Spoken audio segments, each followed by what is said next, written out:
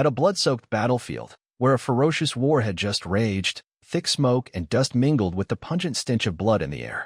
On a precarious mountain peak, a low, mournful voice rose, blending with the howling wind through the rocky crevices.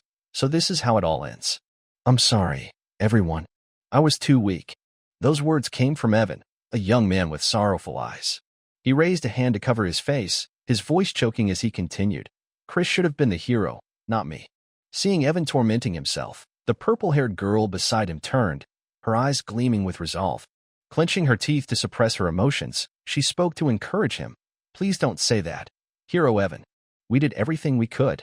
Evan sighed softly, replying with a tone full of regret. Of course, if Sir Chris, with his heaven-sent talent, had studied swordsmanship just a bit earlier, perhaps back then he could have surpassed 9 stars and become a legendary 10-star hero. The one called Chris sat silently, his vacant eyes fixed on the two conversing. But they seemed unaware of his presence, perhaps because he was already dead, merely a faint shadow in their memories. Evan continued, his voice heavy. If that had happened, wouldn't the two of us have been able to stop the apocalypse? Reflecting on Chris's past, once hailed as great, it all began with his insane talent, allowing him to master anything in a flash. With it, he left a glorious legacy, earning the title Journey of the Great Outsider. It started one day when he was 20, fleeing his crude gem mining clan, carrying dreams of success through dark, danger-filled alleys. Then, one ordinary day, as Chris toiled away, a deafening roar shook the sky. He looked up, eyes wide with shock. High above, a mighty legion of knights, riding pitch-black war horses, appeared under the command of the ruthless Demon King, descending to invade the Magic Empire. This event was later etched into history with the haunting name, Era of Destruction. In a remote small town, villagers crowded around a notice board. On a weathered wooden plank, a sheet of paper was pinned. It scrawled text declaring, recruiting companions to join the hero. Seeing the announcement, a young man's eyes sparkled, exclaiming inwardly, nice. This is a once-in-a-lifetime chance. I'll rise to the top, basking in wealth and glory after the war. But life wasn't a dream. In the end, they failed. The Light Realm fell to the slaughtering Demon King, rivers of blood flowing, bodies piling into mountains.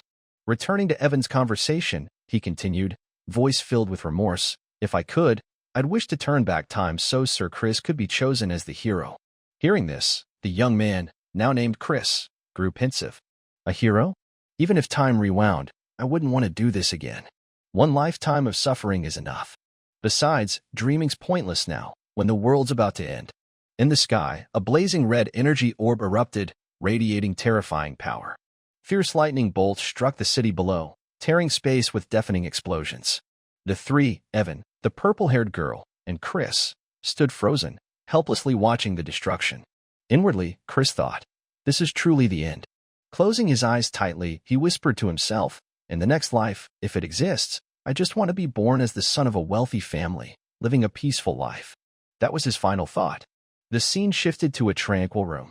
Gentle morning sunlight streamed through the window, mingling with the soft autumn breeze. Inside, a young man sat quietly, his eyes lost in his hands. After a moment of reflection, he murmured, I've regressed. That young man was Chris. This time, he was reborn in the body of a young lord in the Magic Empire. He walked to the window, flinging it open. A magnificent view unfolded, towering, majestic castles gleaming under the sun. Chris mumbled softly, the aesthetic here, definitely the Black Demon Clan. As its ominous name suggested, this was one of the 12 pillar clans of the Magic Empire. From what I've pieced together, I've regressed 15 years before the Era of Destruction began. Looking down at the courtyard, Chris was stunned to see massive, shaggy magical beasts carefully tending a vibrant flower garden. He thought, I thought I'd seen it all in my past life, but magical beasts pruning flowers? Turning to a mirror, his eyes froze, and I know who this bastard is. The person he'd regressed into was Christian van Berenkezar, a notorious name. In another room, a blonde young man dined with a seductive fox-eared woman. He spoke, voice curious, the noble Van and his middle name. Which branch's demon is he? The fox woman nodded, her pointed ears twitching slightly, as sharp as ever, Chris. She explained, the Khazar Count clan is a branch of Count Baron, also known as the Black Demon Clan. So, is it a stronger clan? The blonde man asked. She replied softly, not exactly. Though a branch, they hold a firm position in the Black Demon Clan. Plus, they're unbelievably wealthy. I doubt you'd find a villain in the magic empire who doesn't know them. The fox woman continued, eyes glinting. I heard they have 2 promising heirs. But the eldest son, Christian, is a real bastard among bastards. Always causing trouble, to the point Count Khazar finally disowned him. She raised a hand, her voice softening. Well, that's old news now. The blonde man flinched. What? He reformed. The fox woman replied slowly. No. He was killed by his own family. The scene returned to Chris. His face darkened, sweat dripping down his forehead. He slammed a fist into the mirror, shouting inwardly, Damn it. I just wanted to be the son of a normal wealthy family. Why here? Why him? Why this cursed, predetermined fate? Chris sneered inwardly. Haha. What now? Think, Chris, think. 3 days ago, he awoke in this body with an eerily matching name. In 2 years, Christian would die cast out from the Khazar Count clan, which valued honor above all. This guy's definitely a useless failure, he muttered. So if I just live quietly, avoid trouble, maybe I'll escape death. Pausing, Chris reflected, then slapped his forehead. His expression sank. No way that'll happen. The main reason was Ragnarok, the apocalypse. The Slaughter Demon King launched a war to sacrifice humanity, completing Ragnarok. By the time they realized, it was too late. Both the Light Realm and Magic Empire fell to ruin. So, to survive, I must stop the apocalypse, Chris told himself. The Slaughter Demon King is one thing, but the bigger issue is the countless villains in the Magic Empire loyal to him. To do this, I must become the strongest, stronger than the Demon King. And there's only one way. I must become the Demon Emperor, ruling atop the Magic Empire. He calculated. I have 5 years before the era of destruction begins. Worth a shot. If I succeed, not just this mansion, but the entire Magic Empire will be mine. The scene shifted to another room. A loud shout rang out. Christian, I clearly told you to stay in your room. This was Count Khazar's study. Seeing Chris enter and kneel, the man's face darkened. He roared, You dare show your face here, so soon after that incident? Have you no shame? His eyes narrowed, his gaze sharp as a blade. If you step out of line once more, I'll behead you myself. Hearing this, Chris's face paled, a bead of sweat rolling down his cheek.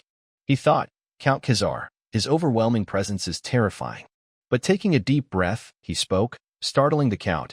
I'm here to apologize for all the mistakes I've made so far, Father. Inwardly, he vowed, to execute my plan, I must erase the useless image Christian left behind. The Count froze, exclaiming, What? Chris continued, voice sincere. I'm truly sorry for everything I've done. It won't happen again. The Count replied, skeptical. You expect me to believe you, just days after that stunt? Are you mocking me? Chris thought, what's the latest mess this guy caused before I regressed? I've heard so many stories, I can't pick one. Bowing slightly, he quickly fabricated an excuse. The fault that cost me your trust is mine. But 3 days ago, didn't I say I lost part of my memories? To recover them, I reflected on my past actions and realized how wrongly I've lived. My heart beats with that truth. After hearing this, Count Khazar's expression remained unchanged. He replied coldly, I've heard your excuses countless times. Seeing this, Chris pressed on. Yes, empty words mean nothing. So, from now on, I'll prove it with actions. He declared boldly, Please send me to the punishment dungeon. I'll stay there for a month and show you a different person. The scene shifted to a gloomy forest known as the punishment dungeon. Amid thick fog and jet-black treetops, a magnificent structure loomed, like a gem misplaced in the wilderness. This was a prison for high-ranking demons, a place devoid of light, tormenting all 5 senses, exhausting the minds of the weak within days. But for the current Chris, it was perfect. I need a place to avoid prying eyes, he thought, his eyes gleaming with determination. Back to the conversation, hearing Chris's words, Count Khazar spoke, voice laced with doubt. You plan to lock yourself in the punishment dungeon for a month? I doubt you'd last half a day. Chris replied, resolute and unwavering. I fully understand the challenges of that place, but I believe it's the best way for you to trust me. At this, Count Khazar raised an eyebrow, his icy gaze scanning his son. Do you know how many talks like this we've had? Each time, you've only disappointed me further. He stepped forward, his voice lowering. Fine, I'll indulge you and give you one chance. But if there's no change after a month, I'll exile you from the clan.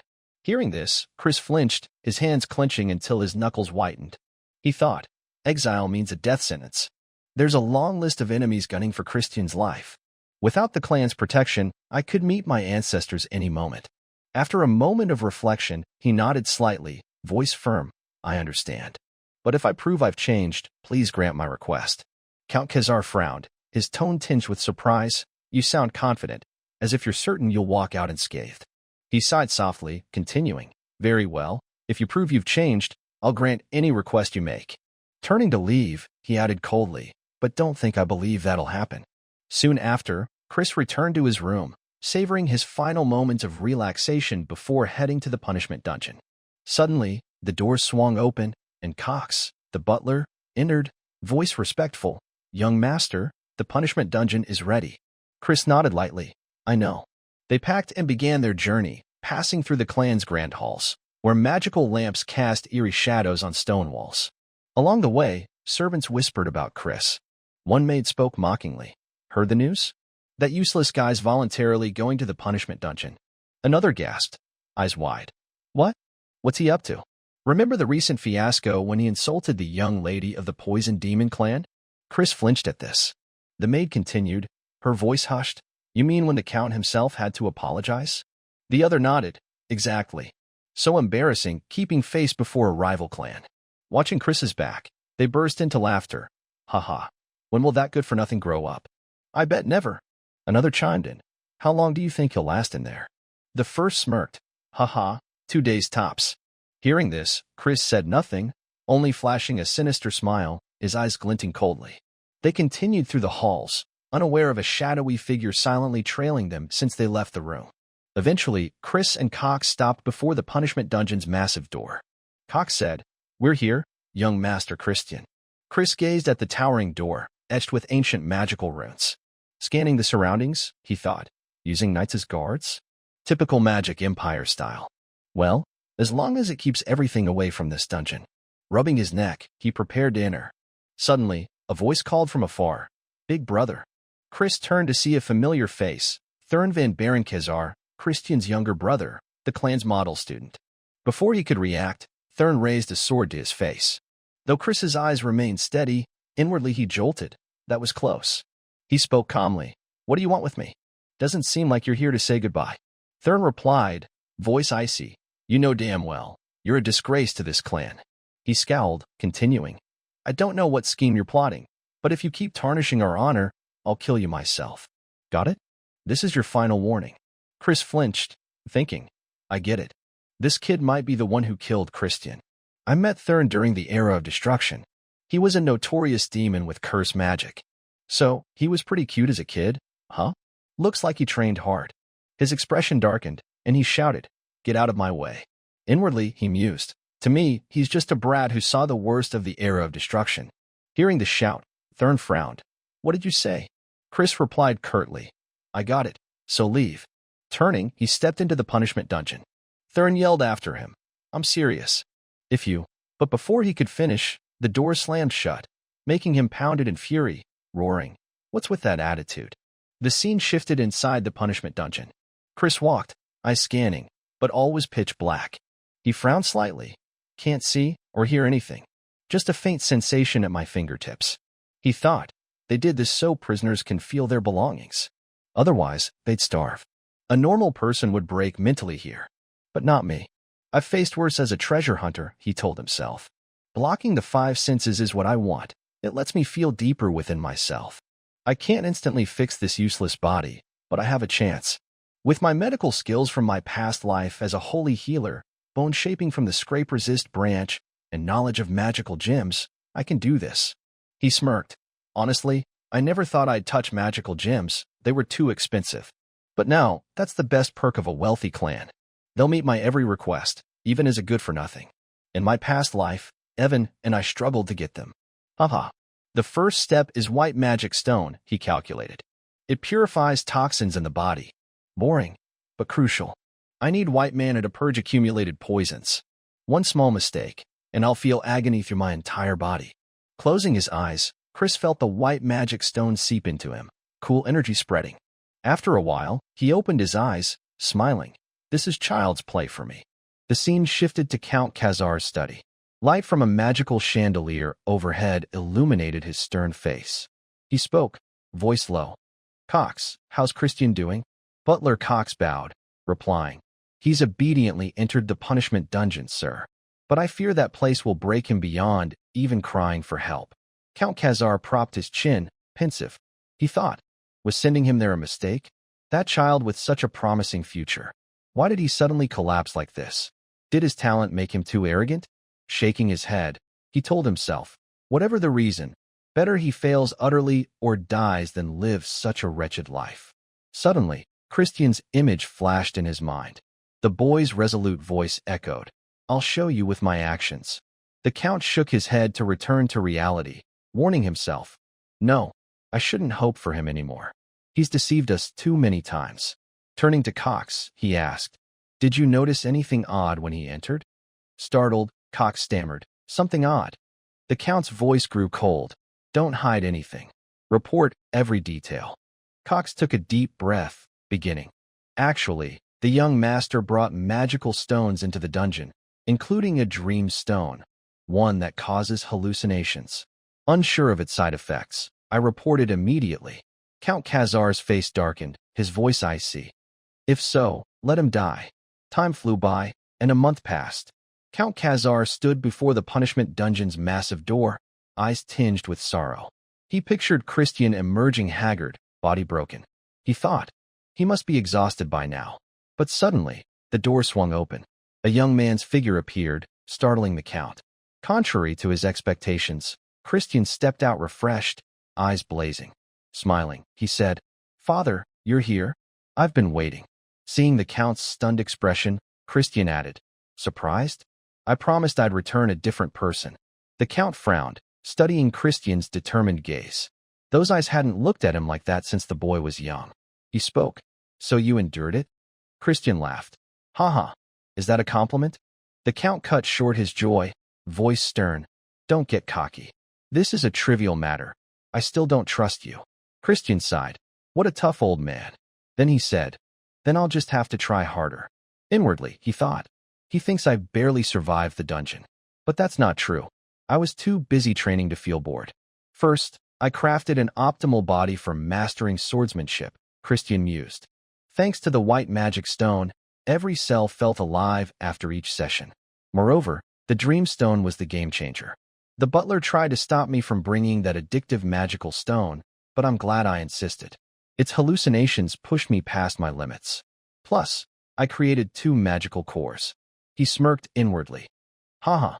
They say don't brag too soon since I'm only the strongest in theory. Looking at the faint glow on his hand, he thought, 1-star aura. Still, I'm a true genius. Of course, I used a dark core to hide this light. If the demons noticed, they'd make a fuss. It seemed the matter would end there, but suddenly, a dark stone floated before him. Christian flashed a sinister smile. The one who gave me the dream stone? What a mess. He wanted to use it to make me lose control and collapse. Fine, I'll play your game to the end. I'll use you as a sacrifice for my leap forward. Thinking this, Christian spoke. Since I kept my promise, please allow me one request. Count Khazar nodded. Speak. Christian continued. Please let me use the Black Knight's training grounds. At this, Count Khazar's face darkened. He snapped coldly. A useless fool like you has no place there. They're one of the 3 knight armies supporting the Black Demon clan. You must know only the finest swordsmen can showcase their skills there. Christian nodded. I only asked to borrow the grounds. Guidance from the Black Knights will help me improve. I don't intend to join their army. Hearing this, Count Khazar paused, then said, Fine. But heed my warning. Don't disgrace yourself before the knights. If you do, Christian nodded. I understand. Then he added, one more thing I'd like to request. Count Khazar flinched, his eyes flickering with surprise. The scene shifted to the Black Knight's training grounds. Warriors in black armor stood in ranks, baffled by Christian's arrival. One sneered. Isn't that the foolish young master? Why's he here? As whispers spread, Christian stepped forward, and surprisingly, they showed respect. He thought, must be because we're in the magic empire, where strength trumps status. There's another reason I wanted to come here, Christian mused. His second request was access to the library. This puzzled Count Khazar. The library? He continued. With a recommendation from Vice Commissioner Melon, I'll give you the key.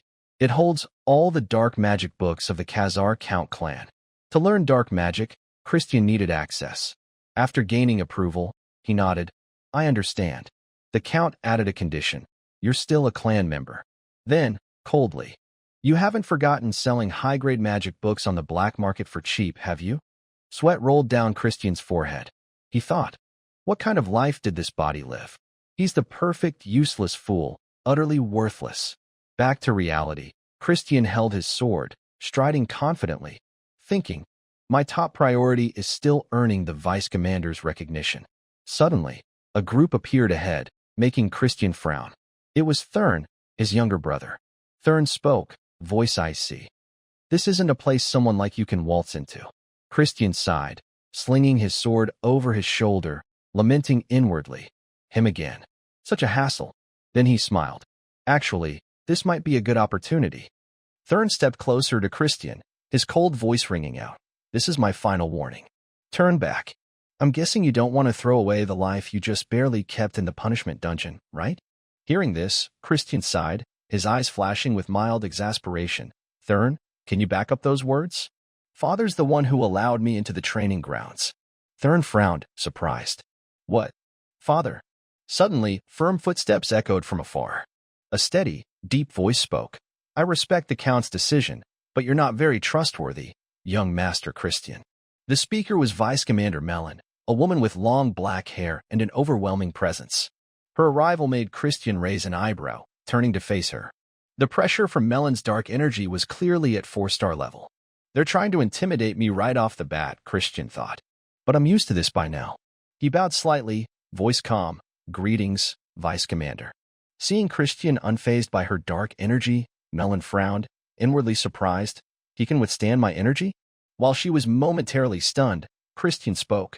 If even the Vice Commander has to step in, I guess there's no other way. I'll prove I deserve to be on these grounds. Melon replied, voice tinged with doubt. Prove, you say? Christian pointed at Thurn, saying, what if I fight one of the demons here and win? Melon smirked. You're joking a bit too much, young Master Christian. Christian turned, voice serious. I'm not joking.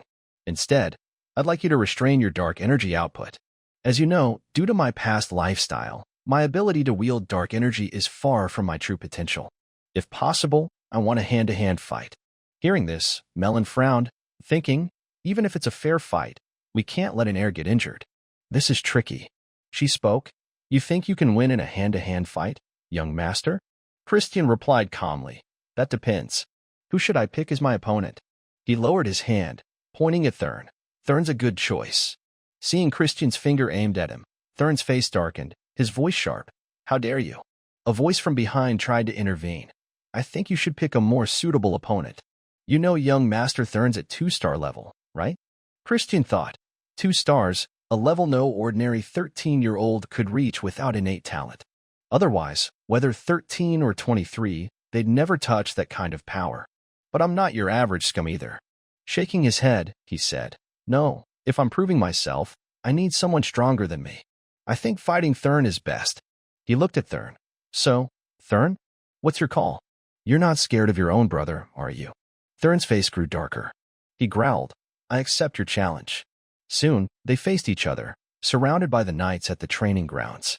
Cheers erupted from the crowd. One shouted, young Master Thurn, take this chance to crush that bastard. Another added, if you let him walk away unscathed, we're getting special training today. Christian cracked his knuckles, warming up, then turned to Melon. How do we decide the winner? Fight until someone surrenders. Melon's face darkened, thinking, what an ignorant fool. She replied, that's too boring. Let's fight until one can't continue. She mused, if young Master Thurn cripples him, breaks a leg or two, that'd be perfect. Christian pointed at Thurn. Hear that, kid? They're saying you've got to fight for real. Thurn roared, you arrogant idiot. I'll shut that mouth of yours for good. As soon as he spoke, Christian lunged, landing a heavy punch on Thurn's jaw. The sudden blow made Thurn stagger, his face twisting in pain. Christian smiled. What's wrong? The fight's already started. Thurn stepped back, wiping blood from his mouth, eyes blazing. He snarled, shut up. Charging forward, he threw a punch at Christian, who dodged effortlessly. Honestly, if we used dark energy, a 1-star demon like me couldn't win, Christian thought. But hand-to-hand? After dodging, he kicked Thurn's chest with his right foot, sending him sprawling, clutching his chest in shock. In my past life, I fought on countless battlefields, Christian mused. Plus, with the light realm power I gained in the punishment dungeon, I'm at 3-star level. The crowd buzzed. One gasped. What did I just see? Thurn struggled to stand, hands clutching his stomach, blood dripping from his mouth. Christian taunted. Don't tell me you're crying? Want me to kiss it better? Thurn propped himself up, panting. What trick did you use? Christian shrugged, thinking. Seeing him like this is so satisfying. He said, Trick? No such thing. You're just a bit weak. Thurn's face twisted with rage. He shouted, Fine. Dark mist surged from Thurn's hands. He roared, I'll kill you now. A dark energy-infused punch flew at Christian, who dodged easily. Christian grinned. Oh, you're pretty fast.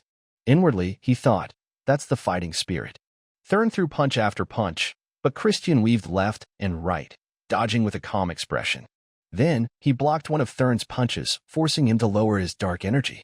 Before Thurn could react, Christian landed an uppercut to his jaw, sending him reeling backward, spitting blood, and collapsing. The blow left the surrounding knights gaping, eyes wide. They murmured, How did young Master Thurn lose his guard? Another replied, Maybe he held back his dark energy to avoid hurting his opponent? Ignoring them, Christian approached Thurn. Even Melon was stunned by his performance. She thought, Really? If not, how could he have lost back then? Seeing everyone shocked, Christian turned to Melon. What do you think? Is this proof enough? Melon nodded slightly. Fine. Christian smiled. Thank you. Inwardly, he thought, Perfect, it worked. Now I'll devour everything swordsmanship and magic. The scene shifted to Christian's room. He sat in a leather chair, one hand summoning a dark orb that hovered in midair. Staring at it, he thought, I've reached 1-star dark magic. But since I haven't fully mastered dark energy, plus the massive mess of Christian's legacy, it's taking longer than I expected. Christian casually picked up a small bell and shook it. A soft chime rang through the quiet room. He mused, to use the light realm simultaneously, I'll need to level up further for it to be feasible. Immediately after the bell, a surge of energy appeared. From it emerged a maid, her master, voice gentle. You summon me? It was Marie, Christian's maid. Noticing her entrance, he frowned slightly, thinking, they used a high-ranking banshee as a maid? No surprise there, Christian's constant trouble meant they couldn't use regular staff. I'll definitely replace her later. He spoke, Get me a glass of berry juice. After I drink, I'll go train. Marie approached, leaning close to his face, whispering, Shall I prepare juice with human blood mix? Christian waved her off, voice curt, No need, just strawberry. But Marie leaned closer, eyes gleaming. Human blood's delicious, you know. Christian frowned, snapping. I said strawberry. She persisted. But human blood? Christian roared. It's strawberry. The scene shifted to the hallway.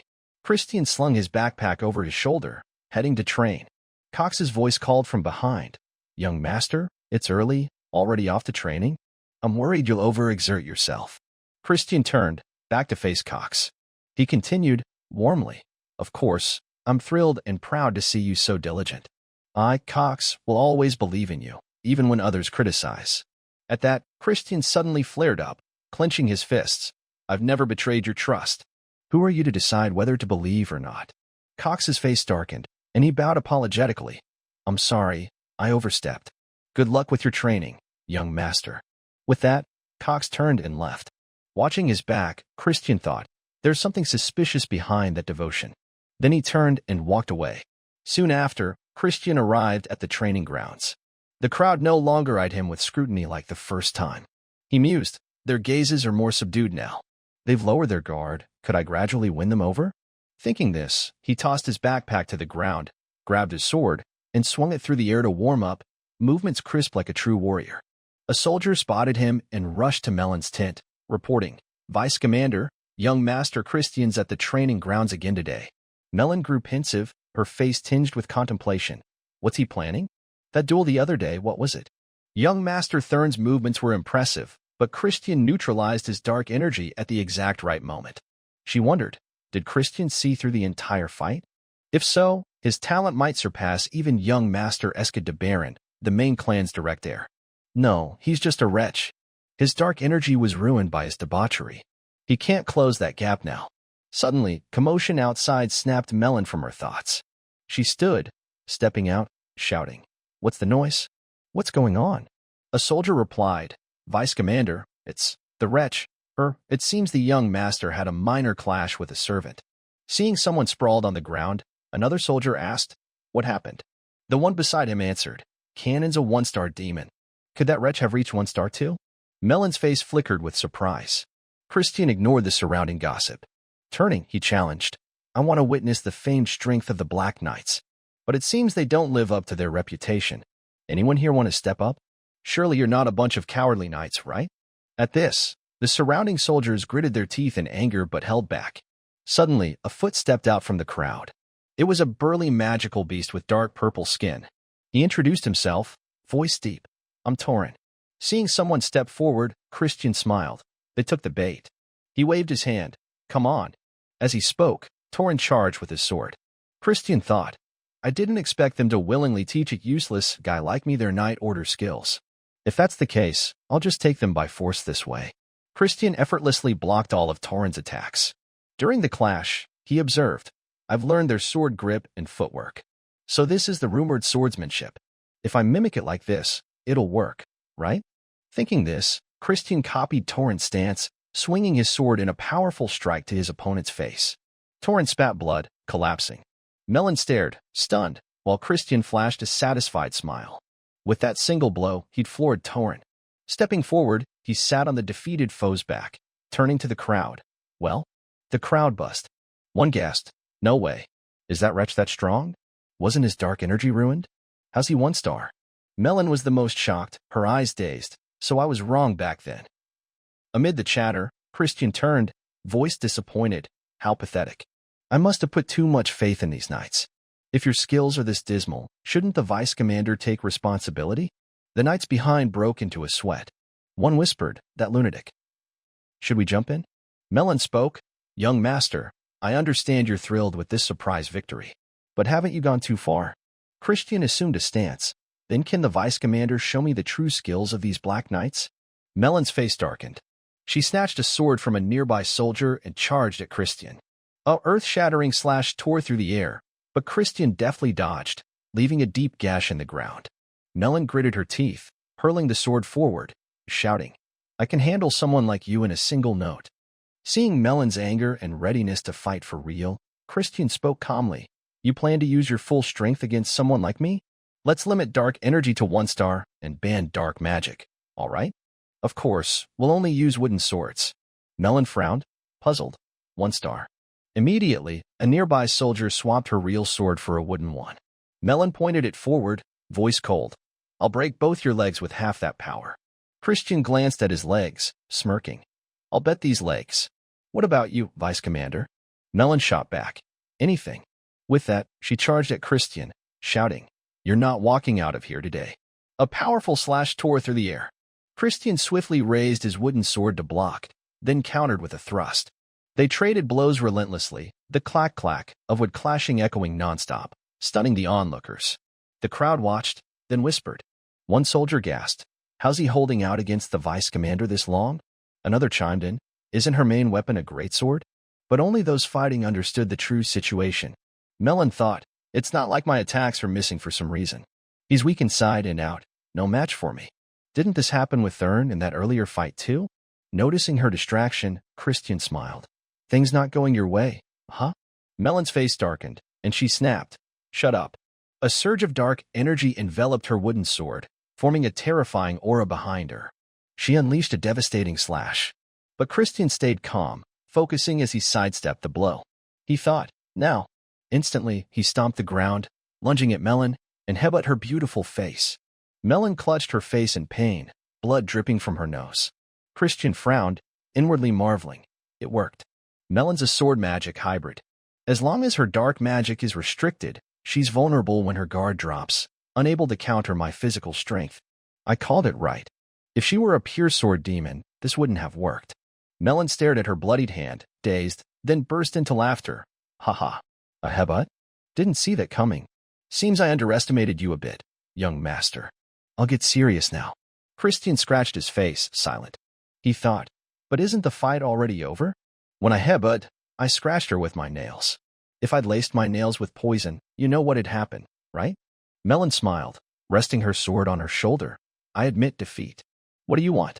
In return, Can I fight you again? Christian grinned. A rematch? Then you'll have to agree to my second request. Melon replied, anything. Christian leaned close, whispering, will you kneel before me, then? Melon's face darkened. She said, you know that's an impossible condition.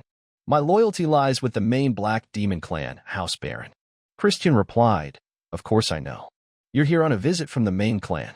But if I become the clan's young lord, wouldn't that resolve everything? Melon stammered, young lord? That's absurd. The 5 young lords with succession rights are all direct descendants of the main clan. Christian smirked. There's no rule saying branch members can't become young lord, right? Whatever the conditions, I'll meet your challenge. He slung his sword over his shoulder. 1 month from now, how's that?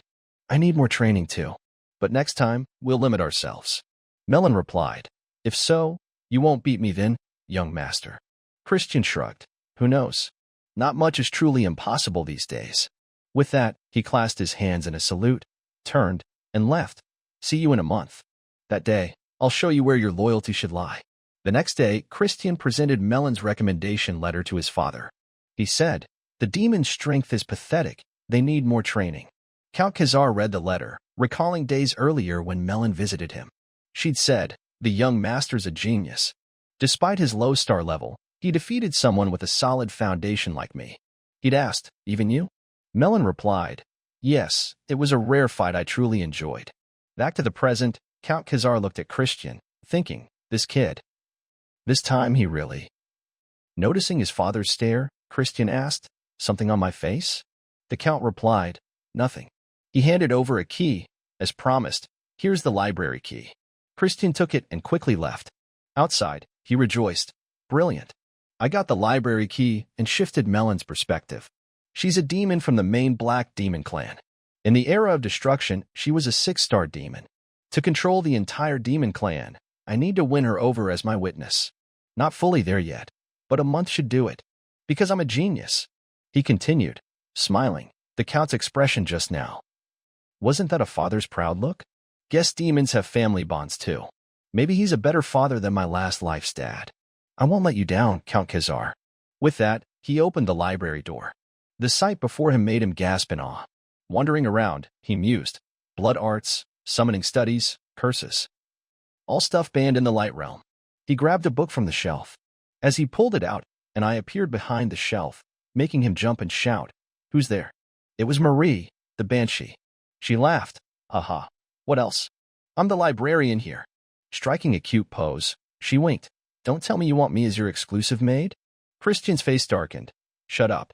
Marie pouted. Oh, such harsh words. My heart's pounding. Christian, on the verge of losing it, roared. Shut your mouth. But the banshee only laughed louder. Looking at the book Christian chose, the banshee maid chirped excitedly. Young master, that book contains a 4-star dark magic spell called Binding Seal. With your current level, I'm afraid you won't grasp it. Hearing this, Christian snapped the book shut, crossed his arms, and puffed up confidently. No worries, I'm a genius. Marie paused, then struck an exaggerated pose. Oh my, oh ho ho. Our young master isn't just dashing but a supreme genius too. Seeing her forced act, Christian snapped. Don't strain yourself. Marie giggled, continuing. There's a reason you picked that book specifically, right? He nodded slightly. Yup. I need to catch a white rat. The scene shifted to the next day. Christian was running laps with others at the training grounds. As he ran, he thought, suspects who might have killed me. First, Thurn. No one in the house despises me more for being useless. Next, Cox. He's not a clan descendant, yet he freely accesses the punishment dungeon. Demons value strength over status, but he's always hovering around me, fawning endlessly. There could also be a third party I haven't identified. Either way, they want to see me fall. The Dreamstone in the punishment dungeon is proof. Maybe I should play the wretch they expect. Whoever seems pleased when I act out is likely the culprit. At that, Christian stopped abruptly, shouting, Damn it, this is too hard. Turning, he walked off. You guys have fun. I'm cramping up. The crowd watched, baffled. What's wrong with him? That evening, at dinner, a plate shattered loudly. Count Khazar roared, Christian. But Christian ignored him, snapping at a maid. You should have picked a decent dish from the start. He waved dismissively. Hey, isn't there some old geezer standing around? Remake my food. Count Khazar's face darkened with fury. I was a fool to think you'd finally grown up. He stormed out of the dining room. Watching his father's back, Christian thought, I feel a bit guilty, but it's for the clan's sake. I hope you understand, father. Call me a devil if you must. I've gone all out spreading rumors that I'm back to being a wretch, bullying maids while they clean, spending lavishly, and indulging in debauchery.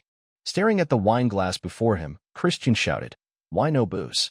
Marie chuckled, But you're drinking wine right now. He fumed, Wine my ass. You made it non-alcoholic. She grinned sheepishly, You're too young, young master. No alcohol yet. Christian scowled. What's it matter? I'm a useless fool. Marie chimed in, Decided to go back to being a wretch? No worries, this lady will stick by you no matter what. Christian frowned, looking away, tracing a magical circle in the air. I told you, I'm hunting a rat.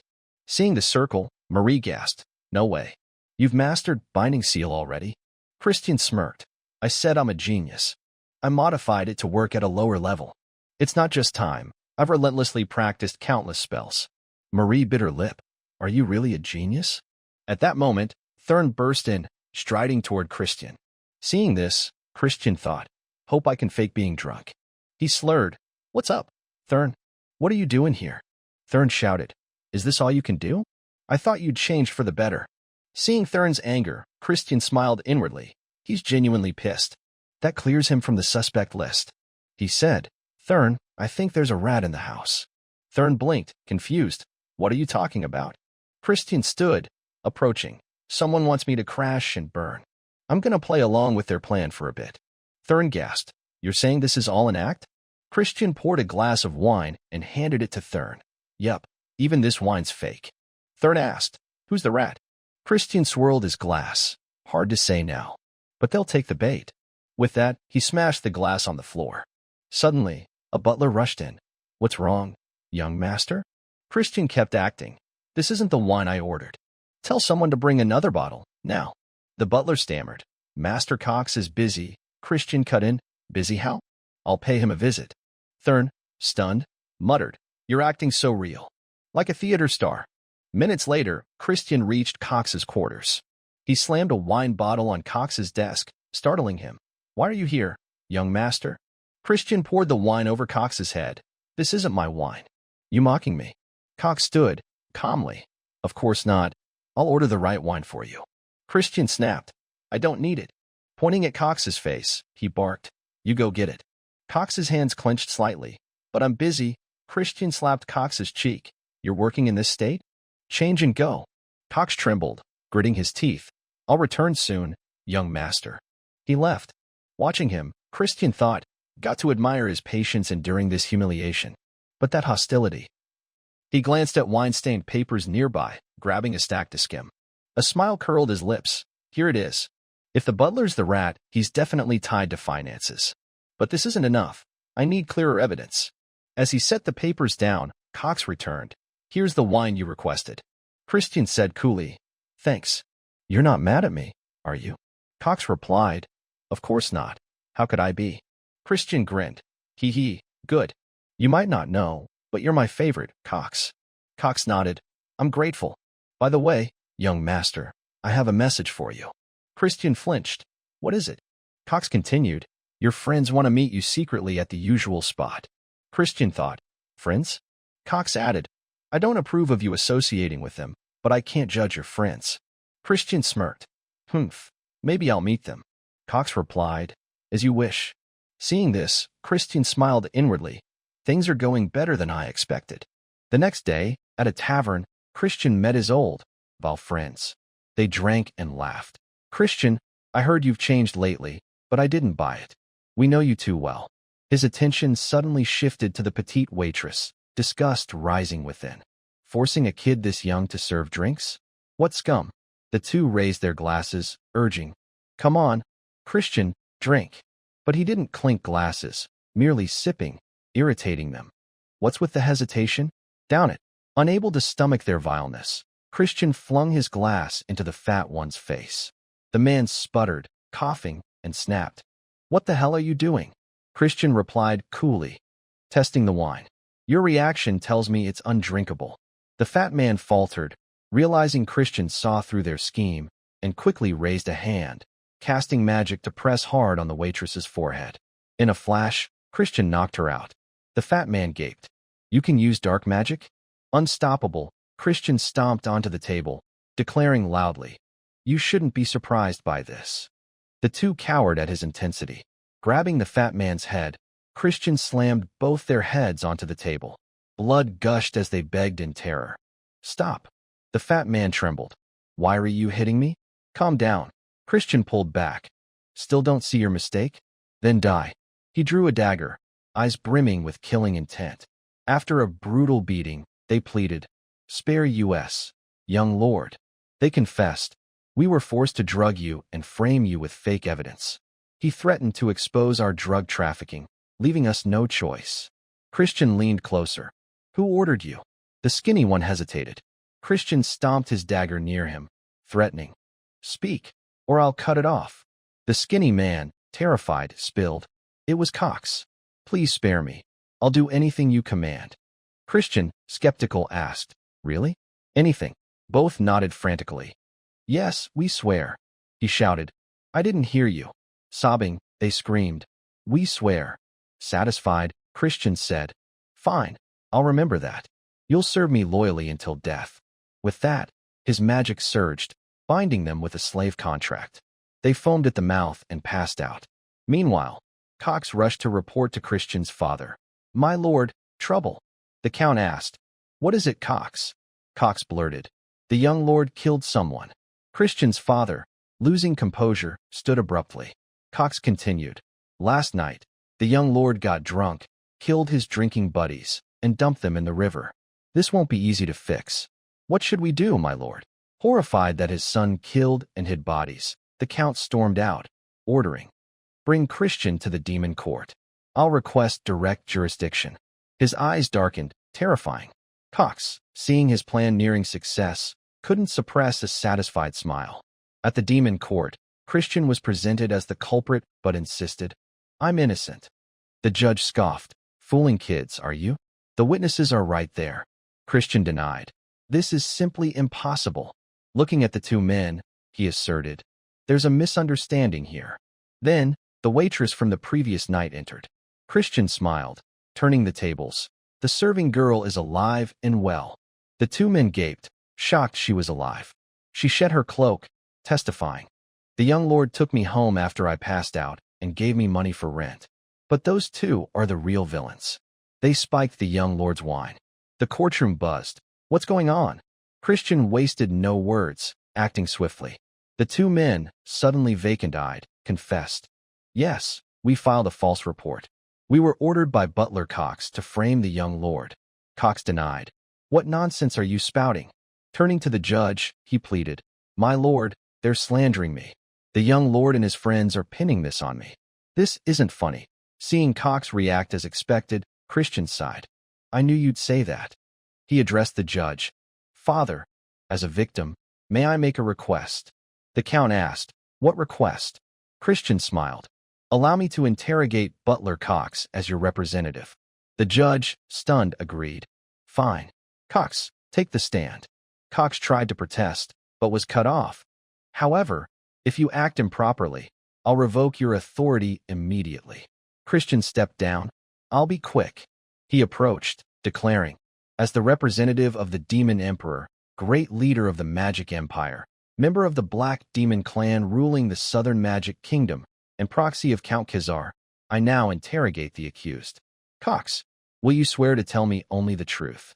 Cox raised a hand. I swear. Christian pressed. As the Demon Emperor's representative, I ask again, will you swear to tell only the truth? Cox affirmed, I swear. Instantly, a slave contract activated. Cox clutched his head, screaming in panic. The courtroom gasped. Is that binding seal? How can a guy like him use 4-star dark magic? Christian smirked. I modified this spell so lower levels can use it. But there's a catch. The target must swear twice. You fell for it, Cox. Cox fumed, but couldn't speak. Christian asked, Didn't you just swear to tell the truth? Why did you order those two to frame me? The seal's pain forced Cox to confess. I was ordered by someone else. He knew I was embezzling and threatened me. He made me target the young lord. That's why, since you were young. Christian's father, incredulous, gasped. What did you say? Christian smiled. So you admit to embezzling quite a bit? I've known that for a while. Stepping closer, he asked, Who ordered you? Cox hesitated. Please, if I say. Christian intensified the spell. Writhing, Cox blurted. It was Lord Ischchild. The Count reeled. What? The crowd buzzed. The second young lord of the Black Demon clan? Lord Ischchild de Baron. Cox panicked. He'll kill me. I have to flee. But before he could move, Christian snatched a sword from a guard and beheaded Cox. His head rolled before the stunned onlookers. Christian said coldly, By the Count's authority, I've executed the criminal. His father stood frozen, shocked by the scene. Christian's father approached, asking, Tell me, why this decision? Christian replied instantly, If we let Cox live, the main clan would scheme, forging false evidence to cover it up. We can't indulge them. Besides, I intend to make everyone here remember the truth of this matter. Hearing this, everyone was stunned. Christian's eyes gleamed with unwavering seriousness, devoid of jest. Ischchild tried to sabotage me, he continued. His father frowned, sweat trickling down. Then, he opened a magical portal, ordering, Follow me. They stepped through, arriving at a training yard. Christian asked, puzzled, Where are we? His father answered, This is a secret training ground. Too many eyes in the courtroom. He asked gravely, What you said about Ischchild stirring trouble over the clan succession, power and prestige are tied to the heir they back. Your decision was correct, but I feel you acted too hastily. Given the situation, we must support the eldest lady. The eldest lord isn't an option. He's a bloodthirsty lunatic. Christian looked away, smirking. There's another choice. I'll become the heir. His father objected immediately. That's absurd. Unfazed, Christian analyzed. Someone from a branch family can be recognized as heir if they're capable enough. It's a formal rule, rarely enforced. Why else would Ischchild target me? His father clarified. As a child, you may have outshone Ischchild, but now you're far behind him. Christian didn't yield. I'll catch up fast. To do that, I need your help, father. Please use your authority to nominate me for the Dark Trials 2 months from now. His father questioned. You need 2-star to enter the trials. You just hit 1-star, right? Christian pressed on. I'll reach 2-star in 2 months. His father gasped. What? Christian grinned, pleading. So help me out, father. After settling matters and returning to the mansion, servants gossiped. The young master's completely changed. A maid said, I heard the Count's personally training him lately. A male servant added, You mean the regimen that even seasoned knights struggle with? I wonder how long he'll last. At the training yard, Christian cleaved a monster in half. His eyes sharpened, restrained with mud blade technique, finish with slashing strike. Turning, he asked, Right, father? His father, stunned, I just started teaching him the slashing technique today. He grasped it already? Christian grew impatient. Do I really have to do it this way? Keeping them separate like that? His father, confused. What? Holding his sword, Christian charged. I feel there's a more efficient way. Appearing under the monster, he struck a fatal blow, destroying it. His father gaped. That's mud blade technique. How'd he do that? Christian sighed. The humanoid's limbs are sturdy enough to block mud blade, but I used extreme thrust technique, cloaked in slashing strike aura. The sword flared with magic, leaving his father speechless. A 1-star shouldn't be able to do that. Outwardly, he stayed composed. Impressive power, but combining 2 techniques makes curse casting harder. Christian refuted. Not at all. It's easy, no trouble. His father sighed in relief. 15 days later, Christian lay exhausted on the training ground, sweating. Damn, running's brutal. But I can't slack. Stamina's key to raising my rank. During a break, a voice called, Tired already? The fight's not far off, you know. I'm eager for our agreed day. It's Melon, Christian realized. She always carries that intensity. Standing, he resumed training. All right. I'm giving my all to not let you down. Melon scoffed. I know your remarkable progress, but you're still 1-star. If you don't meet my expectations, don't dream of making me kneel. Christian grinned confidently. Yeah, I bet it'll happen. Even so, I'll learn something from the fight, so it won't be pointless. Seeing his bravado, she left, pleased, still full of spirit. I hope you break limits and satisfy me. He watched her go, muttering, Melon's a high tier 4-star. Each rank has 3 tiers, Low, mid, high. As a high tier 1 star, I'm far behind. But I come from a wealthy family, a wallet warrior. Tightening his belt, he flashed a sinister grin. Finally, the day of the fight arrived. Christian asked Marie, "Marie, you packed the luggage?" Marie replied, "Of course. Our first trip together." I dressed to impress. Christian panicked. "When did I say you're coming?" Marie teased. "I get it. You're worried I'll get sunburned. Don't fret, serving you is my honor." Christian groaned. How does a banshee monster get sunburned? Earlier, he'd asked, "Father, can I swap my maid for a human?" His father refused. "No. You signed a master-servant contract with Marie. A high-tier banshee can't be managed without one." Christian fumed. "Can't you teach me how to cancel it?" His father pointed out, "I believe it requires a deep kiss with Marie. To be fair, you were blackout drunk when you signed the contract." Christian clutched his head. "You're useless, old man."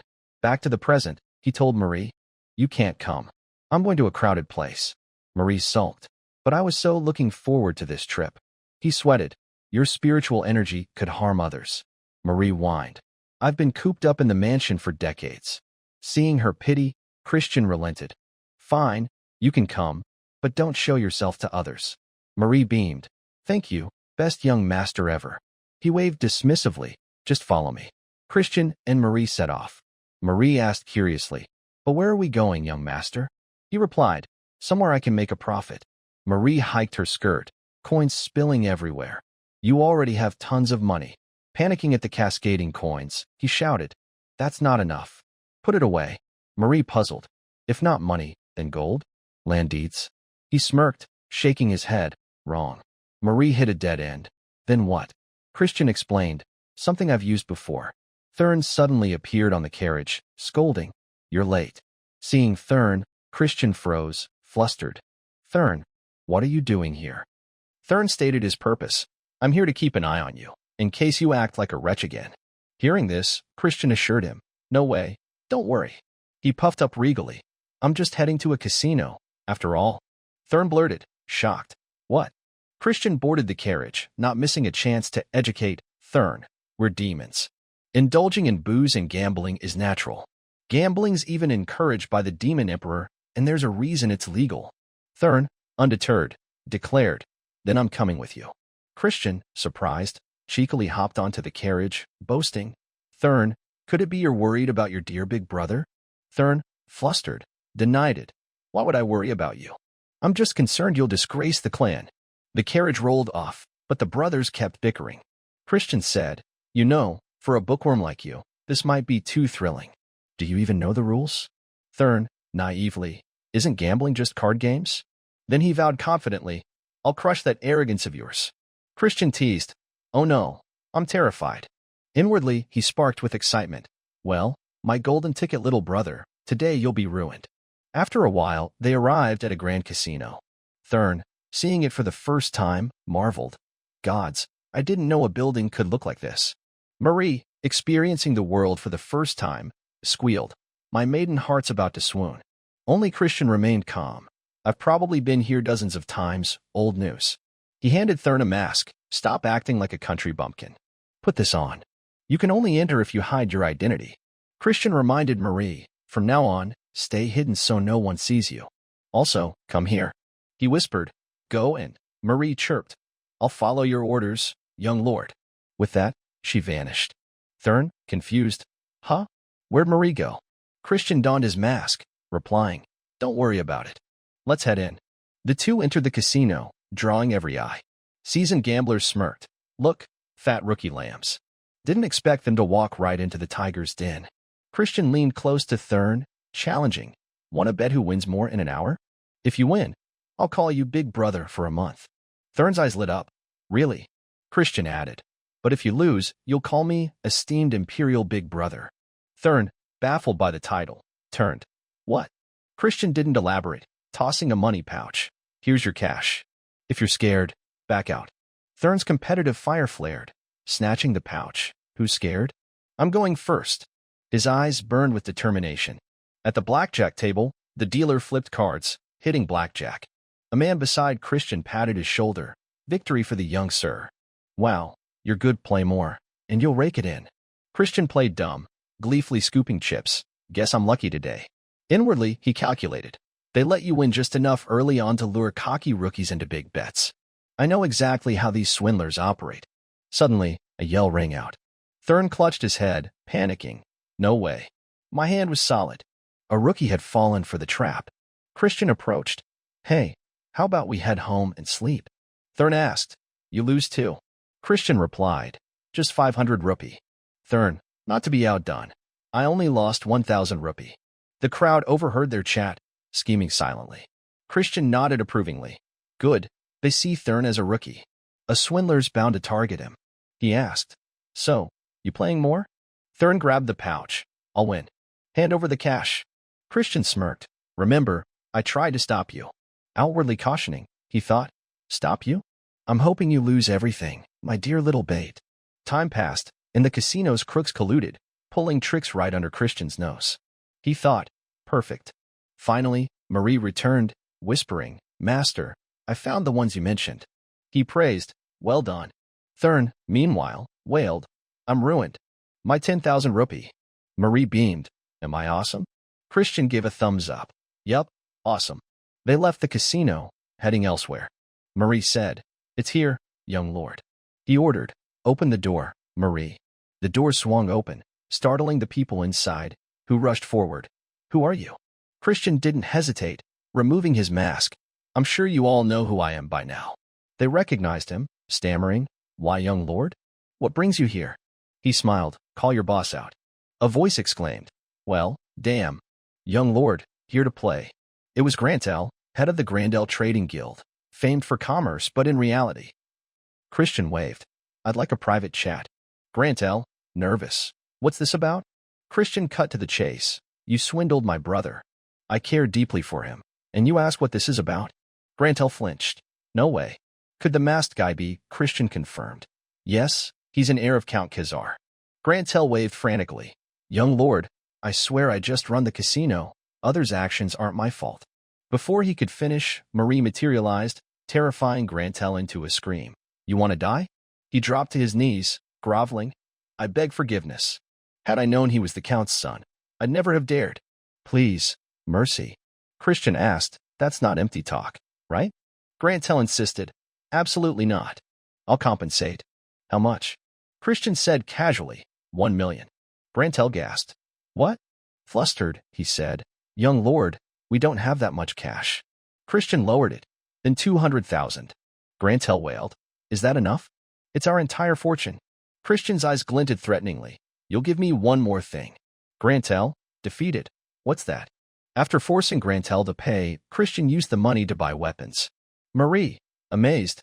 I can't believe you used 200,000 rupee to buy battle gear. What a brilliant plan, young lord. Christian preened, smug. Of course it's brilliant.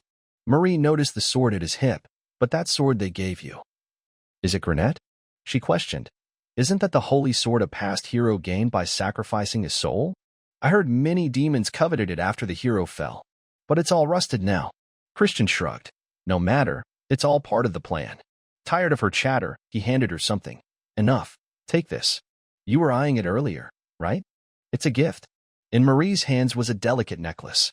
Moved, she said. Before and after my death, this is the first gift I've ever received. Thank you, truly. Christian turned away, waving. All right, let's head home. Marie beamed. Yes, master. I'll pour my heart into it as thanks. From now on, I'll make even tastier blood juice. He refused. I told you I don't drink that. You repay my kindness with malice.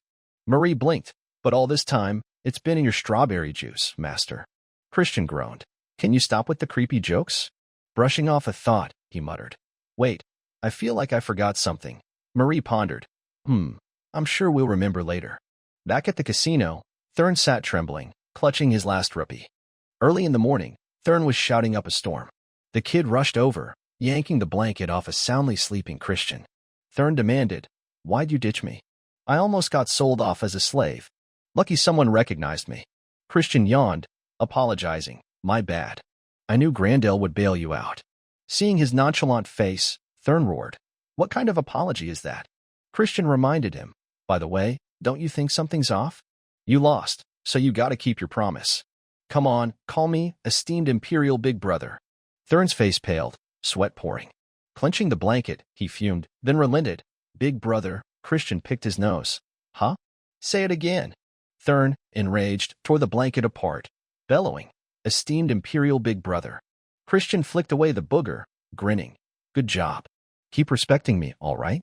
Thurn, livid to the point of spitting blood, stormed off, threatening. One day, I'll get revenge. Just wait. Christian propped his chin, watching Thurn leave, thinking, that kid killing me later would be his own doing. His child, son of Langham, future head of the Black Demon Clan, the strongest young lord. I don't feel anything for him. I'm not the real Christian, but to become clan leader, I'll have to face him. He clenched his fist, resolved. Wait for it. I'll settle this grudge for you. Pondering, he added, to do that, I need to win over Melon first. Christian's gaze fell on the sword amidst his luggage. After changing, he approached and picked it up. Grenade. Countless people once tried their luck with it. This sword was deemed a display piece because no one could wield it. Curious, he gripped it tightly, testing. Let's see.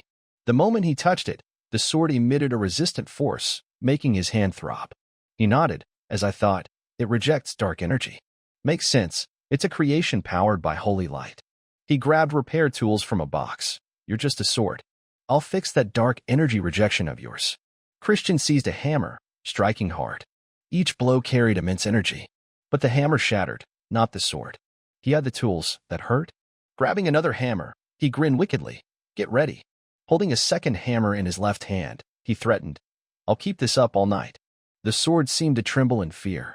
Days later, at the secret training ground, Christian's father asked, Christian, you ready? He replied, Yes, sir.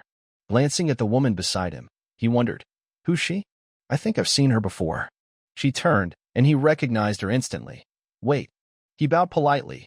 Greetings, Commander of the Black Knight Order. The woman was Marion, Commander of the Black Knights, daughter of a clan elder, sister to Christian's father, and Viscountess Langham. She guarded elders, handled covert missions, and oversaw the clan, an elite among elites. Christian asked, Why is she here? His father explained, Sister Marion's here to deal with the Cox issue. Marion chuckled. That kid acted pretty bold. Christian wondered, Are the elders protecting his child? That's trouble. He smiled. Seems the elders got a lot of free time to care about small stuff like this. Marion replied, Actually, he's not interested in your squabbles but in you. Christian, surprised, resolved, This is my chance to win his favor. Marion warned, I don't know if you're brave or foolish. You're not even 2-star yet you're challenging Melon. Why not postpone the fight? Gripping his sword, he boasted, Thanks for worrying, but I've got my ways. Marion noticed the sword. Isn't that grenade? She scolded. You've lost it. I knew you were a troublemaker, but not this bad. She asked Christian's father. Ridden, didn't you say Christian's changed? He defended. Sis, I meant it. Marion, unconvinced, changed by using a holy sword in a duel? Christian questioned. Can I use it? I just need to win, right? Marion sighed. Even the clan had failed to tame grenade. It'll burn you to ash. Christian, eager to show off, gripped it unharmed, boasting. I'm fine, see? Marion doubted. A fake. Seeing her skepticism, he tossed it. Want to try? And? Marion touched it, triggering its rejection. She dropped it. How can you? He picked it up. That's a secret I can't share. But I can say one thing. I can wield the sword the clan head couldn't because I'm better. His father, hearing this, wore the starry-eyed look of a doting dad. Suddenly, a voice rang out. Still a jokester, young lord? Taming a holy sword? It was Melon. Emerging from a portal, she ignored his words and weapon. So what? You won't see tomorrow, son. Her confidence left Christian speechless. Melon charged straight at Christian. He instantly raised his sword to block. As I thought, no restrictions, he mused. Her strength and speed are far beyond before. I can't close this gap at all. Their swords clashed, producing a chilling sound. Christian's blade flared with holy power, warping Melon's sword. Ridden and Marion watched, incredulous. The holy sword's power is countering dark energy, Ridden exclaimed. At that level, hasn't he surpassed me in my youth? Marion added, That's not the end. Look at how that kid moves to wield the holy sword. She pointed at the duel. The sword's divine power was swiftly enveloped by Christian's magical aura. He slashed powerfully at Melon, sending her flying back. Ridden marveled. Incredible strength. But his dark energy seems to be fluctuating. Marion countered. No. He's controlling his dark energy in that moment to avoid the holy sword's rejection. Melon retreated, keeping a safe distance. Christian taunted arrogantly, "So? Is this fight satisfying you?"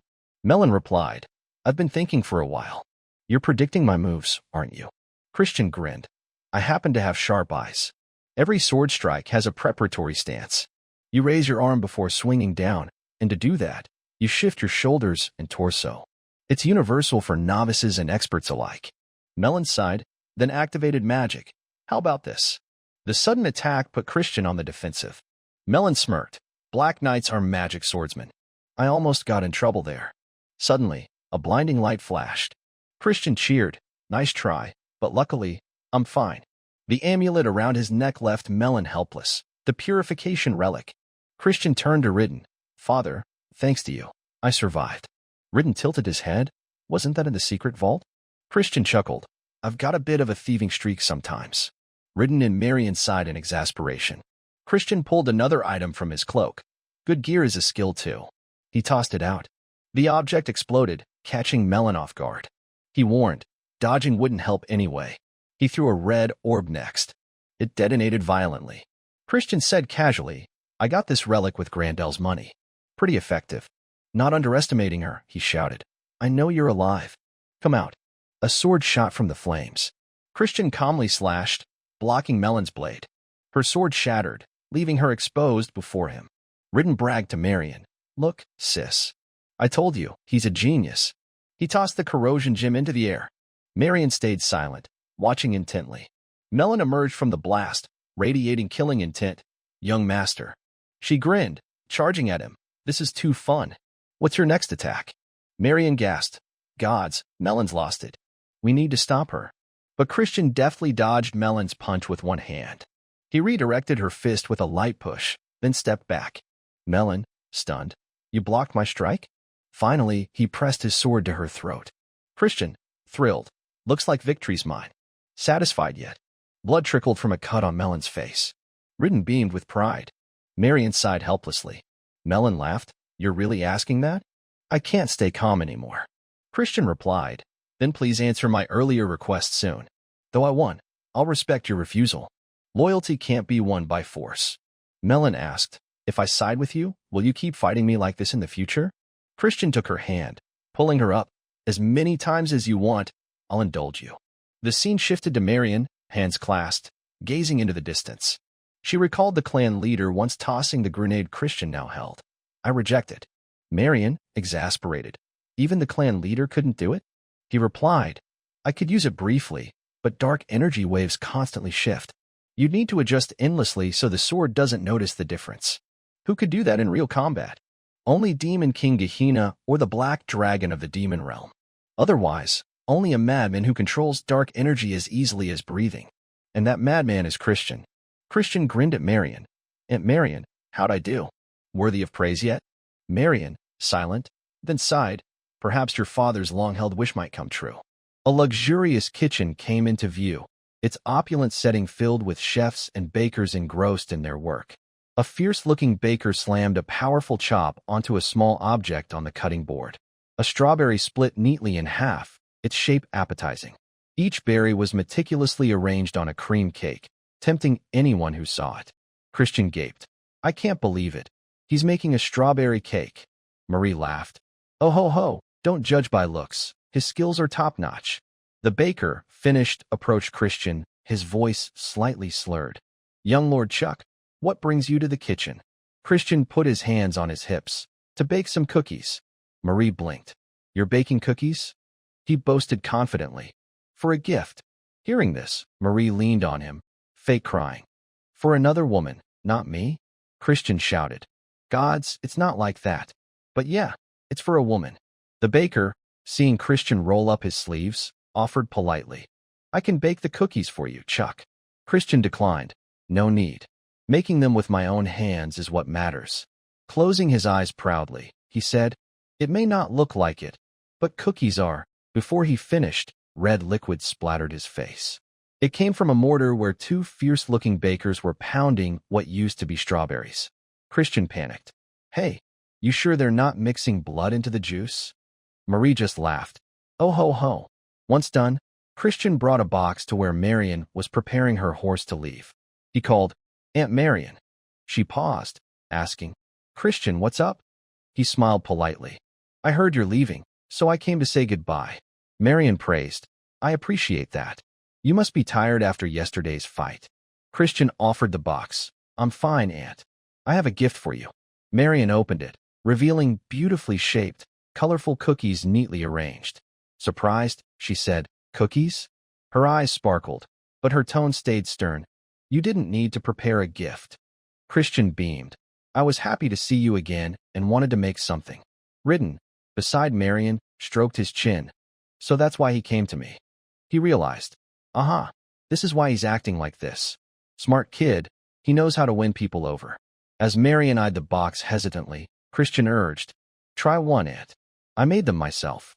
Marion asked, "Really? You made these?" She took a bite. The first taste stunned her with its deliciousness, but she quickly regained composure. "Ah, they're very good." Christian grinned. "I'm glad you like them." Marion said, "I should give you something for this wonderful gift." "Any wishes?" Christian's eyes sharpened. He said, "If possible, be my real aunt." Marion, serious, "Since we share blood, your words must have a deeper meaning." Ridden says you're training for the dark trials, right? Christian nodded with a smile. Marion continued, "I see. So you want my support in the upcoming succession battle?" She bowed her head, sighing. "Unfortunately, I can't grant that wish."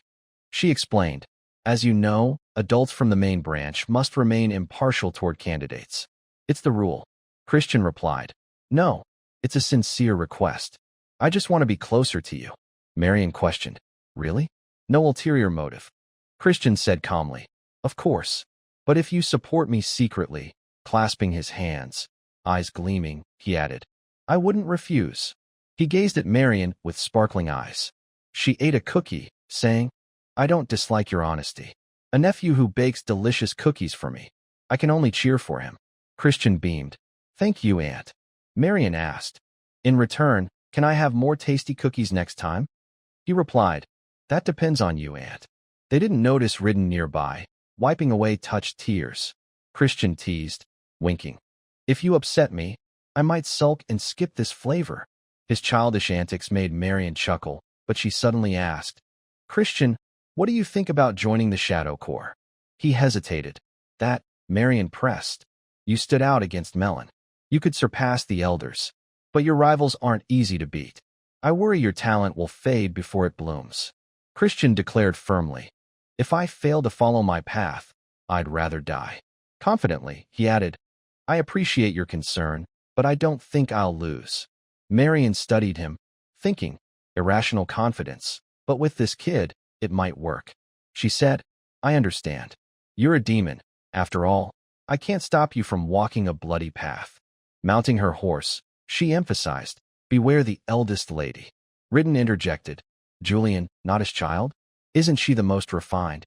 Marion gripped the reins. "You'll see soon enough." Christian smiled. "Thanks a lot, Aunt. I'll keep that in mind." Marion turned, smiling faintly. "See you, my nephew." After she left, Christian returned to his room, collapsing onto his bed. The silence was eerie. He mused, "Father and Aunt are both strong, 6-star, but I haven't heard much about them in the last war. How many powerful warriors are in the Magic Empire? Surely enough to crush the Light Kingdom easily." He recalled his past life, where the Light Kingdom fell in the war's flames. "I don't want history to repeat." His fists clenched, resolve surging. "I must get stronger, faster." A month later, his father summoned him. "You called, father?" Ridden rubbed his temple. "Yes, I need to talk." But before he could, his eyes widened in shock. Before him stood Christian, transformed, radiating charisma. "Wait, you're 2-star already?" Christian, with cold eyes, thought, "Such growth in just 1 month."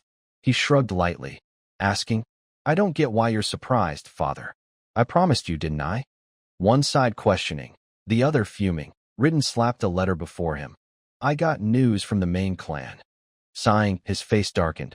"I submitted you and Thurn as candidates for the Dark Trials. But they only accepted Thurn." The reason hit Christian like a punch to the heart. "Your reckless spending, debauchery, and ruinous behavior. Destroying property while drunk, even stealing." All true. Hearing this, Christian's soul seemed to drift, and he fainted on the spot. Ridden raged. They dare scorn my son? Christian came to, asking, was this Viscount Langham's decision after his child's misdeeds? He doesn't have much sway anymore. Suddenly, both exclaimed, Lion Z, Baron. He was a direct descendant of the main clan, the shining star of the Dark Trials, a ritual where candidates absorbed pure darkness from a negative dimension. With limited darkness, they fought in semi-official deathmatches to rank higher. Those at the top claimed more darkness. The ritual determined the clan's heir candidate. If Lion won and monopolized the darkness, Christian's goals would grow even harder. Ridden stood, approaching. Don't worry, I'll talk to them. If that fails, I'll ask Marion for help. Christian replied, no need, father. I'll handle it. Ridden placed a hand on his shoulder. Christian, I know you're talented and changed, but you can let adults handle this. Christian looked at his father gently. I appreciate your care. But his face twisted into a sinister sneer. But I have my own way, definitely not wholesome.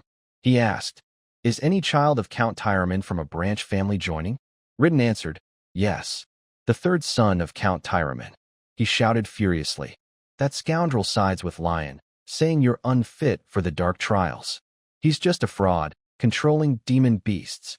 Christian, helpless, watched his father rage, soothing. Calm down, father.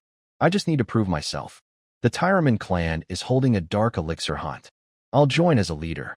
His lips curled into a smirk, the sunset casting a glow on the majestic castles below. In a dim room, the clan leader held a golden hammer, mocking, I can't believe it. The kid I remember was a self-proclaimed genius, but just a fake. Marie reported, he's different now. The leader asked, do you believe this kid can fulfill my long-held wish? That wish was why he clung to life, defying death with forbidden magic. Marie sweated. I can't be sure. But he's the closest to what you want. Silence hung heavy. The leader muttered, how intriguing. I'll keep an eye on that brat. But his joining the Dark Trial seems unlikely, right? Marie replied, that's the clan's consensus. He asked, will I intervene? Marie shook her head. No, you can't meddle in trivial matters like this. The leader chuckled. How could a ferocious beast not overcome such a small challenge? Marie flinched. The leader's face darkened, his sharp gaze piercing her. She bowed, avoiding it. He's always harsh on those he expects much from. Since I'm willing to go this far, I must really like him. From Black Smoke, Simon the Blood Drinker, head butler of the Black Demon clan, appeared. You summoned me, master? The leader's voice was low. You heard everything, didn't you? Simon replied. Yes. I only need to observe young Master Christian. The leader ordered. Report everything he does before the Dark Trials. Simon bowed. Understood. May I have some fun while watching? Marie bristled, but the leader allowed. Don't go overboard. Simon flashed a wicked grin, fangs glinting, then vanished in black smoke. Marie closed her eyes. I hope that kid makes it through safely. As dusk fell over the peaceful village, Christian thought. Thanks to my talent, I hit 2-star fast. But despite training, my dark energy isn't enough for 3-star. I need dark elixir to amass energy quickly. Yet the Tyraman clan, hosting the hunt, is at odds with me. What irony. To capture the demon beast carriage op and obtain dark elixir, special conditions must be met. The carriage wheels rolled along. Grantel rushed out. Young master, what brings you today? How's the old man? Christian stepped down with Marie. Wait, you didn't come empty-handed, did you? Grantel raised a bag. Of course not. Christian snatched it, dumping it out. Gold coins clinked to the ground. He sneered, such a cheap gift? Seems you don't know your place. Grantel put a hand on Christian's shoulder. I hear you're into all sorts of illegal activities. Someone ran up, shouting. Does evading casino taxes pay off? What about the goods you swindled from the guild? What do you want me to do, young master? Nearby bird poachers released their captives at the commotion. Christian said, I'll let it slide this time, but stop any activities crossing the line. Got it. Grantel nodded frantically. Yes, yes. Christian slung an arm around him. Get me a dark elixir. Grantel trembled, sweating. Dark elixir? Its black market price has skyrocketed. Christian turned to Marie. You ready? Marie morphed into a fanged monster. My torture skills are top tier. Grantel, terrified, dropped to his knees. I'll get it right away. Cooperation makes everything easier, right? Christian winked. By the way, grab a dagger sharp enough to pierce armor too. Grantel, baffled, didn't grasp his intent. After settling things, Christian left. Grantel stayed behind, cursing and crying. That bastard, Marie asked. Heading home, young master? He replied, No, I've got one more stop. He noticed something in the distance. Coachman, can you stop here? The carriage screeched to a halt. Christian entered a shop. Welcome. Scanning the menu, he said, I'll take this. A pink vial was placed before him. Marie whispered, You need an aphrodisiac? Marie, in the shop, kept eyeing Christian suspiciously. It made him sweat coldly, his face paling. Suddenly, he snapped. Heh, could it be, master? Marie giggled awkwardly. All right, I get it. Heh heh. Christian barked. I said it's not like that. Marie's face darkened. It's not for me, but someone else? He nodded slightly. Maybe for the Count. The shopkeeper, incredulous. What did I just hear? Christian said sternly. Given my father's age, we need to take better care of him. Pointing at the shopkeeper, he ordered. For the Count's honor, you must keep this top secret. The shopkeeper nodded. Yes, I'll be discreet. The scene shifted to Thurn walking with Christian's father toward him. The Count patted Thurn's back, making him tremble. Thurn reminded, my esteemed imperial big brother title. I heard hunting dark elixir is dangerous. Be careful not to get hurt. Christian winked teasingly. Oh, now you're worried about me? Thurn blushed. I'm just worried because we haven't have a proper duel yet. Christian's father cut in. Come on, you two, stop bickering. Make those Tyreman bastards eat their arrogant words. Christian grinned. I'll bring good news. But what's this emperor thing? Patting Thurn's shoulder, he smirked. Father doesn't need to know, father. Father. At Count Tyreman's estate, the scenery was picturesque. Leaves rustled under a clear blue sky. A sinister servant blocked the gate. I'll say it again, you're not entering the manor. Christian and his team fumed. How dare you say that after making us wait? Do you know who he is? Christian overheard the butler. Young Lord Aloa's orders. He's too busy to deal with a filthy bastard rogue. Murderous intent flared in Christian. He growled. You mean I find my own place to stay? The butler trembled, sweating. Exactly. His team lunged. Young master, I'll bring his head. But Christian stopped them, stepping close to the butler. What about lodging costs? Can you bill Count Tyreman? The butler forced a laugh. Sure, sure. Under the sunlight, a lake reflected a fountain reflecting a majestic palace like a mirror. Christian led his group into a lavish hotel. The manager asked, How much does this cost? He replied grandly, 100,000 rupee. Rarely do I get to spend someone else's money. My luggage is in the lobby. 1 hour to settle in, then we drinks. His luggage glowed green. Marie burst out. Master, this manor's amazing. She gushed. Perfect for serving you. Christian groaned. Why are you here? Marie hopped around. I hid in your potion. I swear I'll be your maid forever. Master's shy embarrassment is so cute. He sighed. Your face says you miss this lady already? Aloa, Count Tyreman's third son, got the bill, furious. What's this? Christian smirked. You told me to find a place to sleep, so I did. What's wrong? Aloa roared. I don't stay in cheap hotels. I'd buy a mansion outright. Christian mocked. You're not sweating over money, right? Since you're a pathetic host who can't greet guests, this is a cheap lesson in manners. Aloa gritted his teeth, crumpling the bill, summoning a black panther. Wanna die? Christian thought. Tyreman's suppression spell binds demon beast with fear, unlike the Alliance's taming.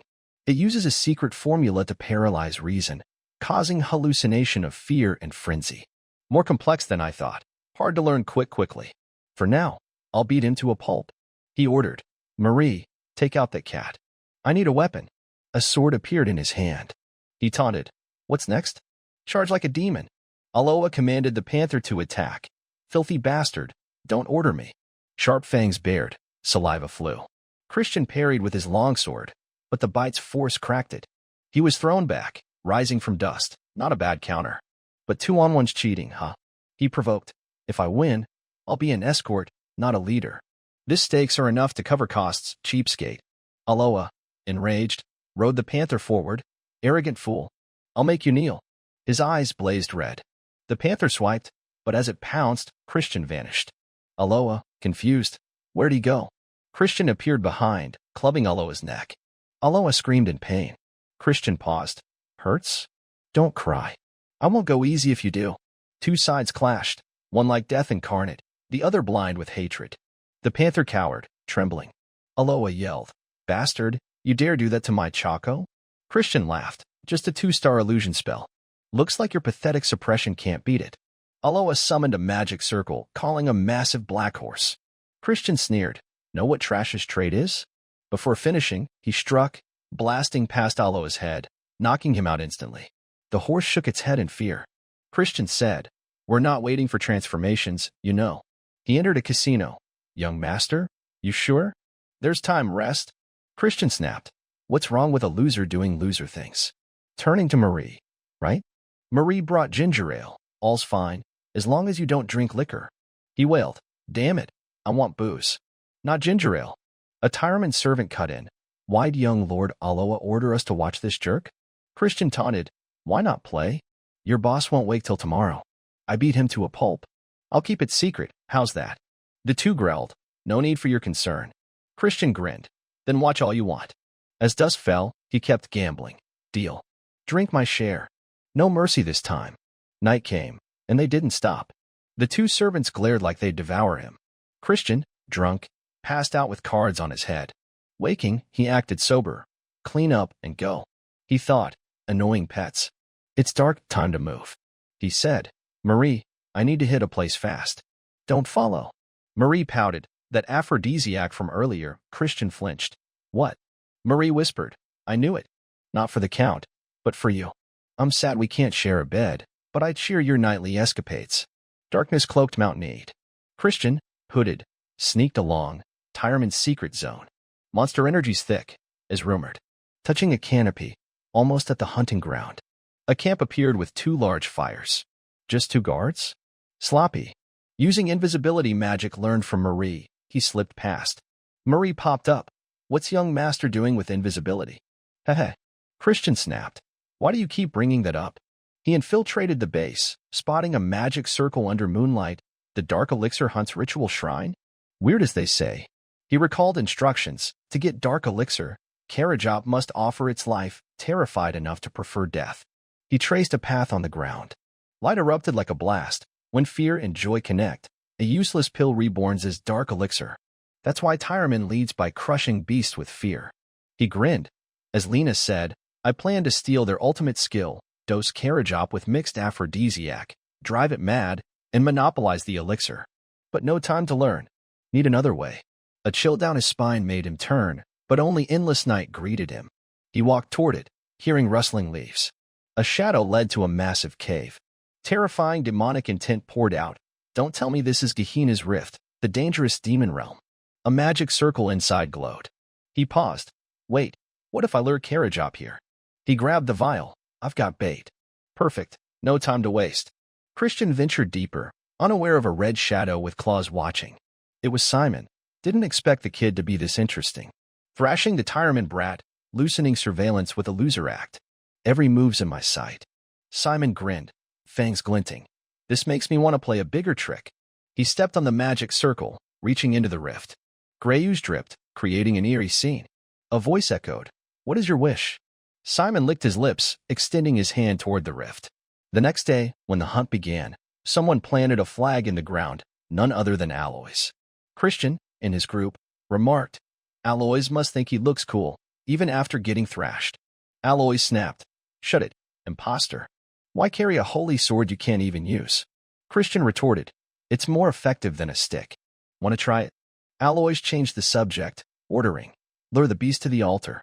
Those assigned to protect, stand by it with me. Simon watched silently from afar, and Christian clearly sensed his presence. Alois pressed Christian for a response, but he only said, whenever you're ready. At the altar, a guard demanded Christian move. You're obstructing the hunt. Christian replied coldly, stay there if you like, but don't come crying for help when things go south. His words enraged the guard, but Alois cut in. Don't tire yourself out before we start. The useless one. Go guard the flag. Christian declared, I'll protect this flag with my life. Sitting under a tree, he muttered, I want to see them try their hardest, only to fall into my trap. He had prepared a dagger and the aphrodisiac. The group began searching the area. Hearing a sound, Christian knew the beast was coming. Finally, Karajov appeared, a fourth-tier magical demon. Christian wondered, why does it look so goofy? Its appearance was oddly cute. Others asked Aloys, ready? It's time. A beast man in the group urged. Use your suppression skill. Aloys raised a hand, chanting as Karajov pecked the ground. Teammates cast slowing spells, aiding Aloys' approach with his suppression skill. Suddenly, Karajov's eyes changed. It roared, turning on Aloys. He raised his hands in panic, but a powerful slap sent him sprawling. The group noticed poison from its tiny feathered tentacles. They formed a defensive line around Aloys, but Christian shook his head, thinking, pointless. It's out of control because of the aphrodisiac I slipped it. Aloys covered his nose. Good thing they took antidotes, but it's still dangerous if this drags on. He shouted, hold it back. Karajov leaped into the air, aiming for Aloys. The group screamed his name. Aloys shut his eyes in fear, but opened them to see Christian standing before him, blocking the attack with the holy sword. Christian mocked, the Tyramans are pathetic. Didn't expect the flag guard to step in. He said, I'll save you if you call me Big Brother. Aloys cursed, you lunatic. Why would I do that? Christian countered, you really don't want to? As if I'm not famous everywhere? Others started coughing from the poison. Aloys gritted his teeth, realizing Christian was right, and pleaded, you bastard. Christian replied, keep your promise. He smashed Karajov's head, using his own version of the suppression skill, conjuring chains to restrain one side of the beast. Aloys gaped. How'd you do that? Christian smirked. You really think your family's the only one who knows it? For me, mid-tier suppression's nothing. Spinning, he gripped the chains like reins, leaping onto Karajov's back. It screeched, rampaging.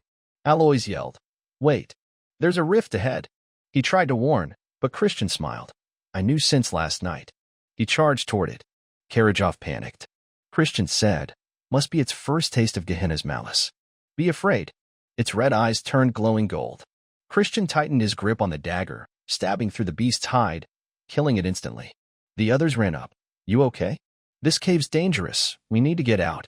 Christian scoffed. Don't be weak. He extracted a core from the beast. Aloys' group gasped. It's ash core, not dark elixir. Aloys grew irritated. A beastman under his command questioned Christian. What are you going to do about this? If you hadn't interfered, none of this would have happened. But Aloys cut him off. Enough, quiet. Turning to Christian, he thanked him. Thanks for saving my subordinates, helping them finish without serious injuries. Christian, surprised by Aloys' acknowledgement, thought, now I feel a bit bad. Worse, knowing I swapped the aphrodisiac. Still, he had to do what was needed, telling Aloys, call me Big Brother, as promised. Planning to back out? Aloys shot back. I never promised that. I'm 2 years older than you. Suddenly, the cave shook violently. Everyone stumbled under immense pressure. Aloys panicked. What's happening? Christian sensed something as two massive green eyes appeared before them. He looked slightly worried. A voice boomed from the demon. It's been ages since I've seen such an amusing toy. Christian muttered, a hell demon. Aloys, trembling, urged Christian. Run. You're an outsider. Save yourself. Christian spotted Simon on the cave ceiling, flicked his wrist, and threw a dagger straight at him.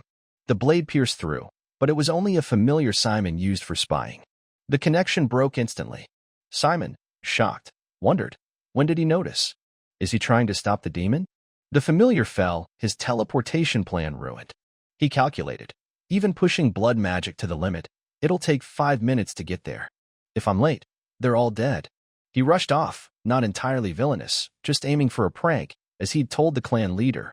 The demon addressed Christian, you're intriguing. What's your scheme? Christian replied, I just hate being spied on. The demon laughed, he doesn't care much for a dead man. Christian observed, compared to the demons of the destruction era, you're low tier, but at least 5-star. Not something I can easily handle now. He raised a finger, not all bad news. I've used a spell to put everyone to sleep, like I did with that barmaid when my drinking buddies nearly killed her. Aloys' subordinates gradually lost consciousness. Aloys shouted, what are you doing? We need to fight together. Christian praised, you resist spells well. Then he punched Aloys' stomach. Sleep? The demon, tearing flesh, asked, offering them to me? Sacrifice them, and I'll spare you and grant a boon. Christian snapped. Stop barking.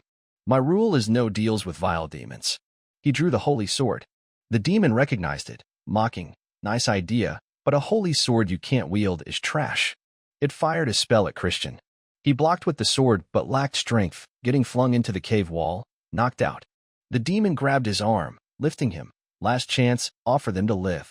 Christian spat in its face. Why think I can't use the holy sword? Breaking free, he clung to its leg, twisting as it landed. He activated another energy core. The sword's tip regrew in radiant light. The demon grew anxious. How can someone like you wield light's power? Christian taunted. Finally realize your life's in danger? The demon retorted, this won't stop me. It conjured a massive red orb. Christian, ready, widened his stance, shouting, unleashing Death Sea Lightbreaker. He swung, sending a colossal golden wave at the demon. It screamed, impossible. Hit, it collapsed. Christian seemed to have killed it. His eyes weary, I pushed my body too far. Visions narrowing by the second. He fell, everything fading. The scene flashed to his past life. His friend Evan, amazed, you really copied my ability? Christian replied, something like that. Evan said, you're one of a kind. Sea Lightbreaker symbolizes light splitting the Dead Sea. Ironically, despite your swordsmanship, you didn't become the Meyer clan's light. Still, you'll surely be the world's savior. A green finger touched a puddle. Christian lingered on death's edge. A woman spoke. How fascinating. She introduced herself. I am Mefina, first throne of Gehenna, seventh realm. Reinforcements entered the cave, carrying healing potions. Christian closed his eyes. Mefina said, I look forward to your future actions. The scene shifted to the Tyraman estate. Christian groaned. My head's killing me. Can't believe I was out for 2 days. What a waste, but my body's fine. He began searching for the dark elixir around the room, spotting it nearby, exclaiming, sweet. Mentioning Mefina, he said, that's unwanted attention. Sometimes, villains who stand out early get demon blessings and grow fast. But I don't care. That's for bad guys. Anyway, a 7th realm Gehenna demon isn't exactly high tier. A knock sounded at the door. Christian perked up. A lion-like giant entered, asking, how's your body? It was Count Tyraman, head of the Tyraman clan. Christian greeted him, trying to get out of bed, but the Count stopped him. You should rest. Christian asked, what's going on? The Count explained. Yesterday, we sent a team to investigate the cave. Someone tampered with the magic circle sealing Gehenna's entrance. Luckily, the demons were reverse summoned during that time. But even that brief moment could have killed everyone. Christian thought, they really believe it was a reverse summon? That's absurd. They'd never think I killed it. I don't need excuses for an A+. The Count said, I want to start with an apology. I'm sorry for treating you poorly based on rumors of your uselessness. He bowed in gratitude. You're our benefactor. I'm thankful. Christian replied, it's not like that. As a Black Demon clan member, I did what was needed. Though my conscience stings, I decided to stir the pot a bit. His words seemed to resonate with the Count. He nodded, you're right. If there's anything I can do, just say. If it's not impossible, I'll make it happen. Christian pondered, then said, in that case, I hope the Tyramans let go of old grudges with the Kaza clan. Instead of being enemies, baring fangs at each other, I want a friendly but competitive bond, planning progress together, worthy of our shared bloodline. The Count opened his mouth, but Christian continued. I'm sure the Tyramans know why our clans are rivals, because of the main clan's backstage schemes. If the branches unite, the main clan will feel threatened. It's a ploy to keep us as guard dogs. The Count asked, are you planning to rebel against the main clan? Christian shook his head. I don't think so. I just want our clans free from past mistakes. The Count, amazed. I didn't expect such foresight. Christian smiled. Thanks for the compliment. Will you accept my request? The Count replied. For the first time in ages, I'll contact Count Kaza. But mid-sentence, he called. Written. Christian grinned. Exactly. If we unite one by one like this, I can build a stronger front for the destruction era. The Count patted his shoulder, calling Aloys. What are you waiting for? My son has something to say. Aloys, sheepish, handed over the dark elixir. Drink it. When I entered the cave, it was on the floor. Since you were out, I kept it. Christian said, then I'm grateful. I want to give you more than you've done. Aloys snapped. Don't you dare. The Count laughed. I'll give him a gift for you. He presented a summoning stone for a 4th-tier beast. Christian marveled. A rare item. The Count said, I'll also file a report for you to join the Dark Trials. Good luck. Christian thanked him for the gift and encouragement.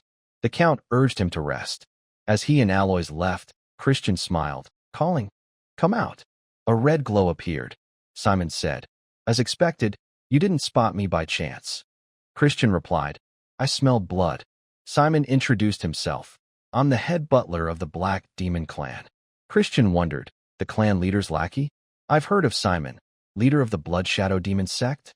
He explained, "The Blood Shadow Demon sect doesn't distinguish between magic empire or dominion of apply. They're a psychotic group, fond of slaughter and terror. Their leader, an 8-star villain, reached 9-star by the Destruction Era's end, becoming the 10th Demon King. I can't count how many times I nearly died because of him. Simon is that Demon King's flesh and blood." Simon said, "I didn't expect a young master to be so remarkable. You even slayed a demon." Christian thought, "I definitely handled it myself." He asked, "Did you see the light splitting the Dead Sea?"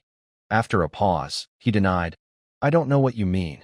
Simon laughed, "I know you're playing dumb." After entering the cave, the demon's corpse vanished completely, no trace left. That wasn't a reverse summon, it evaporated. "I'm impressed by your skill." "Explain," Christian countered. "Why reveal my trump card?" Simon reminded, "This goes to the clan leader." Christian replied, "If I were clan leader instead of a bookworm answering every question, I'd want a predator to hide its claws to the end." Simon, surprised, "You're truly intriguing." Christian asked, "Planning to apologize?" Simon questioned, "For what?" Christian explained, "Normally, it's hard to distinguish reverse summoning from destruction by traces. That's why the Count was misled. But you believed otherwise because you summoned it. A demon summoning nearly killing clan members. Crazy news the clan leader might hear." Simon said, "I'll take responsibility." Christian chose secrecy. "Remember, you owe me a big favor." Simon stunned, "A deal, huh?" Christian grinned, "It'd be great if you saw it that way." Simon nodded, "I understand. I won't forget your mercy. A pleasure meeting you today. I'm counting the days until you reach the main clan." Christian thought, "Simon will play a big role in the destruction era. I must build ties to change the future." Time passed quickly. After recovering, Christian prepared to return. Luggage floated in the air. Marie said, "All set." Christian praised, "Good job." Aloys opened the door, asking, "Leaving now?" Christian reminded, "Use my title." Aloys blinked. "What?" Christian said, "I let it slide before the Count, but a promise is a promise. From now on, call me Big Brother." Aloys snapped, "I said I'm 2 years older." Christian asked, "Got something to say?" Aloys replied, "I'm here to warn you. You say we're family, but I disagree. Be careful. Your biggest opponent in the Dark Trials is young Lord Lion. Though only 2-star, the gap between main and branch clans is vast. Top elixirs, supreme techniques, black demon blessings, direct descendants start miles ahead. You'll be an easy target." Christian smiled. "I'll warn you too, little brother. Don't join the upcoming Dark Trials, for your own good." Aloys bristled. "I'm saying this out of concern. You want to monopolize pure dark energy." Christian replied, "Remember, no matter the opponent, they'll regret facing me in the Dark Trials." Aloys fumed. Christian told Marie, "Let's go." To Aloys, he said, "Think hard, don't regret it later."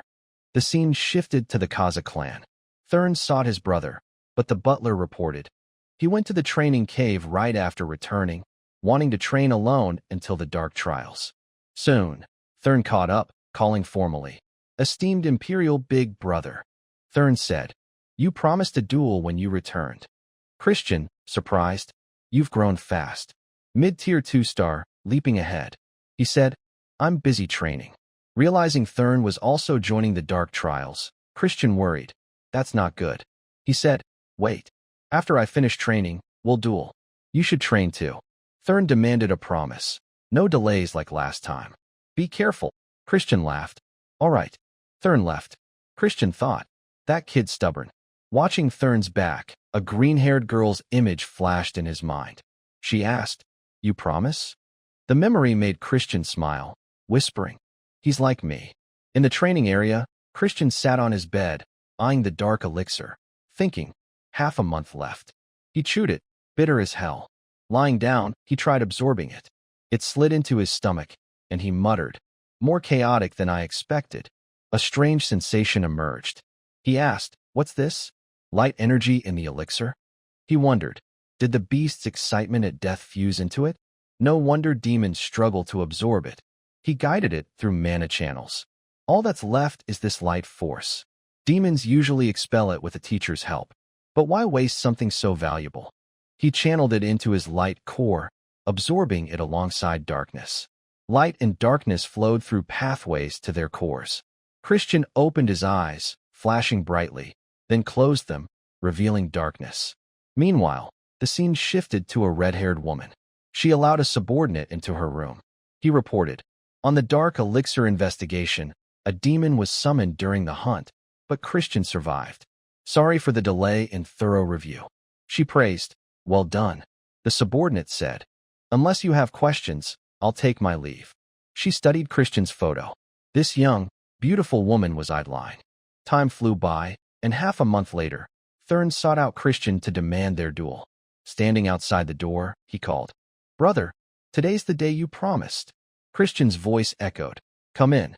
Inside, Christian was dressing as if preparing to go somewhere. Thurn, stunned, widened his eyes. Christian turned, grinning. Here so early? Eager to get a beating, huh? Thurn sensed a different aura from his brother. What's this? His overwhelming presence is far beyond half a month ago, he thought, then scoffed. Don't make me laugh. Christian replied, if you're so desperate for my fist, I'll oblige. But if I win, you'll withdraw from the dark trials. Thurn froze. What did you say? Christian explained. You know the dark trials are a competition. The weak should steer clear. His words made Thurn's eyes narrow in anger. Drawing his sword, he challenged, shut up and draw yours. Christian shook his head, exasperated. You're so naive. Can't you see I'm looking out for you? Guess I'll have to beat sense into you. His face showed anticipation. Without warning, Thurn gripped his sword and charged. But the outcome was unsurprising. His brother thrashed him, leaving him unable to join the dark trials. Ridden visited his youngest son, seeing Thurn bandaged up, sighing. Christian, you went too far this time. The doctor says he needs half a month's rest. We'll have to wait for the next dark trials. Christian requested, Father, can I speak with Thurn alone? Ridden, surprised but nodding. All right, I'll leave you two to talk. He quickly left the room. Christian burst out laughing, teasing. What's with the sulky face? Don't pout like those alliance fools. You're the one who demanded a fight. Thurn, dejected. Do you really not want me to grow? You mock my achievements, and now you injure me to block me from the dark trials. His face darkened. Christian felt a pang of guilt. Ugh, keep this up, and you'll lose your mind. He explained, we're misunderstanding each other. I did this to make you stronger. If you fought me in the trials, you'd lose your chance at pure dark energy forever. I had to be harsh because you're so stubborn. Most importantly, pure dark energy isn't right for you. You're suited for gray dark energy. He continued, like light energy, dark energy has types. Pure dark energy is the highest, followed by gray dark energy, perfect for curse magic. Drawing on past life memories, Christian asked, you find curse magic easier than swordsmanship, right? Thurn's eyes widened. How'd you know? Unable to say he saw it in the future, Christian lied. I noticed during our sparring. I fought full force, but if you absorb pure dark energy before mastering gray, it'll cause issues later. It's not impossible, but it'll slow you down. I know you want to grow fast. This is my sincere advice, as someone who's always supported your growth. He took the dark elixir from the hunt and handed it to Thurn. A gift for you. Thurn, shocked. Isn't this dark elixir? Why give me something so precious? Christian waved it off. Because you're my brother. What other reason? In truth, he thought, I've already consumed something better. His words moved Thurn, tears rolling down as he struggled to hold them back. Clutching a black handkerchief, Thurn asked, if you've changed so much, why did you act like a fool when Mother was dying? Do you know how much pain she was in when you weren't there? Christian didn't know that memory. It wasn't his. Sitting beside Thurn, he whispered, I didn't understand back then. Time passed, and the scene shifted to the main clan. The Dark Trials candidates had gathered. Stepping off the carriage, Christian groaned. Ugh, I need to stretch. How far did we travel to make my body ache like this? Can't they open a teleportation gate? I can't believe this event is so stingy. He gritted his teeth as Marie cut in. Young master, how about a date? Just us two. Christian rolled his eyes. Oh, my heart's racing. But you don't have one. He scanned the carriages in the courtyard, thinking, the main clan allows one companion, so I chose Marie, bound by contract. He noticed people staring and whispering. Marie covered her mouth. Wow, young master's famous. Simon appeared, greeting. Hello, young master. Half a month, and you've progressed so much. Christian grumbled. Does the clan leader's secretary have nothing else to do? Simon dropped his playful grin. I'm here on the clan leader's orders. He wants to meet you. Not surprised, are you? Guessed it already. He winked mischievously, infuriating Christian. No, I'm totally shocked. Brushing it aside, Simon led Christian to the clan leader. Sir, I've brought the young master, Simon said. The clan leader turned. Well done. It's been a while, Christian. When Christian's eyes met the old man's, he instantly felt a terrifying pressure. He thought, this overwhelming aura. I can barely stand. Emitting such dark energy, someone like me can't endure it. His body trembled. Clenching his fists to steady himself, he replied, Greetings, Duke Baron, the great lord of the Black Demon Clan. Baron asked, Aren't you surprised by this sudden meeting? Christian, confidently, I knew you'd summon me. A new star has risen in the clan. His bold words made Baron laugh. Haha, indeed. Both Marion and Simon couldn't stop praising you. But I'm unsure what to expect. Even if you're a great seed, only time will prove how you grow. You might just be a sprout that falls the moment it breaks ground. His words carried a hint of disdain, but Christian didn't get angry. He nodded. You're right. I'm still too lacking to match your expectations. But isn't that the future's role?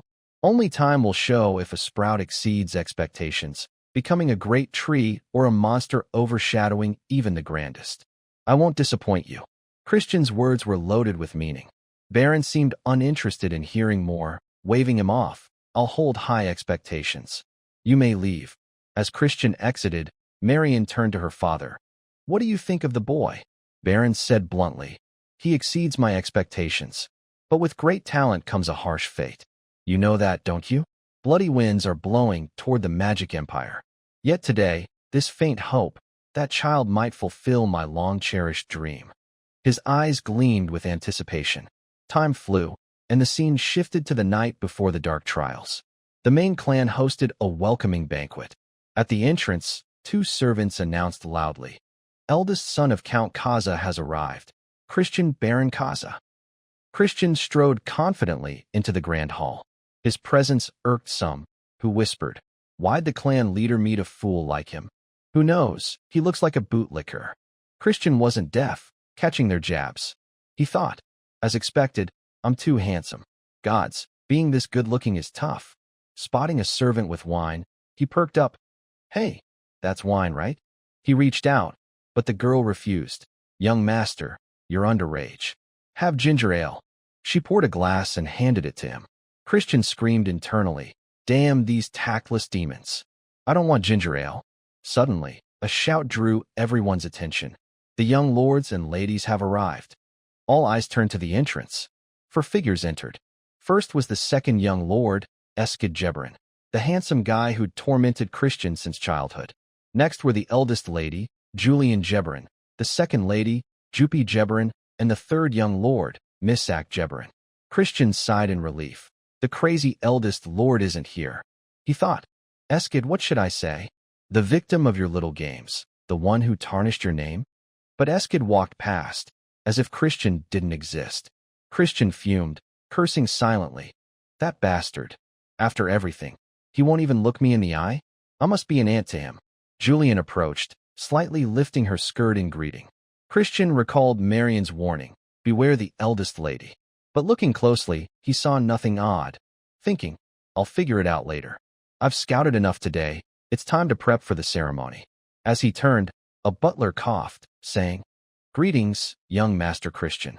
I'm For, a summoner serving young Lord Lion. Christian, annoyed. So what?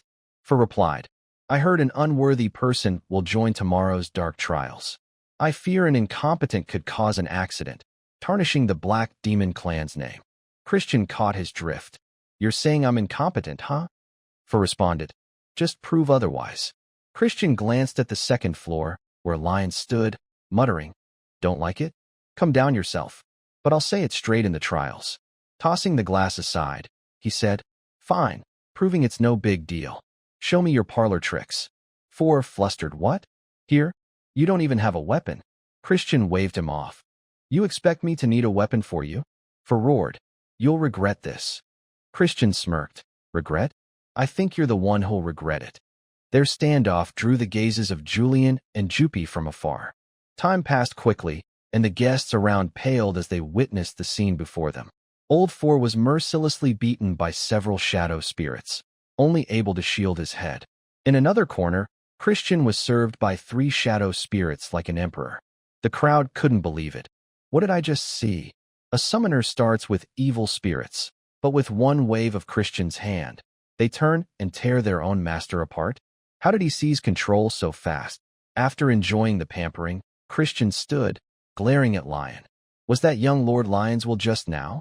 The main clan's heir is that pathetic? If you're unhappy, challenge me openly. His words made Lion flush with embarrassment. He quickly denied. This has nothing to do with me. Christian mocked. Even a fool wouldn't buy that lie. But I'll believe you this time. See you at the dark trials. Turning to leave, he hid his angry face, thinking, coward. Next time, I'll teach you manners. The day of the dark trials arrived. The candidates gathered, and Christian yawned, bored. Aloys, surprised, asked, hey, aren't you worried at all? You caused a ruckus yesterday. Christian turned, shocked. Why are you here? I warned you. You think I'd dare delay the ceremony, you lunatic? Aloys reminded him. At that moment, Lion approached. His presence ignited Christian's fury, but he restrained himself from punching him. The officiator appeared, announcing, is everyone here? I'm Sebastian, deputy butler of the main house. I'll now lead you to the dark trial's sacred ground. He slammed his staff on the floor. The hall shook, revealing a hidden underground passage. The candidates gasped. It's underground? Aloys exclaimed. Christian, with experience, sensed something else. This isn't right. An illusion spell creating an imaginary space?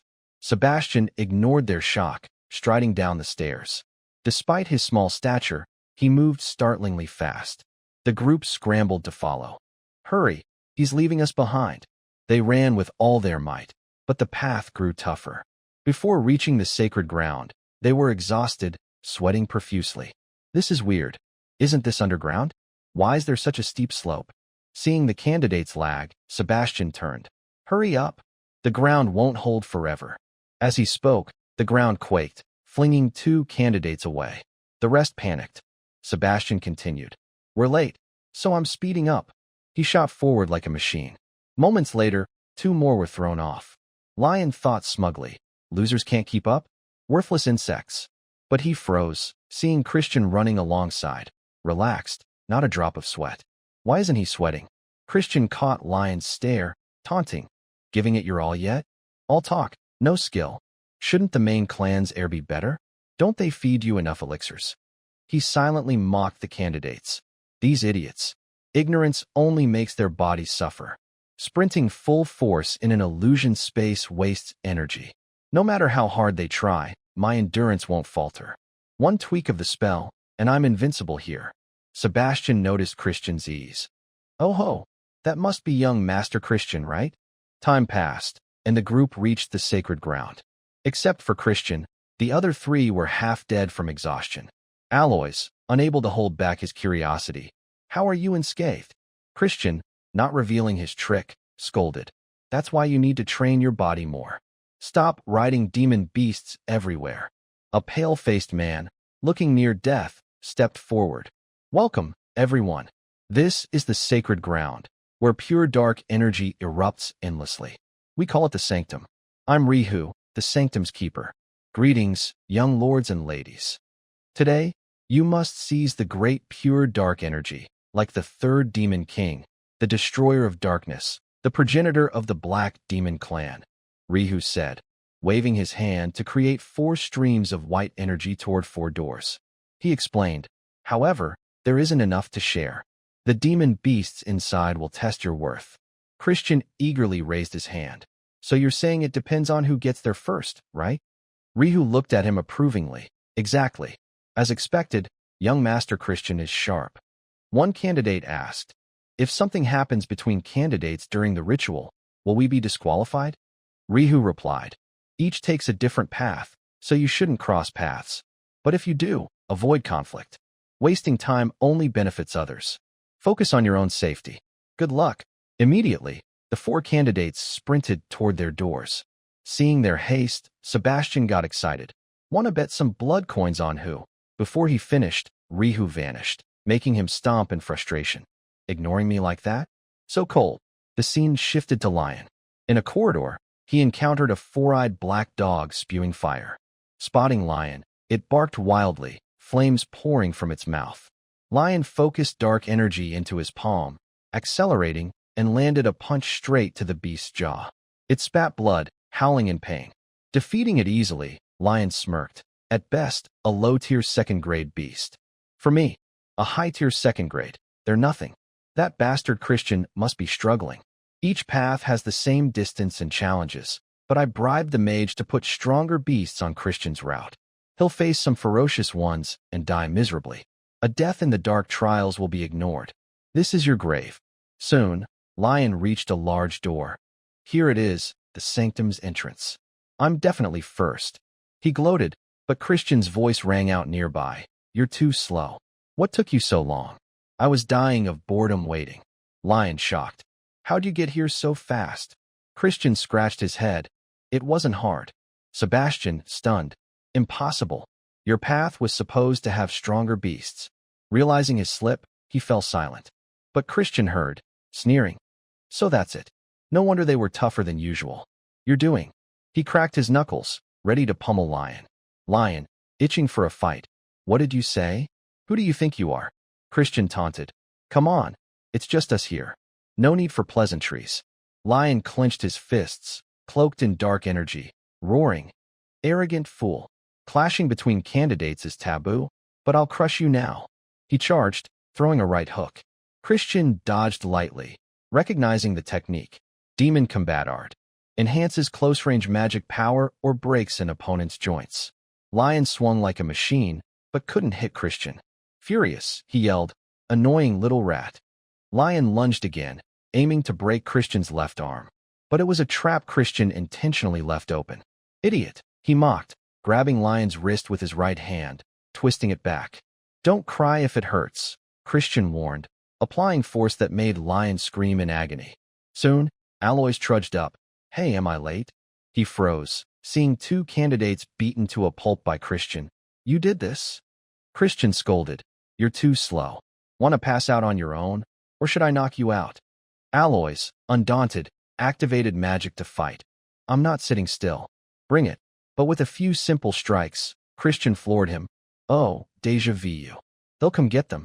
If I leave them here for 5 years, the first great war against the Alliance will break out. I need to seize the Black Demon clan before then. So, I'm not sharing any sacred darkness with you guys. Cleanup done. Time to claim the sacred darkness. With that, Christian slowly opened the large door before him. The dark trials grant demons power, the potential to become truly transcendent. The clan leader, who absorbed 80% of the sacred dark energy, is among the strongest alive, even among demon kings. The destroyer of darkness absorbed 90% of pure dark energy to become a demon king. That means if I claim 100%, I could surpass even the demon emperor, Christian thought, reaching for the orb of dark energy before him. As he touched it, a terrifying surge of energy flooded his body like a torrent. Time passed quickly, and the scene shifted to a meeting room. They were discussing the elimination of all Dark Trials candidates. Unbelievable. Except for Christian, everyone's out. What a disaster, a brown-haired man exclaimed. Young Lord Lion is in critical condition. He must have used a forbidden magic tool, a gray-haired man added. We must investigate thoroughly and punish him. But the second lady, Julian, raised her hand to stop them. No need. That bastard couldn't have entered the sanctum. 2 days without emerging. He's surely been crushed and killed by the Dark Trials. Even the clan leader has absorption limits. He's dead, no body left. She stood to leave, her face brimming with murderous intent, unnoticed by her subordinates. Julian muttered to herself, "Even if he survived, I'll kill him myself." When my father died fighting the Alliance, Lion and I were adopted by Viscount Lenham. My position in the clan is shaky. Lion didn't get the Dark Trials power, so no one supports his succession. Christian, I'll repay this humiliation. Her teeth ground together. Elsewhere, servants gossiped about Christian. That useless guy still hasn't come out? A young maid asked. Her companion waved dismissively, laughing. He's definitely dead. That's what he gets for greedy overreach. Look, she's still waiting for her master, but she'll meet his ghost soon. As she spoke, a bag on her back was pierced by a burst of energy. Mary stepped forward, furious. My heart races waiting for young master. But if you keep yapping around me, you'll be the ghosts under my hand. Got it? Her face was ferocious, and the two maids fled in terror. Mary thought worriedly, please come back. A man making a lady wait like this isn't cool. The scene shifted to Christian, floating in a purple void. A heavy pressure choked his breath. Only 70%. Harder than I thought. No, I must endure. The real test starts at 90%. If I exceed my limit, my core will shatter, and I'll die before the war begins. Suddenly, he recalled, right? Dragon heart. Dragons have the largest core vessel for power. If I mimic a dragon's heart for a few minutes, I can withstand it. Acting on it, Christian channeled magic into his heart, simulating a dragon heart. But before absorbing much more, his heart cracked. He cried out in pain, stopping. No good. This is my limit. A voice rang out. Need help? A giant female figure appeared. Christian shouted, Mefina, why's a demon here? Demon power connects to darkness. It's effortless for her. Mefina smiled. I can help you. No strings attached. Christian asked, why? She replied, grinning, just a passing whim. Come, take my hand, and absorb all the Dark Trials power. She extended her hand toward him. A week later, clan leader Baron enjoyed tea, asking Simon, still no news.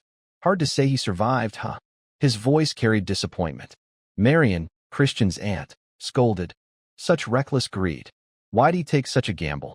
Simon added, Viscount Lenham, temporarily in charge, agrees with you. He wants to seal the sanctum early. Your orders? Baron pondered for a few seconds. That sly kid's testing this old man. Bloodshadow, do you think that reckless boy's still alive? Simon shrugged. Chances are near zero. But isn't he intriguing? Baron sighed, ordering. Tell him to keep it open one more day. Simon grinned. As you command. Marion quietly sighed in relief. Christian's energy core was overwhelmed by pure dark energy. As a result, his heart ached, and his core could explode at any moment. Mefina urged him to take her hand before it was too late. Instead of accepting help, he stubbornly refused. Hearing this, she called him utterly foolish, saying he should know humans have limits they must not cross. At that, our Christian snapped, saying she seemed to have forgotten something. In a world full of concepts, Christian's next action shocked her as he began to glow. His hair turned gray, his eyes blazed red. Horns sprouted, and he transformed into a demon. His action, demonification, stunned her. Honestly, it looked incredibly cool. This technique was the ultimate secret of a mysterious clan. It was a forbidden spell, temporarily turning a human into a demon to unleash explosive power. Though potent, it was lethal to the user. Lena had died after using this spell. Perhaps that fox girl taught Christian all about demon clans. By removing parts of the spell that amplified dark energy, he could harness this world's dark energy to create a vessel for collecting energy without penalty. As Christian formed the vessel, dark energy began accumulating slowly and stably. With this plan succeeding, he could gather energy with over 90% purity and claim all the sacred darkness. Mefina couldn't believe it as Christian created a black crescent moon. A mere human, an insect as she called him, surpassing human limits was unthinkable. He confidently declared it was because he was a genius. Leaving the space, he told her she could stay, but he was out. As he went, she said they'd meet again. Hearing this, Christian turned back, and just before the portal closed, he flipped her off, telling her to get lost. She paused, then realized his meaning and burst into laughter. Christian emerged, cursing her, saying he'd go mad if they met again, calling her a noisy demon. He wondered how long had passed. A week, he figured, so his family must be in chaos. Dispelling his demonification, he said it was time for a prank. After some time, a butler burst into the Lord's office, reporting Christian's return. Everyone in the room was shocked, asking how he was still alive. The interim leader, Viscount Lenum, demanded details. The subordinate said Christian survived, but was barely clinging to life. He was extremely exhausted. According to the healer, they sensed pure dark energy, but it was chaotic, making it hard to use. Someone cursed Christian, saying nothing could be expected from someone like him, and that he couldn't have absorbed over 80% of the sacred darkness. The energy was wasted, and a fat man told the Lord that Christian must be held accountable. With a cold face, the Lord said he'd note it and told them to leave as the meeting was over. After they left, he asked someone if the report was accurate. They confirmed observing Christian with the healer, and his energy core was clearly problematic. Hearing this, the Lord kept tapping the table, worrying the old man as he stayed silent. With an even colder expression, he said Lion must become the young lord, a sacrifice and key for the plan with the dark magic clan. Viscount Lenum ranted that the destruction plan, involving something called Jupi, was delayed. As for Christian, it was troubling that his father was focusing on him. Because of him, the river's flow was disrupted. Hearing this, the man fell silent, as if needing the bathroom. After several annoying table taps, the Lord ordered Christian brought to the dark hall the next day. He would announce Christian's punishment before the vassals. The next day, summoned, Christian thought they were trying to eliminate him. With all key figures gathered, Viscount Lenum asked if Christian realized his crimes in the sacred ritual. Christian said he did, while the leader noted his distorted energy core. He demanded Christian explain, and he said his peers were unworthy of their lineage, so he should have beaten them harder. Hearing this, an ugly woman in a suit fumed. Viscount Lenum explained that Christian's mistake was monopolizing the dark magic clan's precious resource without results worthy of that privilege. Christian asked what criteria he used for this conclusion. The Lord said the minimum purity was 70%. Christian asked what punishment he'd face if below 70%. A fish-faced man said he'd be barred from inheriting dark magic techniques, banned from the clan's main area, and denied succession to the Kaza County. Christian seemed unbothered, asking how they'd measure it when the Lord couldn't accurately gauge it himself. Then, the fake Eskid raised his hand, saying that despite Christian's chaotic core, a dark energy clash could measure purity, as he'd absorbed 70% of the sacred darkness. If Christian could overpower him, it would mean he achieved greater success. A dark energy clash was a pure contest to measure the superiority of dark energy between two people. With equal energy amounts, the one with higher purity would dominate instantly. But when equal purity energies clashed, the one with higher purity would win. To Christian, this was a perfect way to destroy his core. He thought this guy was more cunning than expected. Before starting, Christian set a condition. If he achieved a great enough result, they must support him and allow him to challenge for young lord. Hearing this, some were shocked, but his rotten brother agreed, saying it didn't matter if one was main or branch when aiming for young lord. As others stayed silent, he said it was the magic empire's way, where the strong rule the weak. On stage, he told Christian that in a dark energy clash, insufficient control could damage the core. To level the field, he'd only use low-tier 2-star dark energy. As they released energy, Christian said he didn't need to hold back and should worry about his own precious core. When Christian unleashed his energy, the jerk said his words made him excited. In the clash, Christian instantly overwhelmed his 2-star energy. The jerk was shocked as his energy was neutralized without Christian needing to charge up. He used expert tier 2-star energy, but the result was the same. Christian, seeing this display, said it was disappointing. He provoked him further, saying he acted arrogant but was so weak. Enraged, the jerk unleashed an aura, and others noted it was 4-star dark energy. If it hit, it would shatter Christian's core. A dragon-shaped energy formed around him. But from the other side, another energy emerged. A colossal claw, large enough to crush the dragon, appeared, making the dragon look like an ant. Christian told him that in an energy clash, poor control could damage the core, so he should be careful. The energy damaged his core, making him cough blood. Christian withdrew his energy, thinking it wasn't enough and he should have destroyed his core. Cleverly, he declared to everyone that his purity was at least 90%. Hearing this, the crowd was stunned, and Christian turned to the Lord, saying he now had the right to become young Lord. Hearing this, Viscount Len was shocked, showing no reaction on his ugly face. As usual, the ugly jerk kept tapping the table, then told Christian that, as promised, he could take the young Lord test. However, no branch clan member had ever taken it. As interim leader, he'd randomly select a test for Christian. Christian thought, he means he'll give me an impossible test. His skill would be evaluated in 2 stages. First, he had to prove his talent. Then, he needed a feat worthy of the young Lord title. Christian asked how he'd prove his talent, and the jerk demanded he reach 3-star rank in 3 months. Christian calmly said that if that's all, as a genius, it wouldn't be too hard. The jerk fell silent, then said he looked forward to seeing what Christian achieved in 3 months. Later, in a quiet room, 2 jerks sat across from each other.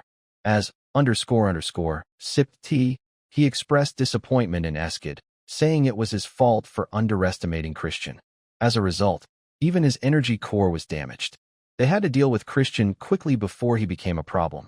He told his lackey not to worry, as they deliberately didn't absorb over 70% pure dark energy. Higher purity made advancing energy harder. This difficulty grew exponentially, meaning reaching 3-star would take far longer than for others. He asked what the lackey thought of Christian absorbing 90%. Even as a genius, he couldn't overcome that wall. Shifting to Christian, Marie brought him food, saying news of his performance had spread through the manor. She said he made her proud, and her heart fluttered for him. Christian called it embarrassing. Marie said while waiting for him, she realized her true feelings. Each day felt like an eternity.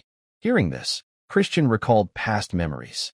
The fox girl worried for him, while the saintess said with his agility, he couldn't possibly get hurt. She was Rana, asking him to give her his hand. The fox girl said she could openly admit worrying about him. Hearing this, the saintess shyly said even heroes worried for Christian. Recalling it all, Christian happily thought that after escaping Hell's Edge that only wanted him dead, his life was blood-soaked until meeting warm-hearted people.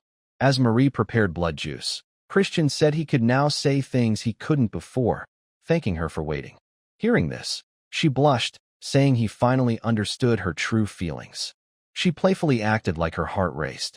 Christian said she didn't have a heart. She dramatically claimed he'd stolen it. Christian said since she waited, he'd reward her. He suggested a walk together. Hearing this, she went wild, dressing extravagantly for the stroll. Truly a work of art. She deserved a real body soon. Christian thought occasional relaxation was fine, but he still had to reach 3-star in 3 months. He thought it'd be tough, even with branch mentor guidance. Handling over 90% darkness alone was still hard. Just then, a voice cut in, saying he was only causing trouble. Turning, it was Christian's aunt, and he greeted her. She asked if this was the time for carefree garden strolls. She asked if he'd found a teacher yet. He asked if it was her, disappointed when she said no. She shocked him, saying it was someone else. He told Marie to go, saying he'd meet her at dinner. As they descended the stairs, Christian said he didn't know who the teacher was but thanked his aunt for thinking of her nephew. She said not to thank her yet, explaining he'd experienced it himself, and this teacher wasn't gentle. She added that none of her siblings could endure his training. She warned this chance was rare, so he mustn't disappoint him. Arriving, Christian was shocked, asking if the child before him was lost. Why would a 200 or 300-year-old person disguise themselves as a kid?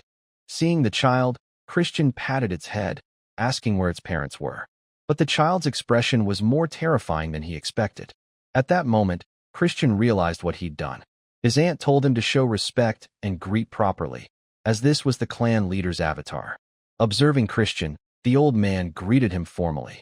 Sensing the dark energy radiating from Christian, he was shocked to see he'd absorbed over 90%. He said Christian had achieved something remarkable, but should know it was a foolish decision, and Christian didn't disagree. The old man, in his role, said that with 80% sacred darkness, he'd faced taller walls than others. He shared that even their ancestor couldn't reach that level without a demon emperor's blessing. He couldn't imagine the walls Christian would face. Thus, he suggested converting some of Christian's dark energy into ether. He said with his talent, 80% dark energy was enough, and exceeding it was greed. Before he finished, Christian asked why the dark magic clan had weakened. The question startled his aunt until he spoke bluntly. He said that while they weren't as strong as the mysterious or immortal magic clans, called Heaven Above Heaven, they were still the weakest of the 12 noble clans. The old man asked if there was a reason for this. Christian said the dark magic clan had grown far beyond past generation success, thanks to the clan leader's achievements. Yet other factions said the dark magic clan was no longer what it was. He said there was one reason. They lacked absolute-level individuals above 8.5-star strength. Hearing this, the old man fell silent. In the future, when the Demon King Slaughter attacked the dark magic clan, Nolian died, leaving only a few 7-star Demonkin and 10,000 soldiers to fight the Demon King. Ultimately, they were defeated and enslaved. That's why absolute-level figures above 8-star were critical. The clan leader was surely worried about this. The old man agreed, saying he understood but feared Christian would be crushed by pure dark energy and fail to grow. Christian asked if he was curious whether, with this power, he'd merely strengthen the clan or overcome trials to become a being of limitless strength, dominating all. The old man laughed, saying Christian had a way with words. He said he wouldn't regret it when dark energy gathered at his feet. In seconds, Christian was submerged in a pool of energy. Awakening, he found himself in a forest. A voice told him his first task was to inherit pure dark energy. Confused, Christian was told to survive. Behind him, a ravenous two-headed bear appeared. Sensing its presence, Christian thought, I'm in serious trouble. Through an orb, the old man observed Christian. His aunt realized it was a test and asked why the clan leader threw a 2-star kid into a 4-star magic beast den. Hearing this, he summoned a stone lizard. His aunt apologized to her nephew, as her words made it harder. The old man said that as Christian fought to survive, he'd faced the true nature of pure dark energy. Understanding came fastest and deepest when pushed to the brink of death. He hoped Christian wouldn't be gravely injured. Sitting in his chair, he asked Marion if she was ready. She was, with a box full of candy. He devoured it, saying he didn't know why dark energy made him crave sweets. The crazy old man turned on a light, saying watching videos in the dark was best. He eagerly awaited his grandson's results. Christian faced the two-headed bear and stone lizard. One hit could kill him. The lizard spat venom, which Christian dodged, melting trees instantly. Still, this was just a training exercise. Christian called out to the clan leader, asking if he could hear. He said there was no way the leader gave a test without an answer. Since there wasn't one, Christian said to find it. He had to defeat beasts far stronger than him. His aunt thought, he just wants to see him get thrashed. Christian confidently said it'd be a piece of cake as he prepared to take them down in one strike. At that moment, the bear charged toward Christian. As its attack neared, Christian thought its speed and strength were overwhelming. Dodging, he told himself there had to be a way to defeat them. From the observation orb, the old man in disguise said Christian was truly talented, noting his distinct movements. But Marion said he was still just a child. They were stunned when Christian felled the bear, completely catching them off guard. Switching to Christian, he contacted them, and they asked how he defeated it so easily. Christian explained that the bear had high strength and defense, but low agility and magic resistance. Exploiting this, he injected dark energy into its heart at the perfect moment. Marion was shocked by the technique, but before she could finish, the red-haired man teleported in, saying Christian used dark suppression. He told the kid it was his favorite technique. Back to Christian, after downing the bear, he realized the lizard remained. It gave him no respite, attacking immediately. Christian dodged easily, but with 2 heads, the second spat venom, nearly catching him. The lizard had 3 hearts. Unless all 3 were destroyed simultaneously, it would regenerate. Christian tried another approach, using dark energy like ropes to bind the lizard, locking its movements, then striking with immense force. The beast was destroyed as all 3 cores shattered. The red-haired man said Christian used an applied version of dark destruction. The old man in disguise said he couldn't see clearly, telling the red-haired man to move. He snapped, asking Marion if she taught Christian, but she denied it, saying she knew nothing. He He said it wasn't something learnable, but the red-haired man countered that if so, there was no need to learn dark magic. The clan leader fell silent. After Christian finished, he was transported back to reality. With a fox-like grin, he said it took much thought, but it was a great lesson, thanking the clan leader. As Marion and the red-haired man stayed quiet, Christian said that thanks to Duke Baron, he self-taught dark magic applications. Christian said arrogance was unacceptable, but he'd begin comprehensive dark magic training. He told the jerks to leave, and they obeyed. As they left, Marion worried this child might be too harsh on Christian.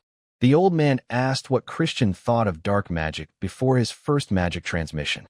Christian bluntly said it was to overpower foes with perfect dark energy. The old man asked what he meant by perfect dark energy. Christian grew anxious, lacking an answer. The old man told him to watch closely as he opened a lock. The next second, the place shook. He said this was the origin of all darkness, enveloped by dark energy. If Christian descended the deep stairs, 12 abysses awaited, and he'd have to devour the Lord of Darkness. Before him, energy gathered, forming a dagger of pure energy. The old man swung the dagger, and Christian felt the strike symbolized death, a single blow that could kill him. The space behind him shattered, and he struggled to breathe, feeling the blade clearly slice his throat. The old man explained it was a sword of intent, cutting only what it desired. As the sword vanished, he prepared to leave, saying he'd give Christian 1 month to sharpen the black sword he just saw. He left without explaining how, leaving Christian bewildered. Early in the morning, Christian jogged around the training grounds, then continued with one-handed push-ups. Due to the grueling training, Christian was drenched in sweat and removed his shirt. His back looked much more toned. But that was just a dream, as Christian was still as skinny as a Barbie doll. Afterward, he meditated, telling himself he had to get back to training. Pure dark energy gathered around his hand, forming a dagger, but it failed miserably. Christian was dissatisfied, having lost count of his failures. Even when he managed to summon it, it lasted only 10 seconds at most. Moreover, it was nothing compared to the clan leader's black sword. That sword was more powerful and primal. The leader had said, "Descend the deep stairs, where 12 abysses await you. Seek wisdom like a raven, embrace and praise it." Christian thought the incantation must hold a secret. A month later, Marion and the disguised old man arrived. He said Christian must have failed enough to realize his limits by now. He asked Marion if she was worried for him. Marion said there had to be a faster way, as only 2 months remained until the succession test. The disguised old man said that with the purity of Christian's absorbed dark energy, rapid growth was impossible. Forcing progress would only lead to hitting a massive wall. Thus, building a solid foundation was better. Upon arriving, facing Christian, he was utterly shocked to see him summon the dagger. Christian said it was about time he showed up. They were stunned, and Christian thanked the clan leader, saying that thanks to him, he reached 3-star rank faster than expected. Before he finished, the sword vanished. Christian said, as they saw, pretending was the best he could do for now. It took him a week to summon the black sword, but it felt like an empty shell. The mysterious incantation about the 12 abysses meant the black sword had to embody all attributes of magical energy. Hearing this, the old man was stunned, as it was the true black sword. Not only did Christian exceed expectations, but he also grasped the task's full meaning.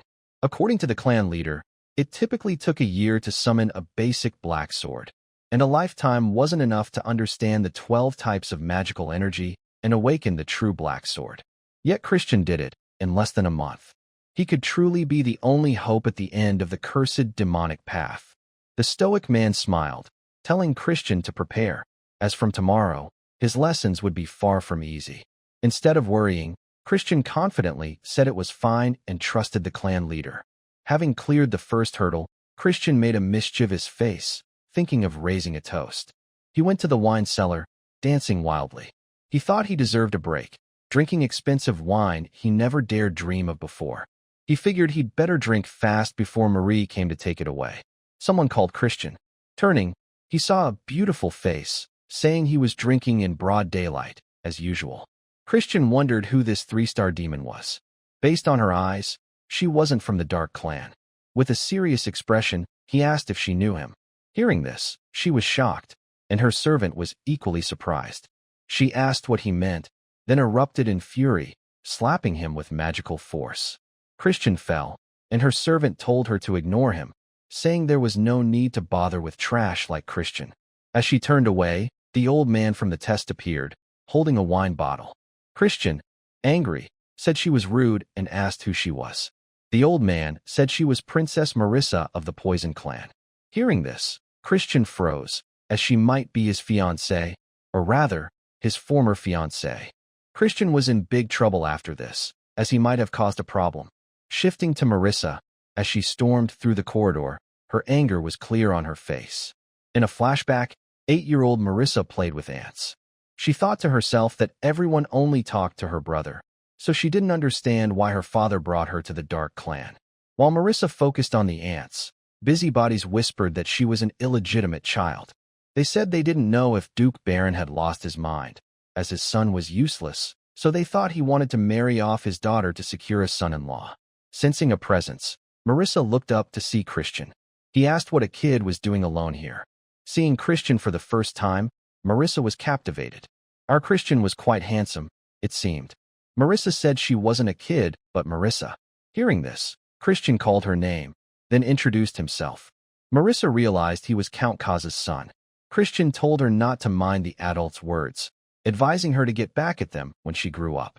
At first, Marissa was surprised. Then she declared she'd become the strongest demon, crushing those who looked down on her. This made Christian a bit embarrassed at first, blushing as he said she had ambition. Marissa was shocked to see the spirit of a true Dark Clan demonkin. Christian stood, saying if she aimed to be the strongest, he should side with her. He extended his hand, calling her the future strongest demoness, asking if she'd grant him the honor of touring the Dark Clan manor with her. Hearing this, Marissa's face turned bright red. Back in the present, Marissa tried to forget it, saying it was all in the past. Though their engagement was arranged for peace between the clans, the dreamy future Marissa once imagined, which kept her awake, had vanished. That version of Marissa was gone, as rumors of Christian's bad behavior reached her, making her cry. A second later, Marissa arrived at the clan leader's office. Duke Baron greeted her and asked her purpose. Marissa said he must know a sacred relic had appeared in the neutral zone between their clans. Duke Baron asked what the Poison Clan planned, as they'd taken the last relic. He asked if Marissa would yield this time, but she said no. She asked if he'd do the same in her position. With some courtesy, Duke Baron said she wanted a fair competition. Marissa proposed each clan send a team, and whoever found the relic first would keep it. But teams would be limited to 10 demonkin of 3-star rank or below to avoid direct conflict. Cleverly, she said heavy losses would only benefit enemies, especially with the unrest in the Four Kings domain. Duke Baron tapped the table, agreeing to the terms. Marissa, being sharp, wondered why he accepted so easily. He added a condition. If the Poison Clan broke the agreement, the Dark Clan would claim not only this relic but the previous one too. Marissa demanded an explanation, and Duke Baron spoke of using tricks or ambushes, as traps and ambushes were Marissa's forte. With a serious look, Marissa said that wouldn't happen and accepted the additional condition. Duke Baron asked if she'd personally lead the Poison Clan's expedition team. Marissa confirmed it was her plan. Duke Baron said he looked forward to seeing the power of the famed myriad poisons. Marissa bid him farewell, saying she'd await the Dark Clan's team on expedition day. As she left, Duke Baron stayed silent for a few seconds, then stood, staring at a chessboard. Marissa had taken the Black King, toppling the White Queen. As the Black King stood tall, the gaunt Duke Baron said that with Marissa, a magnificent stage full of screams had already been set. 2 months passed, and the seasons changed. While Christian poured his effort into training, others began altering their paths.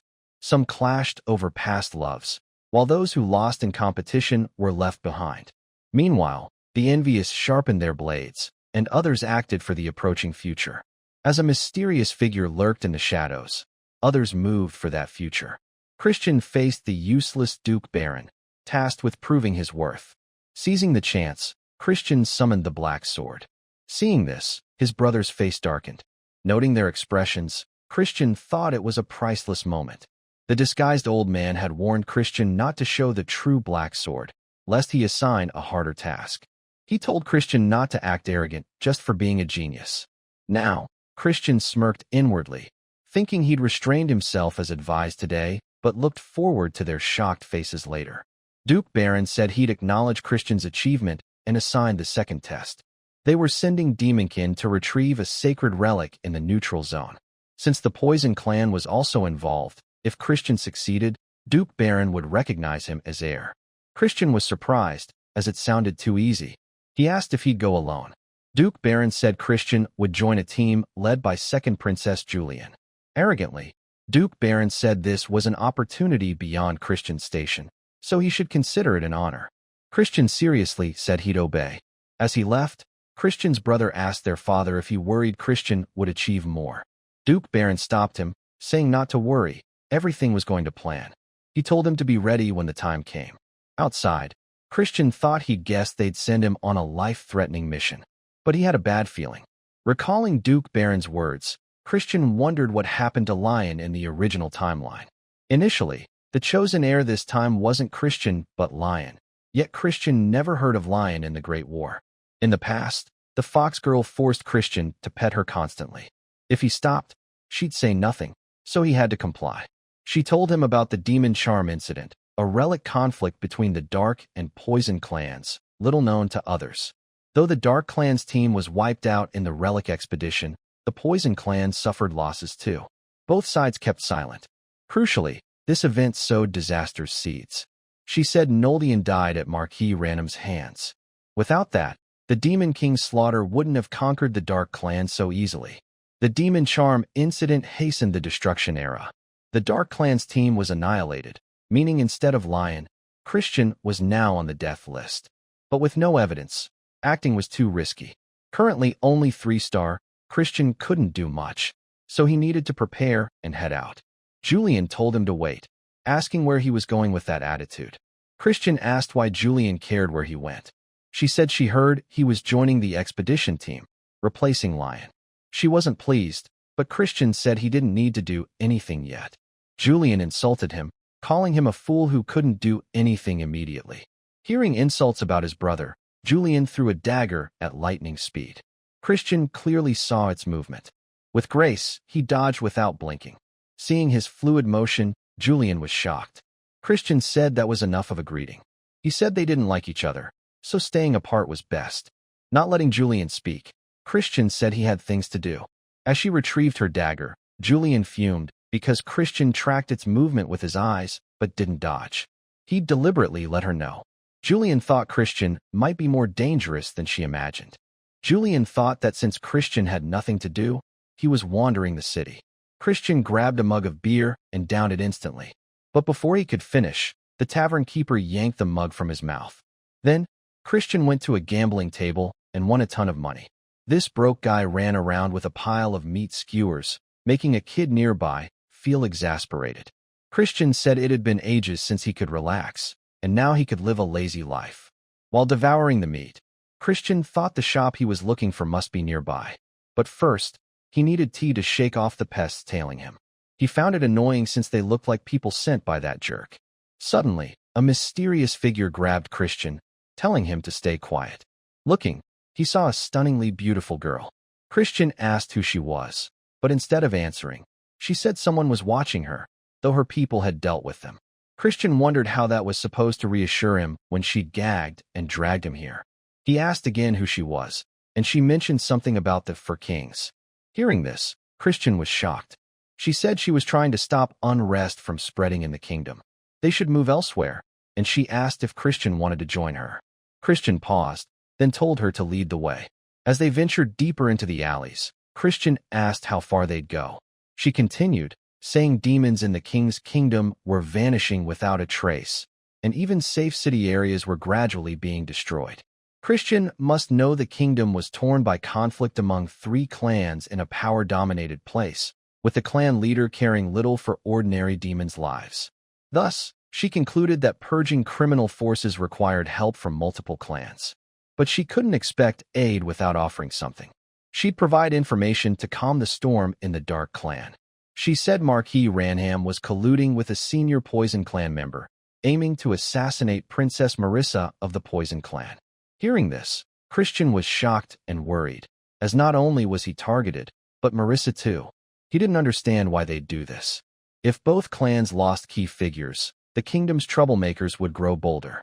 Ultimately, the balance among the 12 demon clans would collapse, leading to a greater tragedy. So, she wanted Christian's help preparing for this expedition. Revealing a passionate face, she said she hoped he'd become the Dark Clan's heir and confront those threatening peace. Christian was puzzled, as she even knew about the Relic expedition, and he praised their intelligence network. With a stern face, Christian asked why he should trust her without proof. If she wanted cooperation, she had to offer something. She froze briefly, but Christian deliberately told her to get lost if she had no guarantee.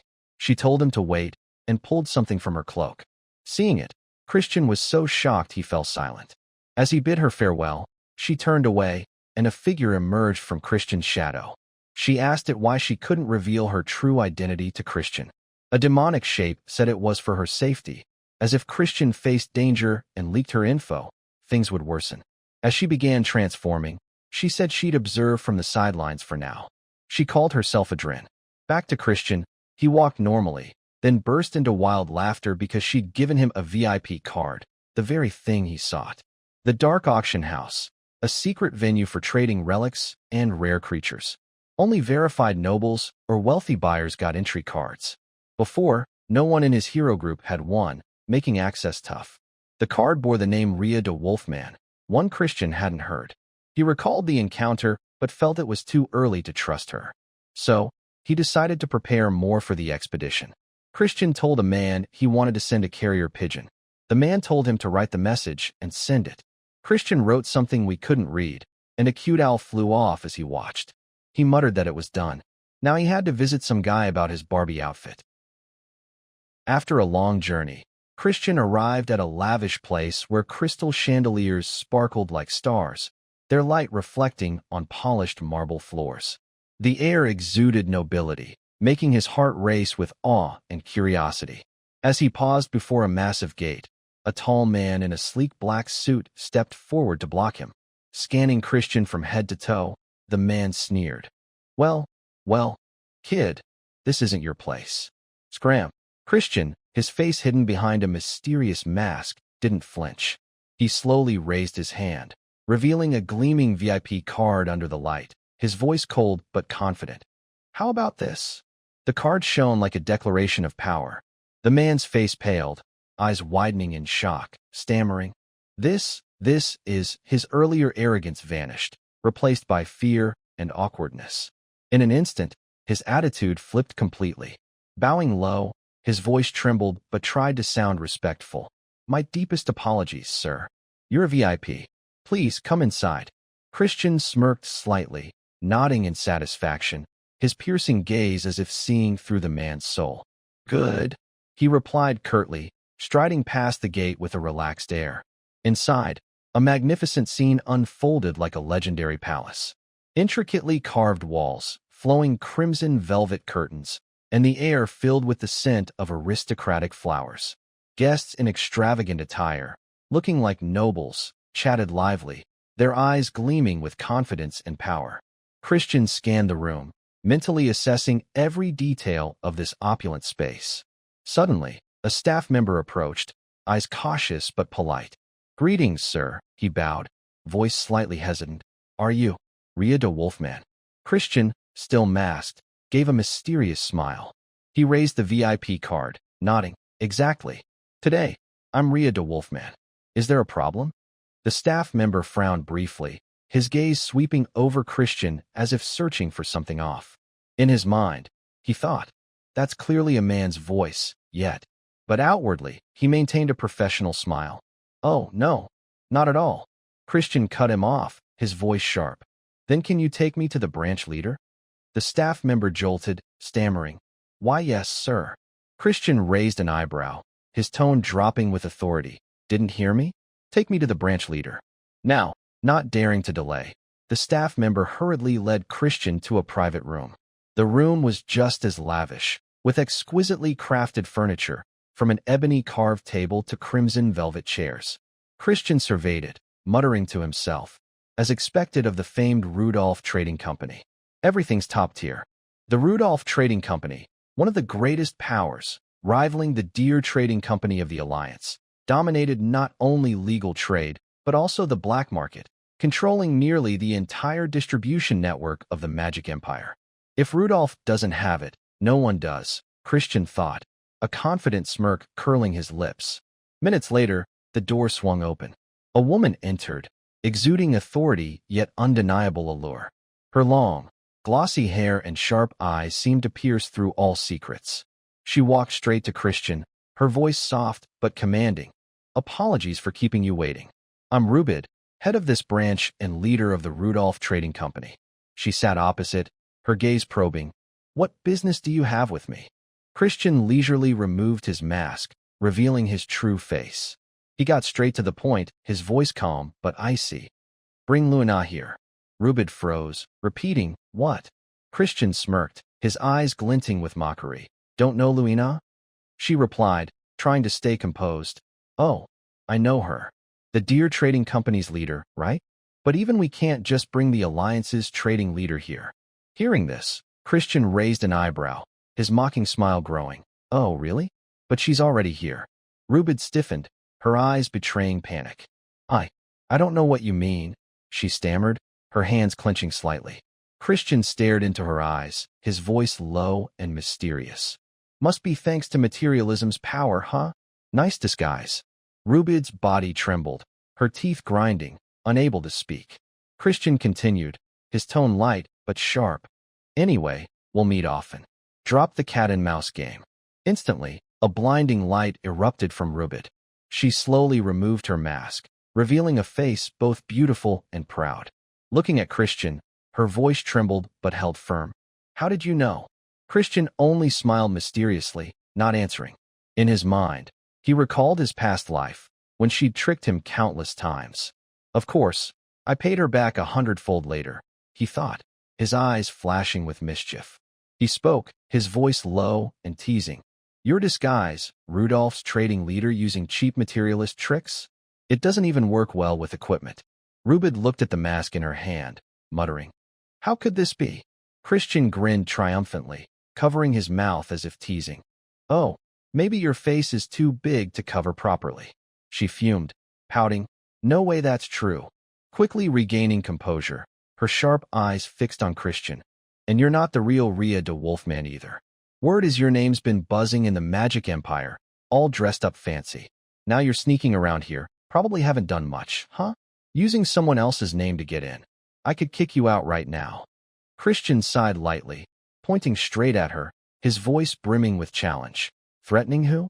Want me to spread rumors that the Alliance is illegally trading in the Magic Empire?" His words cut like a sharp blade. Rubid trembled with anger, her lips pressed tight. She turned, her voice shaking. "What do you want from me?" Christian just smiled, not answering immediately. A while later, he left the trading company, adorned with glittering gold, silver, jewels, silks, and a bag heavy with valuable items. He walked with a smug air, his heart brimming with delight. Recalling Rubid's furious, purple-faced moment, Christian muttered, "Nice. This is just enough capital borrowed." In the room, Rubid had shouted, "Borrowed? This is outright blackmail." Christian had laughed loudly, replying, "All to prevent the apocalypse. Be grateful." Still, he knew these riches were only enough to fend off a few deadly moves his enemies were secretly preparing. Back at the camp, Christian was spotted by Jupian the moment he arrived. The man turned, voice annoyed. "Hey, you, where have you been wandering? We march in 2 days. Go train already." Christian, still basking in his small victory, lazily scratched his chin, replying, "Why train? Just got back from fun, and I'm beat. Like Royne, I'm useless anyway. What's the point of training?" Waving his hand, he turned to leave, muttering, "You guys keep training hard." Jupian ground his teeth, fuming, "That damn jerk." But he stayed calm, sighing. "Fine, let him be. He's not worth the chance. Let him fend for himself. If he can't achieve anything, it's his loss. I don't get why he acts so stupid." The next morning, Gentle sunlight filtered through the window, illuminating a small but cozy kitchen. The faint scent of herbs mingled with the aroma of burning wood in the fireplace, creating a serene yet mysterious atmosphere. Christian stood before an old wooden table, his deep blue eyes scanning a neatly arranged pile of herbs. Across from him, Rubid, or rather, Luina in disguise, stood with arms crossed, her sharp gaze barely concealing the worry creeping within. Christian raised an eyebrow, a confident smile curling his lips. He picked up a glossy green leaf, examining it under the light, his fingers brushing it, as if appraising a treasure. "Well done," he said, his voice warm but authoritative, his eyes glinting with satisfaction. Rubid frowned, curiosity mixed with suspicion. She stepped closer, her voice low but sharp. "What are you planning with all this?" Christian didn't look up, merely shrugging, his tone casual. "None of your business." "Anything else?" Without waiting for a reply, Rubid huffed, stepping to the table's edge. She placed an old leather suitcase on the wood, the iron clasp clicking sharply as she opened it. Inside were bizarre items. A golden toad shimmering with a metallic glow, a folded umbrella with strange patterns, and other objects that seemed straight out of a myth. Christian's eyes flicked over them, a mix of surprise and mockery in his gaze. He muttered, voice full of wry amusement. "What a crude collection. Guess I don't get to be picky anymore." Rubid's eyes flashed with irritation. She turned to the door, her voice cold but tinged with tension. "I don't know what you're scheming, but this means my identity stays secret, right?" Christian looked up, nodding slightly, his mysterious smile lingering. "Of course. See you around."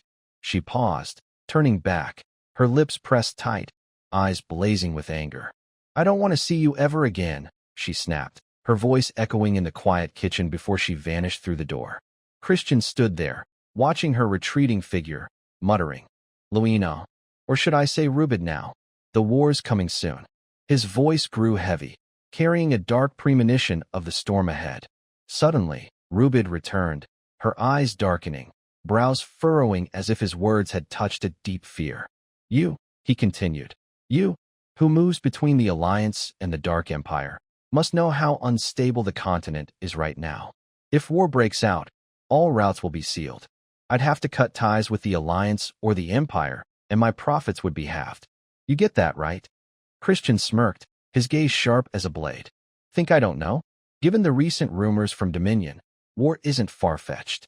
Rubid's lips tightened, her eyes turning grave. In her hand was a crumpled report detailing the latest from the Territorial Guild. Kingdom in turmoil, civil war spreading. Scout units sent to probe Alliance forces. Dark Empire's smuggling rights at risk, countermeasures needed. She thought, heart heavy. Lately, Dominion's atmosphere is truly off. Many clans are pushing for war with the Alliance. After a moment of silence, she looked up at Christian, her voice laced with doubt. "Why tell me this? Are you expecting a mere merchant like me to stop a war?" Christian laughed, a radiant but enigmatic smile. "Of course not," he replied, his eyes gleaming as if seeing the future. "But you could sponsor me. I'll make a war-free future reality." Rubid froze, eyes widening. "You can do that? How?" Christian stepped closer, his voice low but compelling. "You know, for Dominion to wage war, they must pass through the southern demon kingdom, where the Dark Clan resides. If I become heir and prepare for war, we can avoid the worst outcome. It's also your only chance to keep your profits intact." He paused, extending his hand, his gaze resolute. "Are you in?" Rubid pondered, her eyes scanning Christian's face. She thought, his eyes aren't those of a liar. Investing in him might be worth a shot. After a brief hesitation, she took his hand, her voice firm. "Fine, I'm in. But if you betray my trust even once, I'll." Christian smiled, cutting her off. "Relax, I'm not a two-faced guy." Inwardly, he thought. "Besides, I've got plenty of reasons to use you." He waved, his tone overly sweet. "Take care, you greedy little crook." Rubid gritted her teeth, eyes blazing with fury, but only huffed coldly before turning away. That afternoon, Christian sat in a corner of a room, sweat dripping down his forehead. Before him was a stone mortar and a rock-hard clump of herbs. He pounded with a pestle, each strike echoing sharply. Wiping his sweat, he sighed wearily. If even a high-ranking Dark Clan member is involved, I'd better prepare antidotes. He glanced at the herb pile, muttering, "It's been a while since I brewed anything. Hope my skills haven't rusted." Memories flooded back like a torrent. Months ago, at the Medical Clan's Guild, Ella's sharp voice, the white-haired girl, still echoed. "Fan harder, you starving or what?" Ella, the 26th child of the Medical Clan, stood behind him, her voice commanding. "Didn't I tell you? Some herbs only work when boiled over high heat." Christian, drenched in sweat, fanned while grumbling.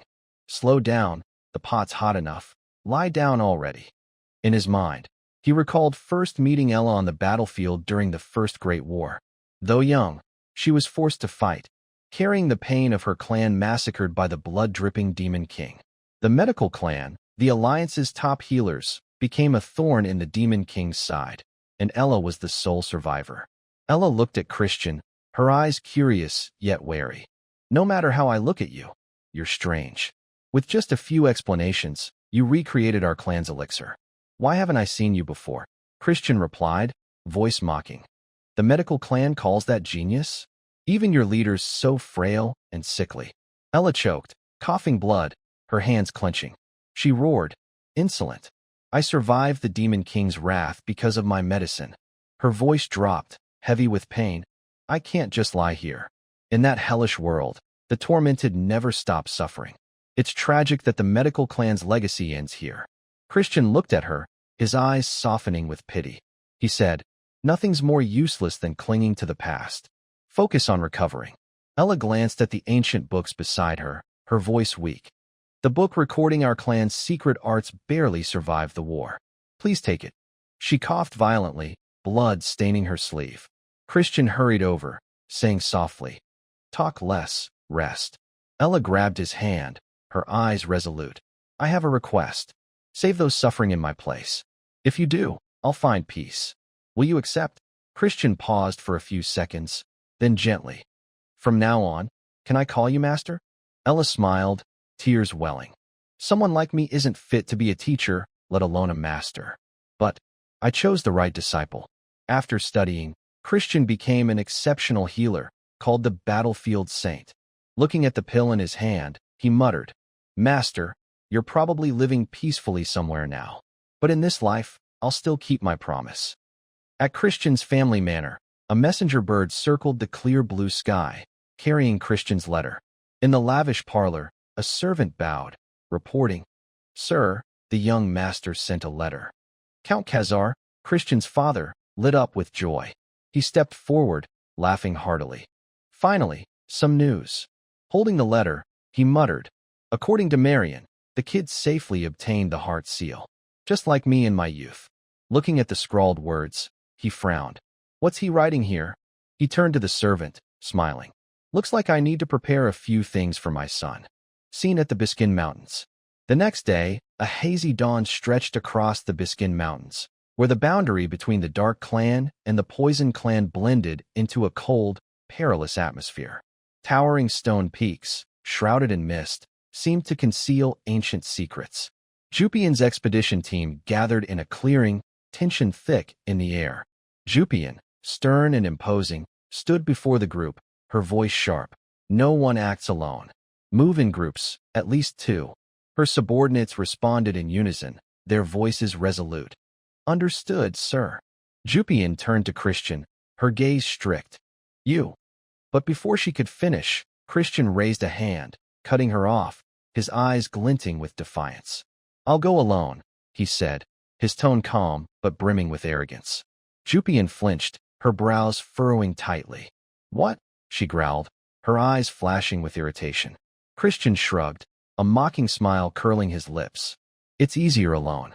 With your turtle-like pace, when will we ever explore this area? The poison's likely been dealt with, but if we dawdle, they'll beat us to it." Jupian's face darkened, her hands clenching, her voice low with warning. "This area has level 4 monsters and above. If you get in trouble, don't expect us to save you." Christian smirked, his eyes lazy yet tinged with boredom.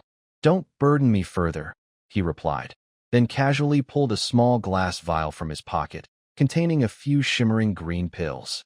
He held it up, his voice steady. This is a specialized antidote for the Poison Clan. Take it. Jupian scoffed, her eyes skeptical. I've taken medicine already. I don't need it, she said brusquely. Christian ignored her, opening the vial and pouring 2 pills into his palm. This works better than your cheap stuff. Take it, even if you think I'm bluffing. He popped 2 pills into his mouth, his eyes flashing with mischief. Your call. Jupian gritted her teeth, anger flaring in her eyes. But before she could retort, a sharp voice rang out from afar. Oh my! Internal conflict already? Marissa, exuding elegance, approached with another figure. Her hair gleamed in the sunlight, her eyes mischievous as they swept over Jupian. You're too slow, Jupian said coldly, her voice laced with reproach. Marissa shrugged, a half-smile brimming with challenge. I'm on time. You're just impatient. Should I praise you for not cheating and scouting ahead? Jupian growled, her eyes sharp as knives. No traps or ambushes during the expedition. Got it. Marissa smirked, her tone mocking. Such a cranky tone. We're rivals. Want me to play nice? She stepped closer, leaning toward Jupian, her voice dropping provocatively. No need for that. Jupian turned, her voice commanding. Dark Clan, move out. Marissa turned too, waving her hand. Start the expedition. Those who've checked their communicators, proceed. Her subordinates shouted in unison. Yes, sir. Christian, standing aside, muttered. I'll go ahead then. Without waiting for a reaction, he turned and strode into the dense forest, leaving Jupian frozen for a moment. She muttered to herself, eyes blazing with anger. He ditched the communicator. What the hell is he thinking? In the Biscan forest, Christian moved through the forest, his steps swift yet cautious. Ancient trees blocked the light, casting a gloomy atmosphere where the wind's howl sounded like death's whisper. Suddenly, a pack of monstrous monkeys burst from the bushes, screeching loudly. With practiced skill, Christian dispatched them, his blade flashing in the dark. He muttered, In my past life, I roamed the demon realm until my souls wore out. I can tell monster zones with my eyes closed. To find a level 4 beast, I need to go deeper. As he walked, he recalled Jupian's words, Don't expect rescue if you're in danger. He chuckled, shaking his head. Is she worried about me? No way. She looks like she wouldn't bleed even if stabbed. He frowned, his eyes flashing with alertness. Still, Count Langham's scheme must have started. No assassins around yet. First, I need to find the relic. Suddenly, a familiar figure appeared in the distance. Marissa, her hair shimmering and eyes sharp, stepped out from the bushes. Their gazes met, and the air seemed to freeze. An awkward silence enveloped them.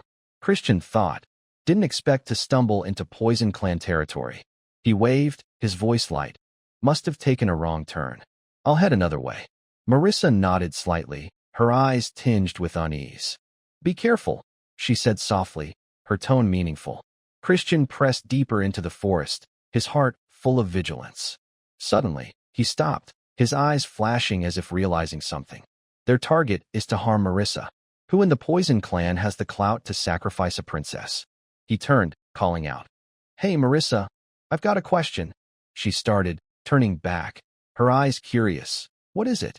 Without thinking, Christian blurted. You're a bat, right? Does your clan hate you for it? The air froze.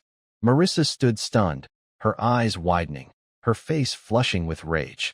You absolute jerk, she shouted, lips pursed, eyes blazing with fury. Christian raised his hands, his voice apologetic. Not what I meant. I misspoke. Back then, I was less than human in their eyes. Sorry if I was rude. But before he could finish, a streak of emerald energy shot past his head, embedding into a tree behind him, leaving a deep hole.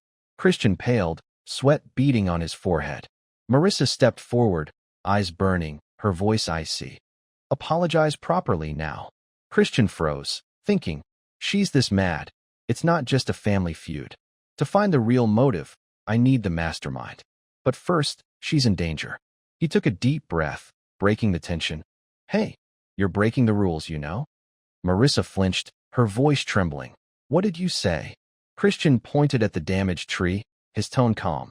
Look at this tree. You attacked first, meaning the Poison Clan broke the rules.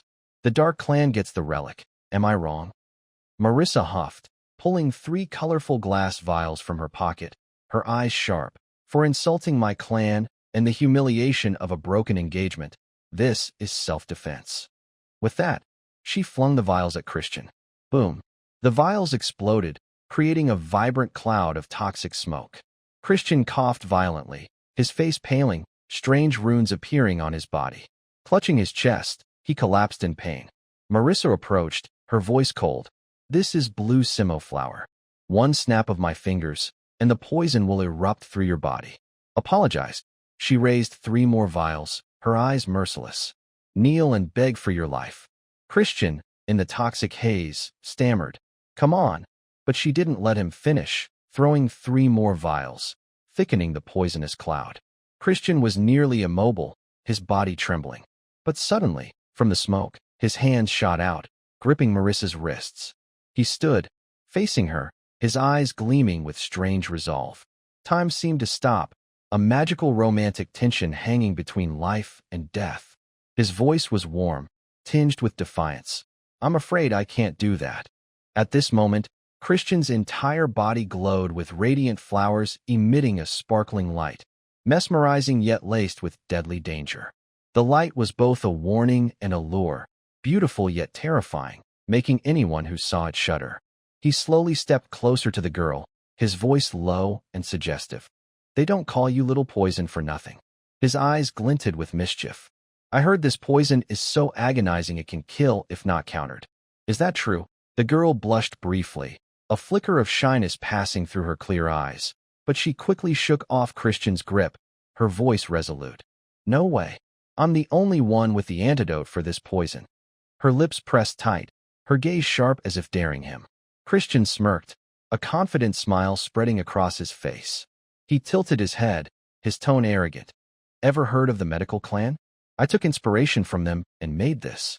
He held up a small vial, its contents shimmering under the light. Let's call it a multi-toxin antidote. What do you think? Hearing his bizarre words, the girl frowned, her delicate brows knitting tightly, her eyes full of doubt. What the hell are you talking about? But before she could react further, Christian swiftly struck her neck.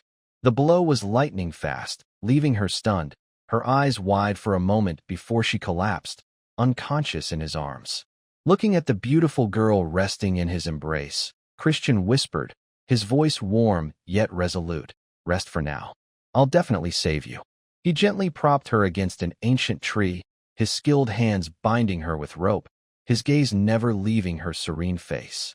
She looked like a fairy in a dream, breathtakingly beautiful, but Christian didn't let emotions sway his resolve. He pulled a small orb from his pocket, muttering, "It's time." His fingers glided over the orb's surface, and instantly, a holographic map appeared, its faint glow illuminating the dark forest. He pinpointed his location, his sharp eyes scanning every detail on the map. Suddenly, from one side, the girl's guards received a signal. A green-haired man frowned, muttering, "A message from Lady Marissa? Scout the cliff." Another, skeptical, replied, "Why the sudden change in plans?" But a triumphant grin spread across the green-haired man's face. He clenched his fist, voice brimming with excitement. "Heh, now we don't have to hide from those poison clan bastards." Christian, concealed in the shadows, heard every word. He smirked, his eyes gleaming with confidence. Now I can focus on finding the relic. Scene shift, deep in the forest.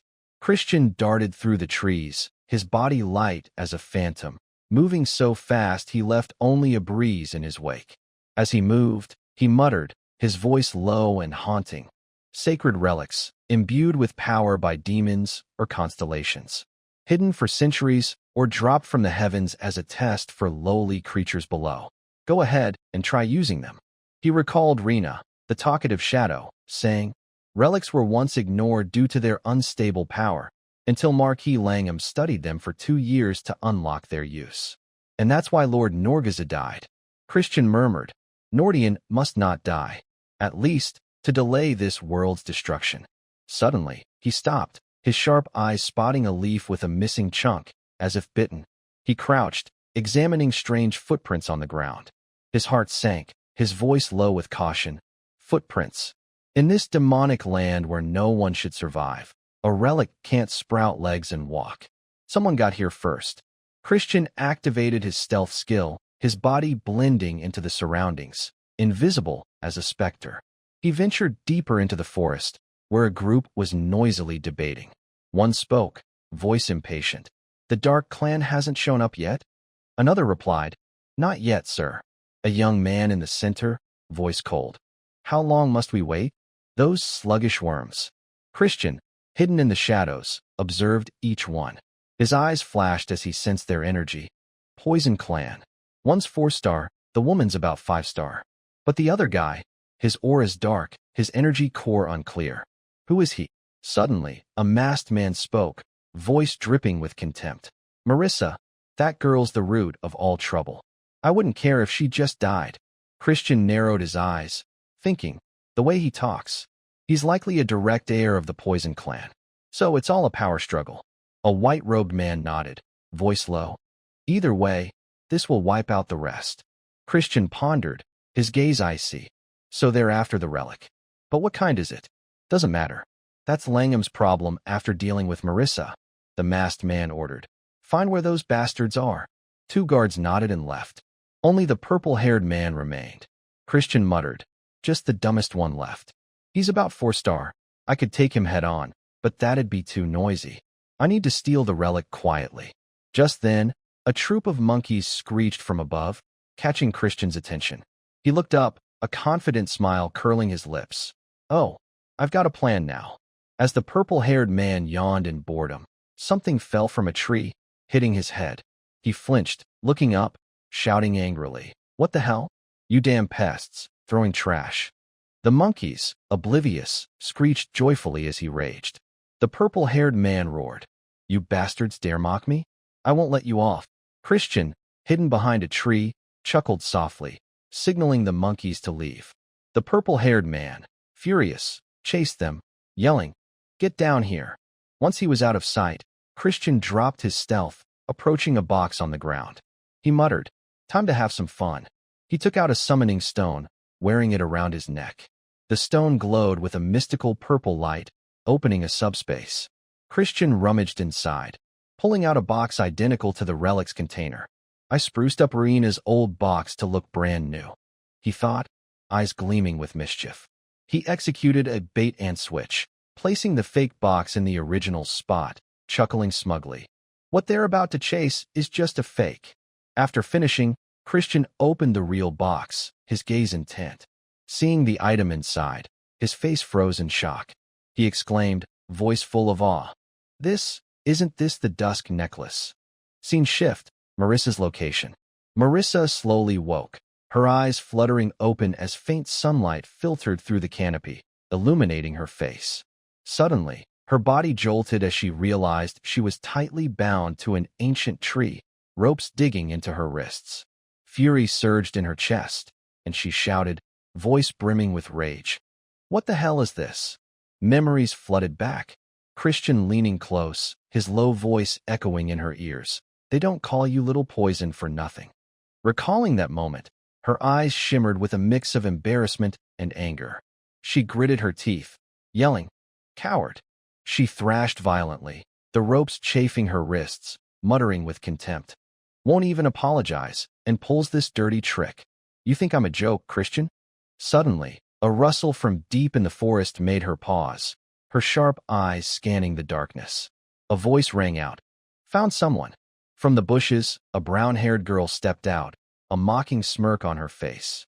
"You're the Poison Clan's princess, right?" Marissa narrowed her eyes, her gaze wary. "Who are you?" Her voice was icy, but a spark of unease stirred within her. Scene shift, Jupian's group. Meanwhile, Jupian's group tirelessly searched the forest. Jupian held Christian's antidote vial, her eyes pensive, fingers gripping the glass as if to crush it. A red-haired young man turned to her, voice skeptical. "Now that I think about it, princess, why'd you give him another dose of antidote?" Jupian froze, her mind in turmoil. She thought, why did I think I could trust that jerk? From afar, a panting guard rushed up. "No findings in this area, princess." Jupian nodded, her voice calm but sharp. "Got it. The other side's still searching, right?" The short-haired guard nodded. "Yes, they're scouring the area." He hesitated, then asked, "But Will young Master Christian be okay? Jupian frowned slightly, not answering immediately. Her mind conjured grim scenarios. Christian falling off a cliff or, worse, carried off by a giant bird for acting on his own. She shook her head, dismissing the thoughts, muttering, "He went off alone. What do you expect me to do? Live or die?" He brought it on himself. Suddenly, a shout echoed from the distance. "Princess! We found the treasure!" Jupian started, her eyes blazing with excitement. She followed the guards to the treasure's location. Before them was an ancient box, its carved patterns emitting a faint glow. Jupian smirked, voice brimming with confidence. "Took more effort than I thought, but at least we got it before the Poison Clan." She turned to a guard, ordering, "Send the signal. Everyone regroup at Lanka's Canyon." The guard nodded, responding instantly. "Yes, Princess." A red-robed man shouted. "Everyone hear that? The princess says prepare to return." The group replied in unison. "Yes, milady." They headed toward Lanka's Canyon. A short-haired guard, voice thrilled, said, "Great work, Princess. We got the treasure first. That means we beat the Dark Clan, right?" But suddenly, a voice from behind called out, "Princess." Jupian turned, her gaze icy. The speaker continued, "That guy, he might be dead, right? I mean Christian."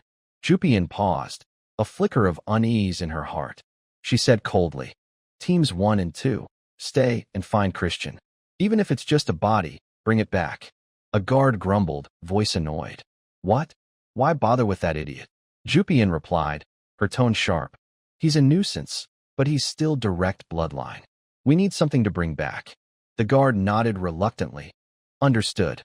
Jupian turned away, ordering, "The rest, follow me." But before she could move, a massive explosion roared from the nearby cliff. Rocks crumbled, dust clouding the path. The group panicked, one shouting, "What's happening?" Another, looking at the exit, cried, "The exit's sealed." Suddenly, a green aura surged from the cliff's peak, carrying a deadly breath. Jupian shouted, "Everyone, stay alert. We're under attack."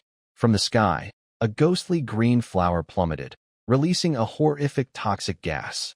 In an instant, the group succumbed to the poison, faces paling as they collapsed, gasping, "It's poison." Atop the cliff, a Poison Clan figure looked down, eyes cold. He sneered, "Done.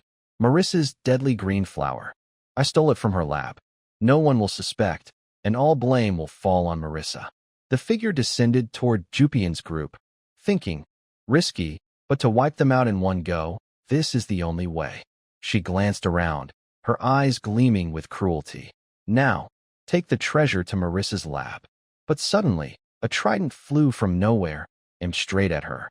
The masked woman flinched, summoning glowing red claws, shouting, "Out of options. I'll finish you myself. You're no match for me anyway." Jupian, trembling with rage, gripped her sword tightly, yelling, "Shut up, coward." Facing her opponent, she frowned, thinking, "At least a 5-star demonkin.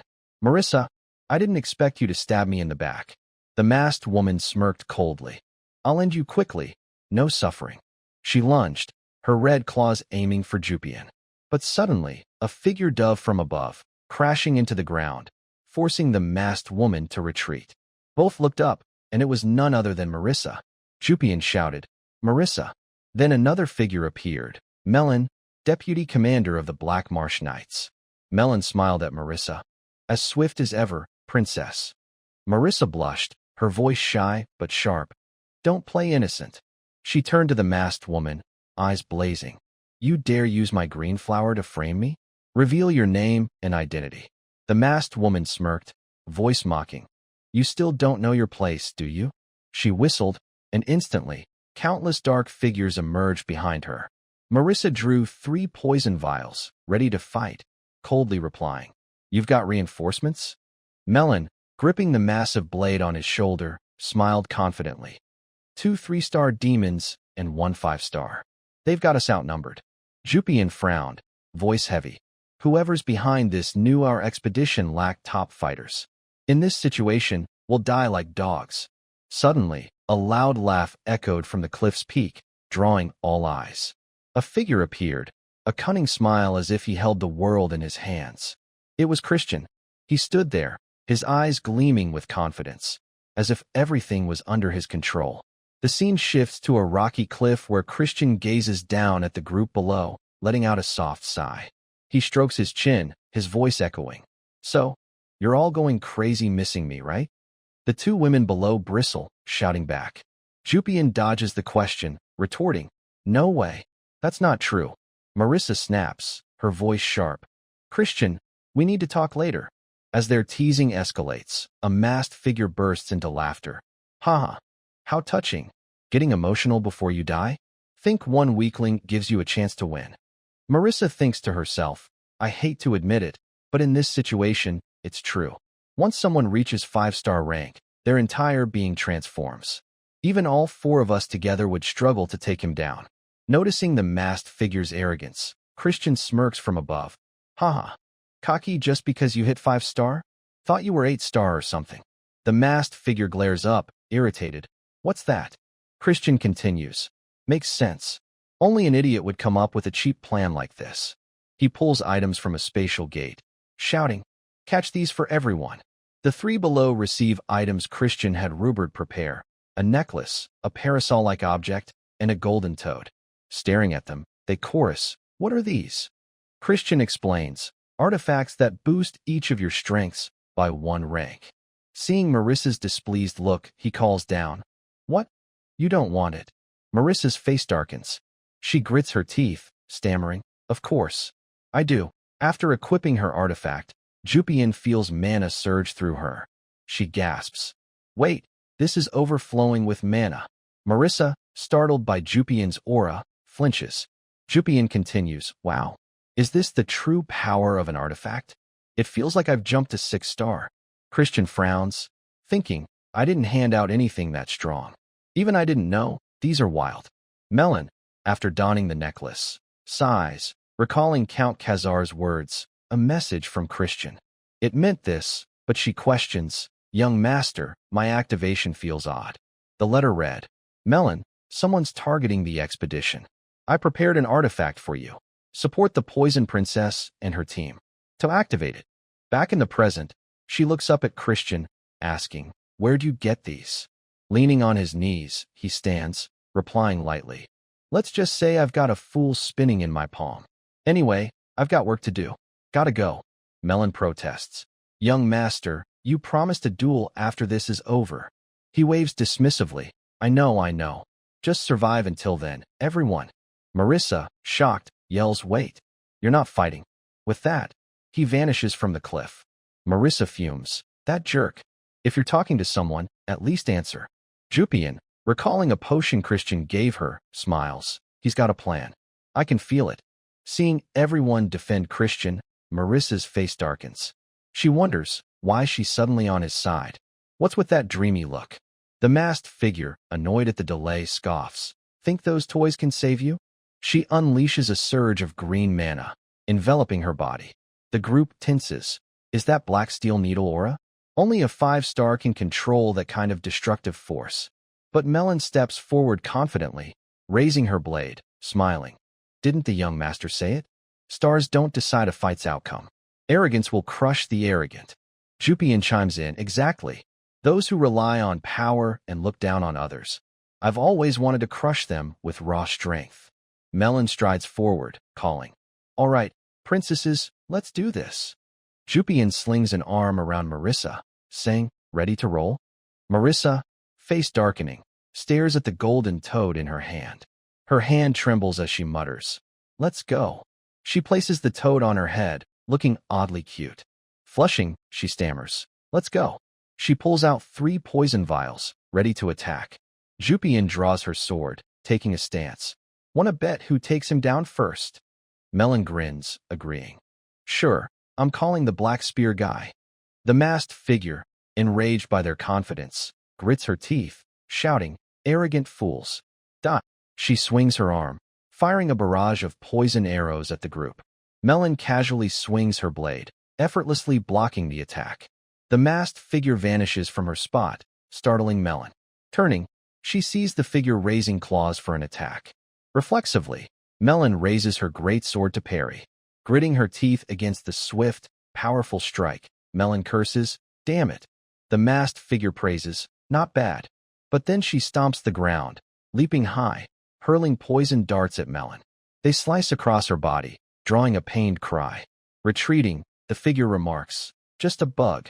The Black Swamp Knight. Pure trash. Melon glares, smirking. Sure you're 5-star? That hit felt like a mosquito bite. Provoked, the masked figure roars, bug. She charges, claws aimed at Melon. As they near, Melon thinks now? She grabs the figure's head, making her flinch in pain. A thick toxic aura erupts from the figure, shaking the air. Trembling, she stammers. Why am I affected by a 4-star curse? Melon smiles. This artifact doesn't boost strength. It amplifies my curse power through my blood. How's it feel? The masked figure trembles, thinking, she took the hit on purpose for this? While stunned, Melon swings her blade, landing a heavy slash. The figure spits blood, flying back from the force. A teammate cries, Captain, but a dark blade presses against his throat, unnoticed. Jupian warns, look over here. Our fight's not over. Meanwhile, Christian wanders the forest, shouting, done playing hide-and-seek? Not showing up at the cliff, planning an ambush, or just scared of losing. As his words fade, a white-cloaked figure approaches from behind, masked, eyes radiating killing intent. Facing Christian, he laughs. What's that? Found someone. Christian eyes the white-cloaked figure, speaking up. I've been wondering for a while. Why's your aura so murky? You don't seem like one of the Poison Clan. So why are you with them? The figure in white pauses, silent. Christian crouches, picking up a stone, and continues, not answering? Fine. He places the stone on his fingertip and flicks it hard, aiming straight at the figure. The man dodges with a quick tilt of his head. Christian follows with a barrage of stones, but the figure weaves through them effortlessly. Suddenly, a stone rockets toward his face. Caught off guard, it smacks him, drawing a pained yelp. Christian remarks, when you're tense, your right shoulder twitches.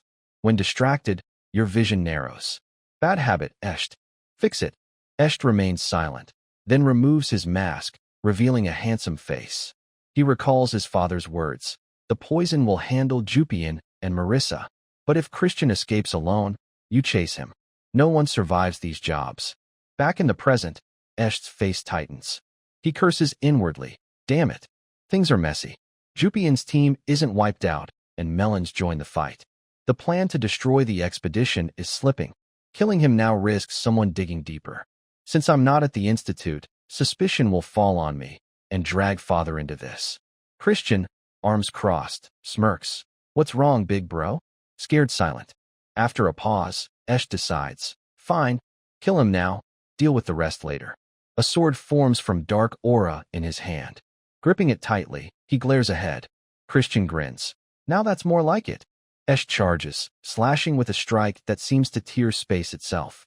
Christian summons his black sword, countering with a slash that shatters Esht's attack. But he steps back, startled, noticing something. From a distance, two shadowy figures grip swords, rushing him. Christian muses, using aura to create clones? Not just a lucky rich kid, huh? He unleashes a flurry of slashes to fend off the clones, his face growing tense under their relentless assault. Esht, from afar, grips his sword and charges, catching Christian off guard. Christian thinks, illusions for an ambush? Knew you'd pull that. Ignoring the clones, Christian tightens his grip and charges Esht, ready to parry. He swings a horizontal slash, but his eyes widen in shock. It's just an illusion. From above, the real Esht appears, sword crashing down toward Christian's head. He roars, die. The earth-shattering strike splits the ground, dust billowing. Esht lands lightly, staring at the massive gash in the earth, scoffing, just a useless insect. Christian's voice cuts through. Who are you calling an insect? Esht staggers, stammering, impossible. The illusions he created are absorbed, dissolving into nothingness, converging on Christian's blade. Esht's eyes widen in confusion. Christian, gripping his sword, grins confidently. Surprised by the true black sword, old man? He unleashes a powerful slash, carving a long scar across the ground toward Esht, who raises a magical shield to block it. Cracks form, and within seconds, the shield shatters. Esht takes the full blow, crying out in pain, unable to react. The strike triggers a massive explosion, scorching nearby trees. Esht collapses to his knees, trembling in fear, teeth gritted. Why? Why am I humiliated by this side branch punk? Christian steps closer, smiling. Just admit defeat. I'll keep this quiet. Back then, Langham would have been in trouble too. Family fights aren't something to brag about. Esht flinches, thinking he knows the whole plan. How? Killing him now is impossible. I'll have to wait for another chance. He speaks. Thanks for preserving my honor, little brother. Christian approaches, extending a hand. No big deal. It's the pride of a true demon. Esht grabs his hand, nodding. Exactly. But Christian's grip tightens, voice icy. Thought I'd say that, didn't you? Esht freezes, thinking aura clash?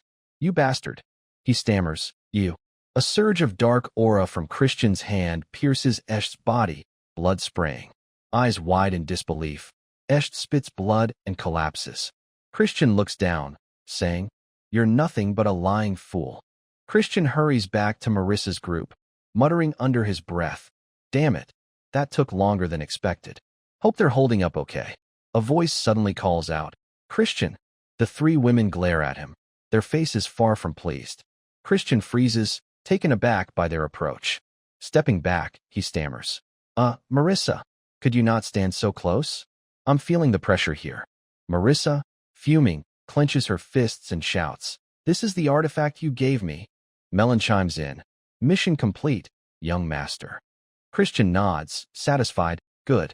What about the poison mage's demons? Marissa replies, Dead, and turned to dust right after. He must have planned to erase all traces. Christian nods, Got it. Well done. Jupian eyes him, asking, Where'd you just come back from? Caught off guard, Christian scratches his ear. Me? Oh, just scouting around. He sighs, puffing out his chest confidently. A noble like me shouldn't have to fight. His words contrast sharply with his body, covered in wounds. Marissa points out, Then why's a noble like you covered in injuries? Are there still traitors among the poison mages? Christian's eyes widen. He waves it off, changing the subject. I said no. Let's just retreat already. He thinks, I handled things far enough away on purpose. By now, they've either wised up and fled or been retrieved by their lackeys. I'm serious. Making a big deal out of this will only piss off Marquis Langham more. The Constellation's emblem was stolen, and 3 survivors are enough. A week later, the incident has shaken both families. Christian slumps at a table laden with lavish dishes, looking bored. On the surface, the poison mages were blamed and put in a tough spot. But it was settled with a negotiated compensation. The real reason it ended this way? They knew I'd uncovered Esht and Marquis Langham's involvement. Still, it's better than my past life when everyone was assassinated.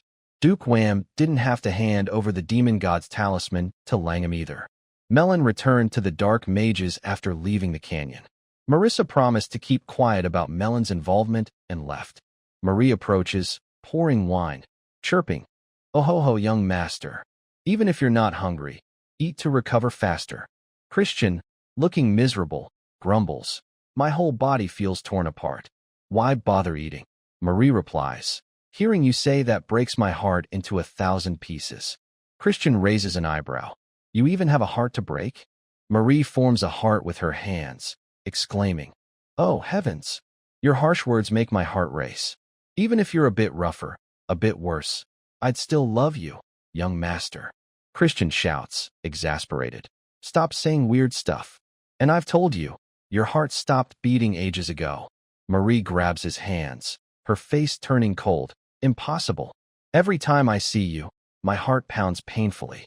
Flustered by her serious expression, Christian stammers, Don't mess with people's emotions like that. Marie's tone softens. Come on, open wide, AAA. Christian dodges the spoonful of food, frowning. My hands aren't broken. I can feed myself. Marie leans closer, teasing. Oh ho ho, look at you blushing. That side of you is adorable too. She shoves the spoon into his mouth, catching him off guard. Marie laughs. Ho ho. Gotta eat well to have energy for the night. How's this special soup? Christian's eyes roll back, choking. You didn't even cook it. Marie retorts, But it's filled with my love. Across the table, Jupian sits with her arms crossed, observing silently, practically invisible during the meal. Christian turns to her. Miss, how long are you staying? Even you haven't fully recovered. Jupian replies coldly. I'll leave after watching a bit longer. She glances away, adding, I'm the one with the right to be here. Christian smirks, thinking, I'll give her a stomachache, figuratively and literally. Marie glares at Jupian, snapping, daring to flirt with my young master? She approaches Jupian, laughing. Oh ho ho, want a drink, miss? How about some blood juice? Jupian coolly declines. No, I don't like blood juice. I prefer onion juice. Marie freezes, her face like dried glue, slumping in defeat. Onion juice isn't my specialty. Christian sighs, thinking, this girl's a tougher opponent than I expected. He looks at Jupian. Got something to say?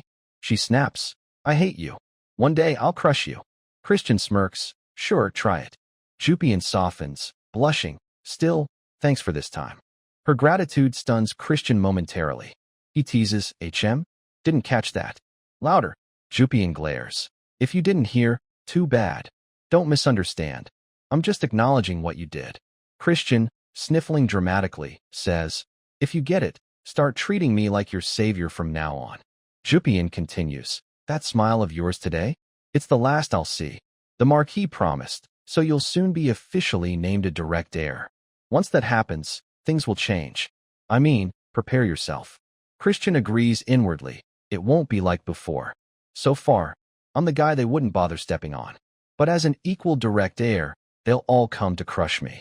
Once the core recovers, Esht will rise again, along with Chief Princess Yulian, hiding her secrets, the Marquis of the Three Emperors' heir, the Misatch battle, and Great Prince Sherid's faction. Should I count Jupian too? Noticing his stare, Jupian asks, what? Am I that pretty? Christian thinks, why ask that out of nowhere? It's like an impenetrable wall. Before he can respond, she stands. Or not. Why keep staring? I'm leaving. She turns and walks away. Christian exhales, relieved. Phew, finally gone. I'm drained, time to recharge. But he trembles with frustration, shouting toward the main door. Hey, didn't you say you were leaving? He pauses, spotting someone approaching. It's Lady Marissa. Under the stunned gazes of Christian and Marie, Marissa strides in, her presence radiating pride tinged with awkwardness. Her voice, soft but hesitant, breaks the silence. You okay? Christian, equally flustered, forces a smile. Yeah, doing all right. The clumsy exchange leaves the room thick with tension, as if both are hiding something. Christian thinks, why is she here again? Don't tell me she's mad about me tying her up last time. But Marissa interrupts his thoughts, her tone turning serious. My father wants to see you. Duke Hum, head of the Poison Clan, Lord of Pasting. The name jolts Christian. He thinks, that guy wants to meet me? What's going on? The scene shifts to Marissa's family estate. Christian walks beside her, his mind swirling with suspicion as they approach the Duke's chamber. After a stretch of silence, Marissa turns, her eyes glinting with worry. How did you know about the plot? Christian replies calmly, exuding confidence. I have informants. Her face falls, weighed by a heavy secret. She recalls Melon, deputy leader of the Black Wolf Knights from the Dark Clan, saying, I'm Melon, sent by young Master Christian to infiltrate. Marissa had shouted, furious, infiltrate? You're admitting Christian broke expedition rules. Melon cut her off. Someone's targeting the team. The young master sent me to help you and the expedition fight them. Marissa's eyes had widened, stunned. What? Back in the present, she glares at Christian, demanding, if you knew about the plot, why not tell me? Why hide it? Christian meets her gaze, his voice warm but firm. I was worried you'd be in danger. If the culprit was from the Poison Clan, you, as the heir, would be the main target. The succession struggle there is brutal. Marissa freezes, her eyes shimmering with mixed emotions. Her voice trembles. You didn't suspect me? I owe you. Thanks for saving my team. She looks at Christian, her gaze softening, as if holding back deeper words. He smiles sincerely. Because you're important to me. Her cheeks flush, eyes widening, lips quivering. What? She touches her face, heart racing. What's this? Why's my heart pounding? Christian cuts through her thoughts, teasing but purposeful. So, how about being political allies in the future? Marissa's heart skips. What? He continues, confident. Not a bad deal, right? Don't worry about the past. I'm not rekindling or undoing our broken engagement. We'll be strangers, my heart's set. His words slice through her fragile heart. The air freezes, her face darkening. Christian thinks, why is she quiet? Did I say something wrong? Suddenly, Marissa shoots him a fiery glare. I absolutely agree, for the sake of both families. Her forceful words make Christian shiver. What's happening? Did I mess up? They enter the Duke's chamber. Marissa bows. Lord, I've brought Christian of House Baron. The man turns, his voice deep. Well done, Marissa. It's Duke Huam, Lord of the Poison Clan. His eyes soften with a hint of sadness. Why call me Lord? Didn't I say to call me Father?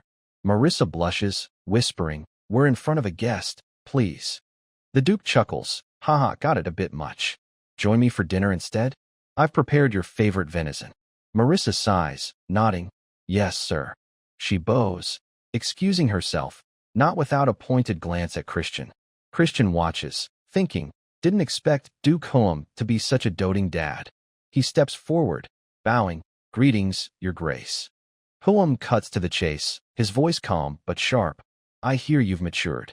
But recalling the wrongs you did to my princess, I still want to tear you apart. Christian's heart races. Huam continues, if not for you, Marissa would have been in trouble. I'll let the past go. Christian exhales, redirecting. Why did you summon me? Huam's gaze sharpens. What's your connection to the Elixir Guild? Footstone claims you bought potions at auction, but I checked. No such materials came from them. Explain.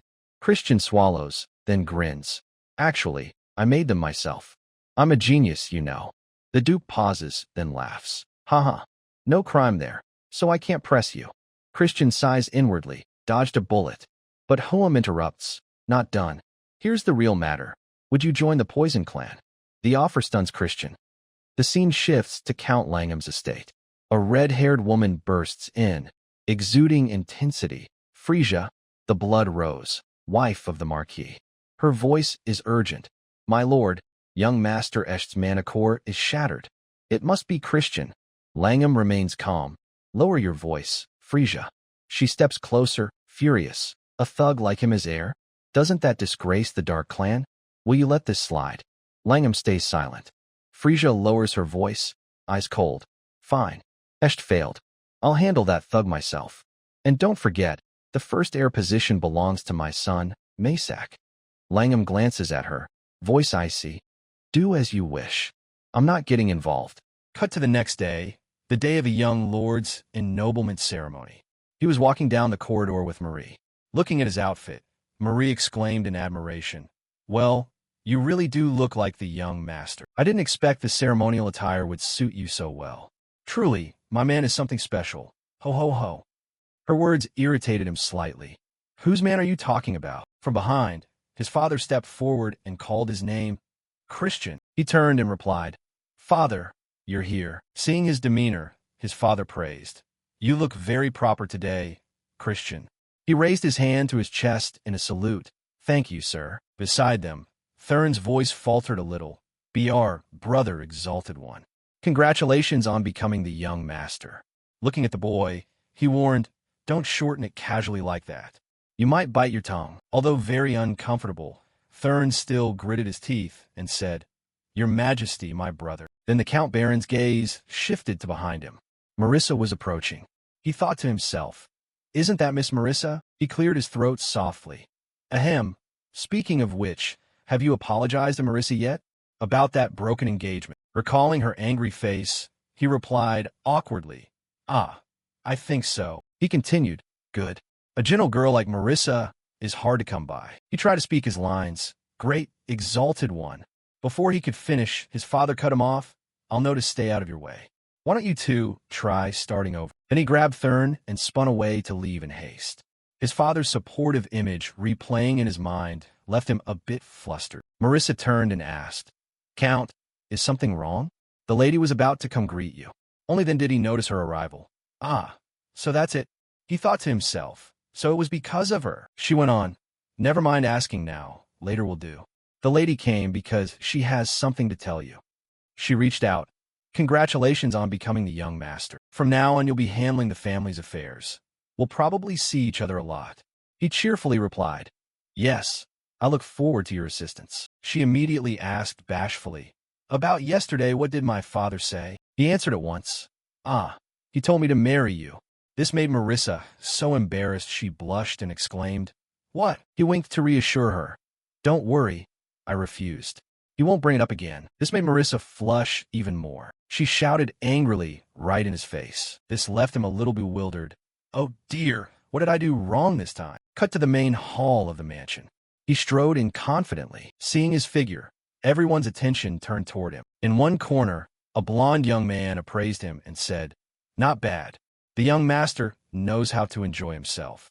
The blue-haired youth beside him added, But it's deserved. This time he did great. Then the two of them suddenly turned and looked in the same direction. Seeing that, Frisia was a little startled and asked, What's wrong? She then followed their gaze. She gave a small, sharp start inwardly. The one who had arrived this time was the head of the household. She felt some irritation. He never shows his face when Maysak was ennobled as young master. Seeing everyone's reaction, Marion confirmed inwardly. Just as I expected. Back to the previous day, her voice suddenly startled. You said you would attend the ennoblement ceremony? The head of the household replied. That's a place I should not go. She then explained. You know full well how his attendance would be interpreted. If you openly back that child like that, he will become the target of every young lord and noble lady. Not only that, but also of Count Langham and the high-ranking occultists. He smiled confidently. He's the one who claimed he'd become the clan's deity. If he crumbles at that, what kind of stature is that? Back in the present, as soon as he appeared, Count Langham bowed and paid his respects. Then he gestured, Please have a seat here. No sooner had he sat down than he turned to remind him, Don't trouble yourself with me. Please continue. Count Langham nodded in response.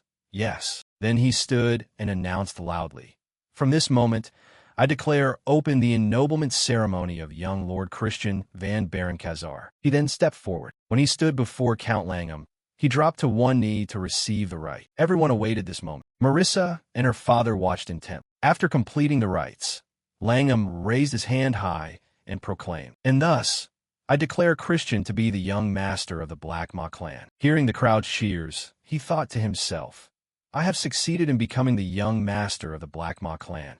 But in return, the age of destruction draws nearer. With my current power, I can do nothing. I must grow stronger much faster. If I want to increase my strength and endurance, I must quickly become the Grand House Master. Having thought that, a massive dark shape suddenly swept across the sky above him. He looked up in puzzlement. Where did a dragon suddenly come from? Immediately after, the dragon slammed down into the center of the square, producing a violent shockwave. Seeing this, the crowd cried out in fear. Is that a demonic dragon? How could it have pierced the barrier and gotten in here? And its target was none other than Christian. Without hesitation, it formed a magical orb at its maw, preparing to launch an attack. Seeing this, countless guards formed shields and rushed in front of Christian. It's targeting the young master. Quickly activate the defensive formation. Staring at the power source ahead, he was slightly startled.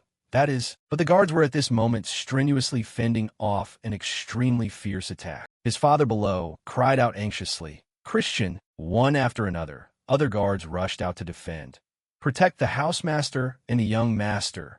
Deploy the formation. The dragon was still powerfully breaking through the formation. It let out a horrific roar. But before any cracks began to show, someone cried in terror. We can't hold out any longer. Watching from outside, everyone's expressions were full of worry. In contrast to their anxious looks, the head of the household remained completely calm. The corner of his mouth curled into a faint, delighted smile. The Dark Spirit Maw clan has indeed sent an intriguing gift. Everyone was still stunned by the appearance of this purple dragon. His father looked toward his son with great concern. Marion was also very worried, placing her hand on her sword. Let me handle it. Seeing that, the head of the household warned, Let it be. This made Marion very puzzled. What? But, housemaster, isn't that a purple dragon? With Christian's current strength, it's far beyond him. Surely the Dark Spirit Maw clan used it to assassinate the boy. Ignoring her words, the housemaster slowly stood up. He stepped forward and ordered, Everyone, step back. It's been a long time since we've had a chance to witness the achievements of the young lords and young ladies. If you're an heir of the Black House, you should at least be capable of dealing with a single dragon. No sooner had the order been given than Jupian immediately called out, At your command. Immediately after, She charged straight at the dragon. This made a nearby woman chuckle with delight. What a passionate younger sibling. So hasty. The Masak woman beside her was a little worried. Why are we suddenly being sent to hunt a dragon? Frisia stepped forward, placed a hand on her shoulder to reassure her. Anyway, that demonic dragon is definitely targeting that reckless one. Cheer up, you'll only have to fight a little, Jupian. But Jupian was charging with full force. He shouted, split swords. Countless swords of mana materialized around his body. They immediately flew straight at the dragon. But the moment the swords struck the dragon's rock-hard scales, they were bounced back. Its body did not suffer any damage at all. This left Jupian somewhat astonished. The dragon angrily slashed at the guards. Meanwhile, he slowly removed his cloak and moved down. Looking at the dragon, he assessed, that's the sigil of the Tu Lin. I've seen it during the Great War. The necromantic technique for controlling spirits of the Tu Lin. That's the Tu Lin art. He emphasized angrily. But why is it appearing here now? For the purpose of preventing my inauguration. As he said this, the dragon coldly slashed again. The blow forced him and Jupian to step back to dodge. Then it flew up into the air once more. The wind was so strong he had to shield his face with his hand. He cursed under his breath. Damn, just one wing beat produces such terrifying wind pressure? That dragon isn't even that huge. Is it because of that sigil? Even Jupian's sword chi had no effect. It seems ordinary demonic energy can't harm it. It's already dead, so tearing out its dragon heart would be useless. But I also can't casually use light power, the counter to the undead, right here. At that moment, another magical orb began to gather in its maw. This startled him. He immediately turned to Jupian and warned, "Get out of the way." From behind, a pair of long, slender legs approached. Urian spoke up appraisingly. "Still a bit inexperienced, huh? Then I'll give a hand." As soon as she finished speaking, she immediately summoned a magical bow. Without hesitation, she drew the bow and formed a mana arrow. The overwhelming power made him flinch in surprise. Once the energy was gathered, the arrow shot forth and drove straight into the dragon's chest. The strike was so powerful the dragon cried out in pain. Immediately, with a single blow, it was felled with astonishing ease. Watching the dragon's corpse slump to the ground, Urian dispelled her magic. He looked at her, somewhat surprised inwardly. What was that just now? It was completely different from Ashid's level. 5-star? No, maybe even beyond that. Everyone said she was only at the 210 level. Then what is the source of this power? Could this be what she was telling me about? Outside, everyone was stunned by the whole scene. The demonic energy is terrifying, they shouted in unison. Truly deserving the title Lady Urian, he assessed inwardly. The tension below was also stretched by a massive accumulation of demonic energy that condensed here. It seems Jupian still hasn't realized this. Why would she hide such power? Is it to guard against Ashid? Moreover, a Black Ma person who can use a bow so purely? This looks exactly like hacked use. After dealing with the troublemaker, she smiled at him. This inauguration has become so noisy. Congratulations on becoming young master, Christian. He felt a bit embarrassed and replied, "Thank you." Meanwhile, up above, people were still gossiping. A demonic dragon appears at an ennoblement ceremony. Have the other houses started to pressure us already? The woman beside him sighed. Tisk, how pitiful. It looks like for now on they'll have to walk a thorny path. They're doomed, From afar, Merlin stepped forward and praised. So young Master Christian is indeed formidable, because no one from any other house has ever displayed achievements like this. Therefore I, Merlin, will keep the promise I made before. She immediately dropped to one knee in salute. I offer this loyalty to young Master Christian. Witnessing this, those outside were somewhat puzzled. Is that Merlin, the madwoman of the Black Wolf Knights? Someone nearby added, Why, the one who has never bowed to any young master would. He looked at her, smiling with satisfaction inwardly. I didn't expect her to step forward at exactly this moment. He politely returned the gesture. Thank you. I owe you a great debt, she continued. You'll still keep your promise to fight me to your heart's content, right? He smiled and replied, You'll probably regret saying that later. While the two were talking, a young man approached from afar and called out, Young Master Christian, would you accept our support? He looked at the newcomer, puzzled. Who is it? The man answered, Eldest son of Count Tyramine, Kaysen Tyramine. Hearing this, he was a little surprised. How unexpected. I didn't think you'd offer me such wholehearted support, Kaysen repeated. My father said this is a congratulatory gift. Please accept it. Hearing such polite words, he sighed in exasperation. Typical Count's manner. Then he returned to the main topic. Also, he asked me to request a favor. He then grabbed the hand of a small child of his and brought the child forward. The moment he saw him, he teased, "Oh, still alive and well. The dog treated you all right, huh?" He meant the dog. This made Alos a bit angry, as if it's dead, right? Seeing that, Kaysen reminded him, "Alos, mind your manners. From now on you'll be serving the young master." Hearing that, Alos turned back and saluted coldly. "Yes." Kaysen continued, "But you know this younger brother has no trace of sacred darkness. His prospects are bleak. If you take him in, Alos will also learn a lot. May I ask a favor of you?"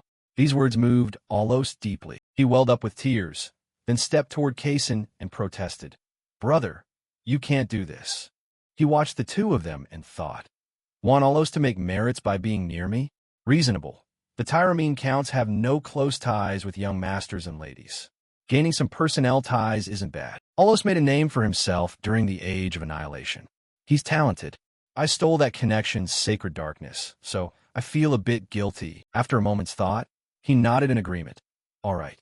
But in return," his voice turned terrifying, "you must revere me as your master from now on." His words stunned Alos into petrification. He helplessly cried out, "AAA, I won't accept that." Watching this scene, Merlin and Kaysen smiled with some satisfaction. Then from afar a man stepped forward and handed him a gift. "Young master, apologies for arriving late to pay respects. This is a small token. We brought a congratulatory gift for your ennoblement." Immediately more gifts were brought in succession. Count Aron's house also brought one. Viscount Rant's house as well. His father stood outside watching, somewhat moved inwardly.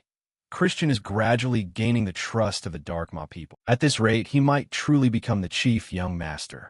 He then turned and left, leaving behind countless cheers. "Long live the young master. Congratulations, young master. Long live, long live, long live the young master." Observing this from above, Maysak felt somewhat dejected. Seeing this, Frisia stepped forward to reassure her. "Don't worry, Maysak. Mother will soon remove him from your sight." The sky had turned to afternoon. Marion and the housemaster walked in silence. Marion asked, "Do you really intend to leave now?" "Christian is the young master. If you stop by to ask a few questions, no one will blame you, mother." He waved his hand. "No need. Didn't the dark spirit send a grand greeting?" That alone drew enough attention. Marion hesitated and asked, "But, housemaster, it's about Urian. I've always thought she's extraordinary, or, no matter how you look at it, the power a 210 can emit." Before she could finish, the housemaster cut her off. "I told you I don't care. Whoever can bring the Black House to the pinnacle. I won't concern myself with the rules set by cowards. Urian, she's been filled with ambition since childhood. If that ambition makes her the strongest, I'll let Urian be the housemaster. If another child surpasses her, that would also be something to celebrate." Cut to another place. It resembled a dead land. Trees withered and desolate, with countless crows perched, waiting on the branches. Below, corpses lay strewn across the ground. A voice rang out. "I thought the elites would be somewhat different. It turns out they're the same. Truly annoying." Another spoke up. "Or we just strike straight at Golden Cross and leave." Someone else interjected. "That's too troublesome to do." At that moment, a soldier looked toward the blue-haired young man, puzzled. "What are you doing, young master?" The man replied, "I heard an interesting rumor." The soldier asked, "A rumor?" The man explained, "They say the Baron's house has an intriguing younger sibling." A bald man added, "That's right, young master. From a prestigious family, too." "Ha ha, the Black House really is foolish. Still not certain about a madman like him." But before he could finish his sentence, suddenly a huge hole appeared in his chest. By the time he realized it, he had already collapsed to the ground. This sudden action made the blonde woman turn and demand, "What the hell are you doing?" The blue-haired young man, the centaur, replied, "What do you mean? What am I doing?" She explained, "We're comrades. You suddenly do this." Before she could finish, a blade sliced across her throat, sending her to the next world. This terrified the two remaining comrades, who stood frozen, not daring to utter a sound. The man reached out and continued, "Now you're no longer comrades, are you?" Then his hand twisted in an eerily unnatural way. Immediately, All the blood in those two bodies poured out like a stream, instantly gushing from their bodies like water. When he finished, only two dried corpses remained. He sighed, boring. I'm leaving. Someone asked, where to? He tossed his mask aside, home. I've been away long enough. It's time to face things a bit. Back with Christian, he was wrestling with Marie. She still wanted to serve him, but he firmly refused. Hurry and take it off. He protested in fear. Wait. I told you I'd do it myself. In the library, Thurn was writing a letter to his older brother. To my respected elder brother, King Emperor Majesty. How have you been lately? It's been a week since your inauguration as young master. The cursed magic training course you assigned earlier. I have achieved some progress. After 1,000 repetitions of basic sword techniques, I have not neglected physical training. Thanks to that, I feel both my body and mind have grown noticeably lighter. Next time you come home, please spar with me. This time, I will definitely defeat. Reading his younger brother's letter, Christian was a bit excited. All right, I'll help you develop far more than in your previous life. He thought inwardly, so my brother can become my trump card against the age of annihilation. Seeing this expression, Jupian, having just finished training, stepped out and asked, what are you grinning at so annoyingly? He turned to her, smiling inwardly. You're here, my second trump card? He replied, oh. My little brother just sent his new training report. She teased on, speaking of which, aside from the basics, I've never seen you actually train. What do you sneak off to practice? He winked mischievously. I have my own methods. She asked curiously. Oh. She huffed, pretending not to care. Just looking at you, there's nothing remarkable. You can't even land a single strike on a demonic dragon. Thinking that, he teased back. You couldn't even scratch a demonic dragon, yet you talk big. Feeling cornered, Jupian fluffed up in anger and blurted, what? He continued, should I give you a piece of advice? She, furious to the point of tears, turned her face away. Forget it. It's a waste of time arguing with you. Mind your own business first. Still, he offered her a tip. Try separating the self from the illusion. Otherwise, the illusion won't be able to move on its own. Those words stirred her a little. You know about illusion magic? He replied. I studied it for about 3 months. I thought I'd found a great teacher, but it turned out to be a quack. Hearing that, Jupian's expression went flat. She snapped. You're so arrogant. Taken as a compliment, he answered. Geniuses are arrogant by nature. Thanks for the compliment. He thought to himself. But after all, that knowledge came from the great archmage Jotun, so it should be useful. Images from the past rose up. The sorceress then urged him. Chris, focus. Focus harder. From behind, a mocking voice rang out. Going to talk to the vermin with that system again? Maysak stepped forward, continuing to sneer. Don't demean yourself like that, Jupian. I'm looking out for you. That's why I'm advising you. Unbothered, Jupian replied. Shut up, you stink. Hearing herself silenced, Maysak flew into rage. What did you say? Jupian continued. Your mouth smells like a sewage ditch. Shut it, Maysak shouted. Are you defending that guy? She pointed at Christian and declared, don't talk nonsense. I hate that guy a lot. Maysak bellowed. Are you defending that guy? She pointed at Christian and insisted, don't talk nonsense. I hate him a lot, but your halitosis is even more disgusting. So get lost. The continuous taunts darkened Maysak's face. He thought to himself, this insolent bitch. If she weren't a family meritorious, I'd have dealt with her long ago. The man beside him joined in, holding his nose. There really is a sewer stench.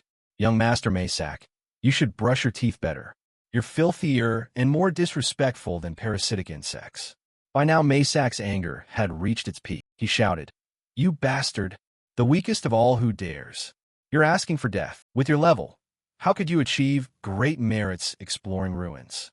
It's all lies spun by that filthy mouth of yours, isn't it?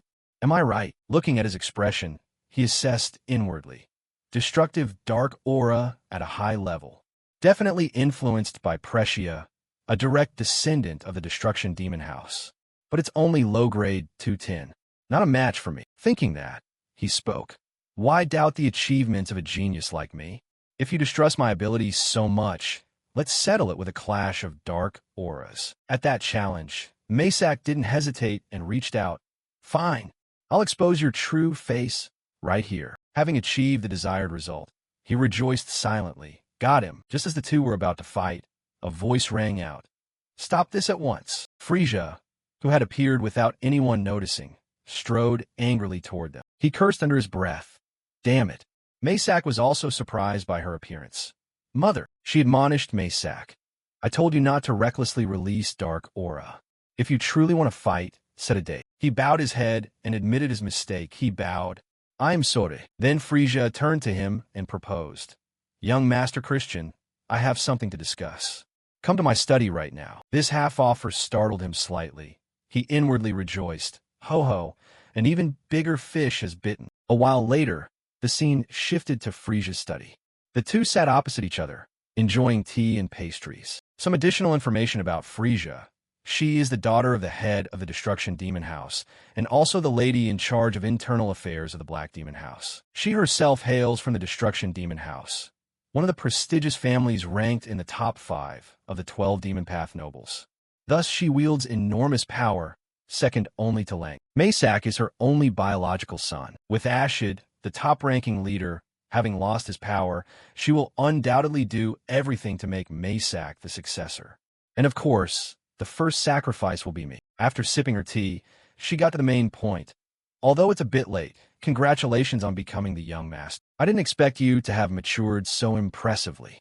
Taken by this slightly loaded praise, he cheerfully replied, You flatter me. Thank you for the kind assessment, she continued. However, I find it hard to ignore the fact that you two raise your voices at each other.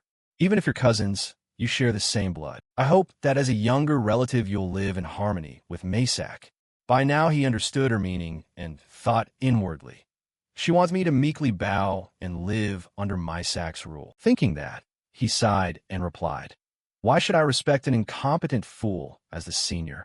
His remark made Frisia somewhat angry. What did you say? He continued to taunt. Right now, make that Maysak kneel and acknowledge me as his elder. Only then will he keep his life when I become head of the family. At this, Frisia's anger reached its peak. She instantly unleashed a massive amount of dark aura, causing the surrounding space to tremble and numerous windows to shatter. Under this terrifying pressure, you also suffered some damage. Dark aura, truly frightening. Now, if she wished, she could kill me at any moment. But she wouldn't dare, because I have become the young master. Killing me would be a loss to the Black Demon House's power and could ignite a dispute between the Destruction Demon House and the Black Demon House. She then regained her composure.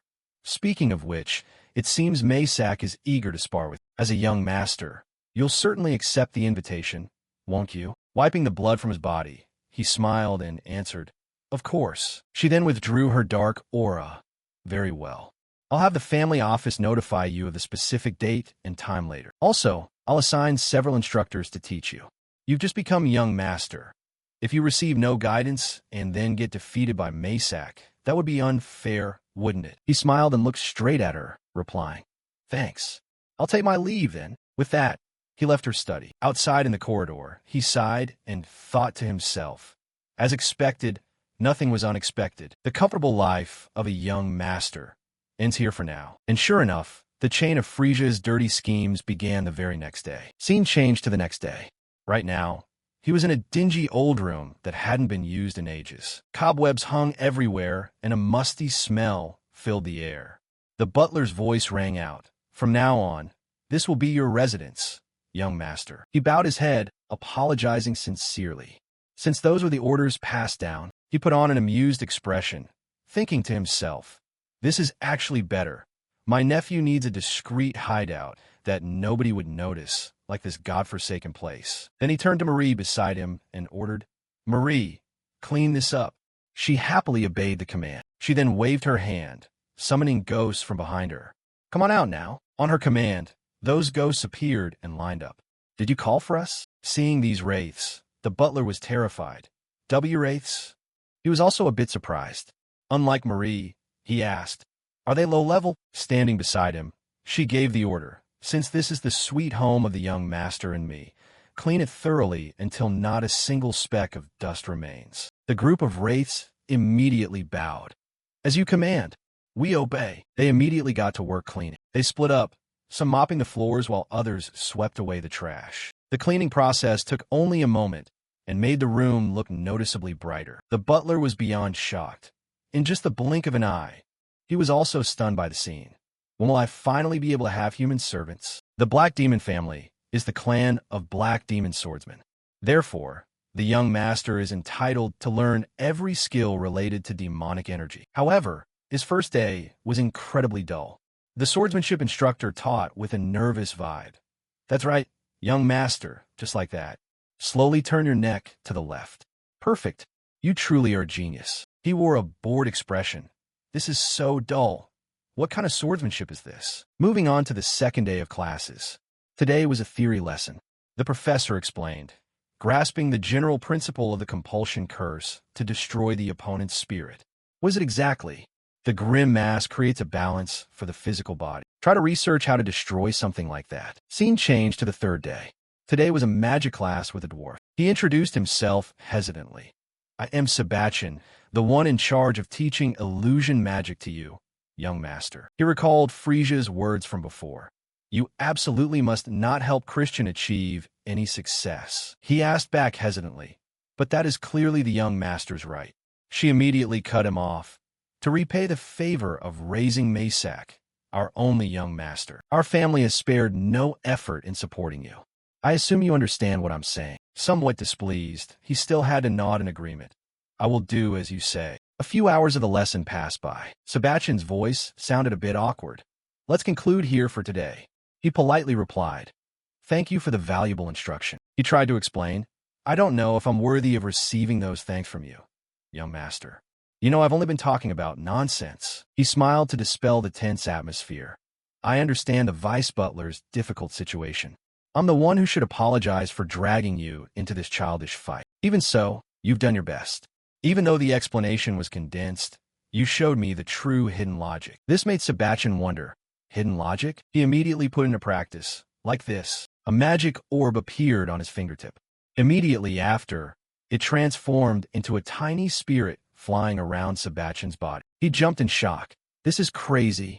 Manifesting a fairy is an illusion that takes at least 6 months to learn. You followed it perfectly after seeing it just once. His face was filled with emotion. The lady was wrong before. Young Master Masak can absolutely never be an opponent for young Master Christian. Then he continued, while I'm praising you, I can no longer teach you anything more. I'm truly sorry. He also understood the man's situation.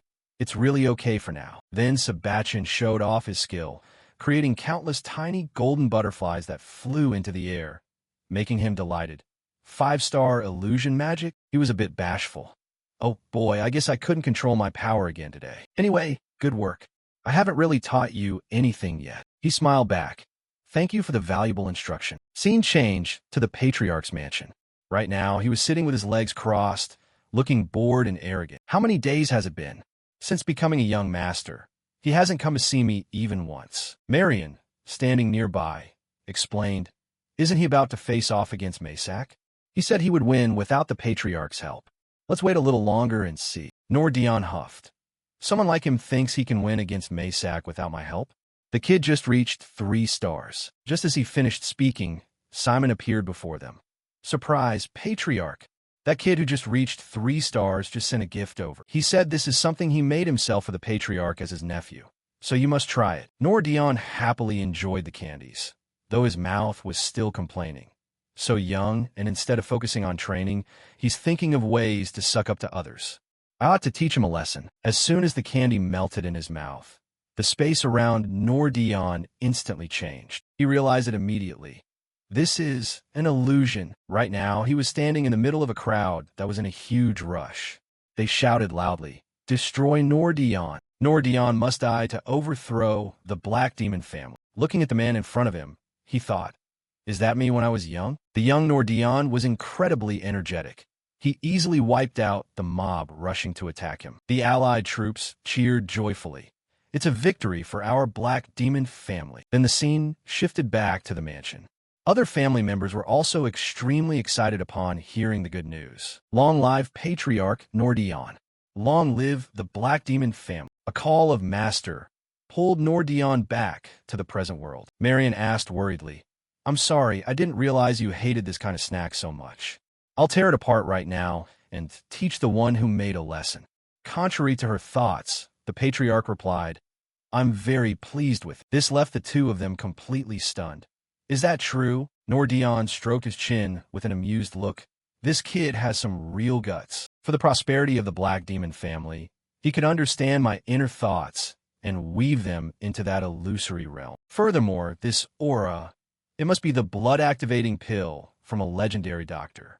A type of elixir capable of extending one's lifespan. How on earth did he find ingredients that even Simon couldn't get his hands on? Then Simon presented another letter. Sir, here is another item the young master sent. Inside the letter, it was written, "If this gift displeases you, I sincerely apologize.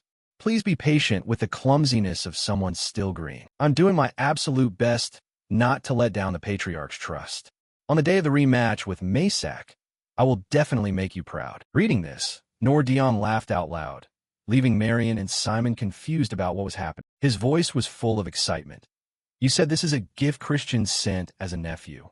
Is that right?" Simon confirmed. "Yes, sir. That is exactly right." He was thoroughly amused. "In that case, I need to give a proper return gift befitting my status as a grandfather. The match between Christian and Maysak, I will definitely be there. As a grandfather, I should personally check to see how much my grandkids have grown. Isn't that right?" Soon after, this news reached Frisia's ears, making her jump. "What? The old patriarch plans to attend the competition?" The servant replied. "Yes, Lady Frisia. He said he wants to see the results of his 2 grandsons with his own eyes." She was extremely worried, biting her lip and thinking to herself, "I have no idea why that old man is suddenly doing something he's never touched in his entire life." This also caused other dukes to gossip. This is quite a rare event. Even our spirit demon family has started to keep an eye on it. A blue-haired duke standing nearby added, "I didn't expect the old patriarch to care to this extent." Frisia's eyes were filled with rage. That damn old man. First there's a count in the way, and now Maysak too. No matter, let's treat this as an opportunity to crush him right in front of the old man. To let him see that his judgment of people isn't worth a cent. When that time comes, I will personally tear Christian into 100 pieces. Scene changed to Christian's room. The setting had now shifted to the afternoon. After a completely ridiculous swordsmanship lesson that left him drained, he placed his sword on the table. He allowed a long sigh.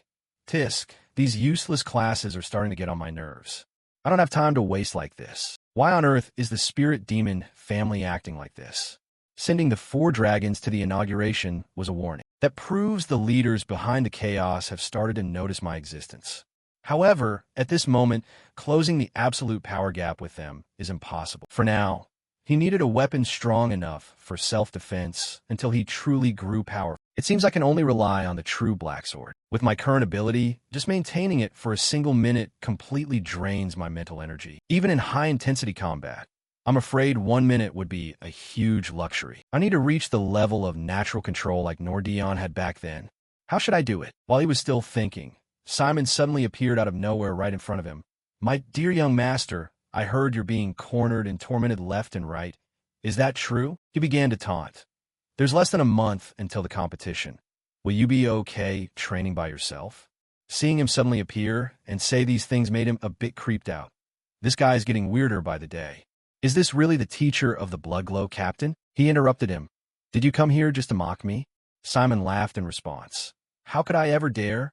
I'm here to convey that the Patriarch was very pleased with the young master's gift." Then he posed a question. "You won't let the Patriarch down, will you?" He also smiled with confidence. "Of course not." Simon then made a suggestion. "By the way, it seems those self-proclaimed teachers are just a bunch of lazy bums. Since we're here, would you like to learn about true bloodlines? I guarantee I'll teach you very systematically. If so," but he immediately refused. "That won't be necessary." Simon felt a bit of regret. What a waste. I could have helped you become the most powerful blood demon man. Then he suddenly caught a strange scent of blood in the room, which made Simon's face light up with amusement. Perhaps before long, a guest will come looking for the young master. He then turned and bowed. "I've bothered you enough. I'll take my leave. I hope in the upcoming battle, you'll provide me with some great entertainment." Looking at his departing back, he sighed in frustration. What was that? Nothing but cryptic words. As soon as Simon left, Marie entered the room. She exclaimed, "Young master, the investigation into Grand Princess Urian that you requested has been completed." He asked back, "Did you find anything?" She presented several papers before him and explained, There are absolutely no special clues at all. The princess was the youngest daughter of a marquis, born to his first wife. She has lived in luxury since childhood. According to the information, she has never faced any major life-changing events. This surprised him a bit. That makes no sense. Power far beyond the astral rank plus that bizarre aura. That's definitely the power of someone who has made a contract with a demon. And yet there's no specific reason to sign a deal with the devil. There must be some internal conflict that the family knows nothing about. Marie continued. Now that you mention it, there is one rather strange detail. They say her personality suddenly changed completely. He wondered. Her personality changed? Marie explained. She used to be notorious for being arrogant and cruel. But apparently, 5 years ago, after surviving a life-threatening illness, she turned into a completely different person, becoming as gentle and kind as she is now. This made him think even more. How sick do you have to be to completely change a person's nature like that? It's definitely very suspicious. I need to keep a closer eye on her. He started checking the information sheets and asked, But Marie, where did you get this confidential info? Even my aunt doesn't know it clearly. Marie smiled playfully. Hee, I interrogated the spirits lingering around the main house. He was a bit curious. You're friendly with all the ghosts in the main house? She gave a sheepish laugh. It's not exactly that we're friends. It's just that they kept babbling incessantly about the young master, so I gave them a little scare. This ability of hers also made him uneasy. You can even force them to speak clearly? Marie continued. Since then, every single one of them obeys me perfectly. Oh, Vika! A thought suddenly flashed through his mind. Wait a second, if all spirits are kneeling under Marie, hasn't she become a banshee queen? And one exclusive to the Black Demon family at that. Usually, the deeper the resentment, the greater their power. So what on earth did Marie have to endure? Seeing him lost in thought, she asked curiously, What are you thinking so hard about? He suddenly snapped back to reality. Huh? Oh, it's nothing. Thanks for this information. You've worked hard. These words made her incredibly happy. For my master, I'm willing to do anything. And just like that, a month passed. The day of the match against Maysak finally arrived. Looking up at the stands, he thought, the presence of the former patriarch has caused quite a stir. Luckily, the former patriarch understood my intention. To determine superiority among princes, many observers are needed. Maysak pointed his finger at his face and shouted, Get ready. Today you will prove to the former patriarch that you are the worst prince. He didn't get angry, but immediately mocked him. Shut it, mama's boy. Don't go denying later that you asked your mom to help with those little tricks. This made Maysak furious, gritting his teeth. Every practice match in the Black Demon family is a fight to the death. I'll let you carry your severed head back home. He immediately burst with power, casting black destruction magic. The terrifying explosive pressure made him raise his hand to cover his face against the fierce winds rushing in. Maysak began gathering energy, a fearsome attack condensing in his hand. I'm going to kill you. In an instant, the attack was launched and streaked straight toward him. He remained calm, immediately reaching out his hand to summon his weapon. He used the true black sword with incredible skill, easily slicing through the incoming attacks. A magic orb hit him, making him feel something. It's similar to the elemental magic of the Alliance. The difference is that it contains curse laws. They shot straight into his body and wrapped tightly around him. His body was now being burned by hellfire, making him cry out in pain. Maysak continued to summon his weapon. I'll make you regret being alive. He could only cry out helplessly in pain, submerged in a sea of fire. Witnessing that, Maysak was ecstatic. Ha ha, reckless brat, it's over. While he was celebrating, he suddenly appeared from behind and whispered in his ear, Are you having fun? Hearing the familiar voice, Maysak spun around in shock. The moment he turned, a massive fist appeared in front of his face. Christian didn't hold back, landing a heavy punch right on Maysak's face, making him scream in pain. He mocked, You idiot. You're already a 4-star and you still got tricked by illusion magic I just learned yesterday. Giving him no chance to resist, he immediately rushed in and landed a series of punches on Maysak's body. Maysak's weakness was that all his abilities were focused on black destruction magic, influenced by his mother. He ignored learning other fields. For a Black Demon mage, ensuring a safe casting zone is just as important as firepower. In other words, They must be well prepared for melee attacks. But would those brown-nosing, easily manipulated professors ever teach him that? He delivered a decisive kick, sending Maysak tumbling to the ground. Then he waved mockingly. Hey, seeing you like this would probably make your mom cry. Aren't you going to try harder? Collapsed on the ground. Rage consumed Maysak. I'll kill you. I'll kill you. I'll kill you. He immediately pulled an item from his bag. It was a magic tool. The referee outside immediately gave a warning. Using magic tools in a match is against the Duke's rules. He backed away to create distance. Just as I thought, he had a backup plan. Holding the magic tool, Maysak's mouth muttered, Destruction, Soul Melody. Marion up above was extremely worried. That's 5-star black destruction magic. Meanwhile, the patriarch beside her was very excited by the situation. Maysak screamed crazily. A giant tornado appeared behind him, making him a bit flustered. The ability to control destructive mana. The will to pierce through the surrounding darkness. That will is what surpasses physical limits. He reached his hand out front, summoning the true black sword once again. He gripped the weapon tightly, raised it high, and prepared to bring it down. Immediately after, a devastating strike slammed into the floor, shattering the ground into pieces. And just like that, the match day ended with thunderous applause. By then, 2 giant fire tornadoes had appeared on his side. That scene left everyone terrified. In the stands, Marion was just as surprised. She thrust her hand forward, summoning magic for protection. To think the black sword could condense 5-star destructive demonic energy. Could it be black steel chi? Seeing his attack neutralized made Maysak's whole body tremble with fear. How? How could you? He still gripped his weapon tightly and mocked. You really are stupid. Right after, he rushed in for an attack, launching Maysak into the air. Maysak was now almost unable to resist because he was exhausted. Even though he was defeated, in his heart Maysak had to secretly admit that Christian was a genius. Looking at Maysak lying motionless on the ground, the surrounding atmosphere suddenly became unusually silent. Then Nordion stood up. There's nothing left to see. Let's head back. Marion followed. Yes, Patriarch. He turned and reminded her. The Marchioness should focus more on Maysak's education. At that level, it would be better for his future to follow the path of overbearing destruction. Then he turned and called Christian's name. He also turned and replied, Yes, Patriarch. Nordion smiled and praised. It seems my effort in coming here personally was well worth it. Being praised made Christian extremely excited. From now on, I will continue to work hard to show you versions of myself that will satisfy you, Patriarch. Then, with a beaming face, he left the arena. He clenched his fist in excitement.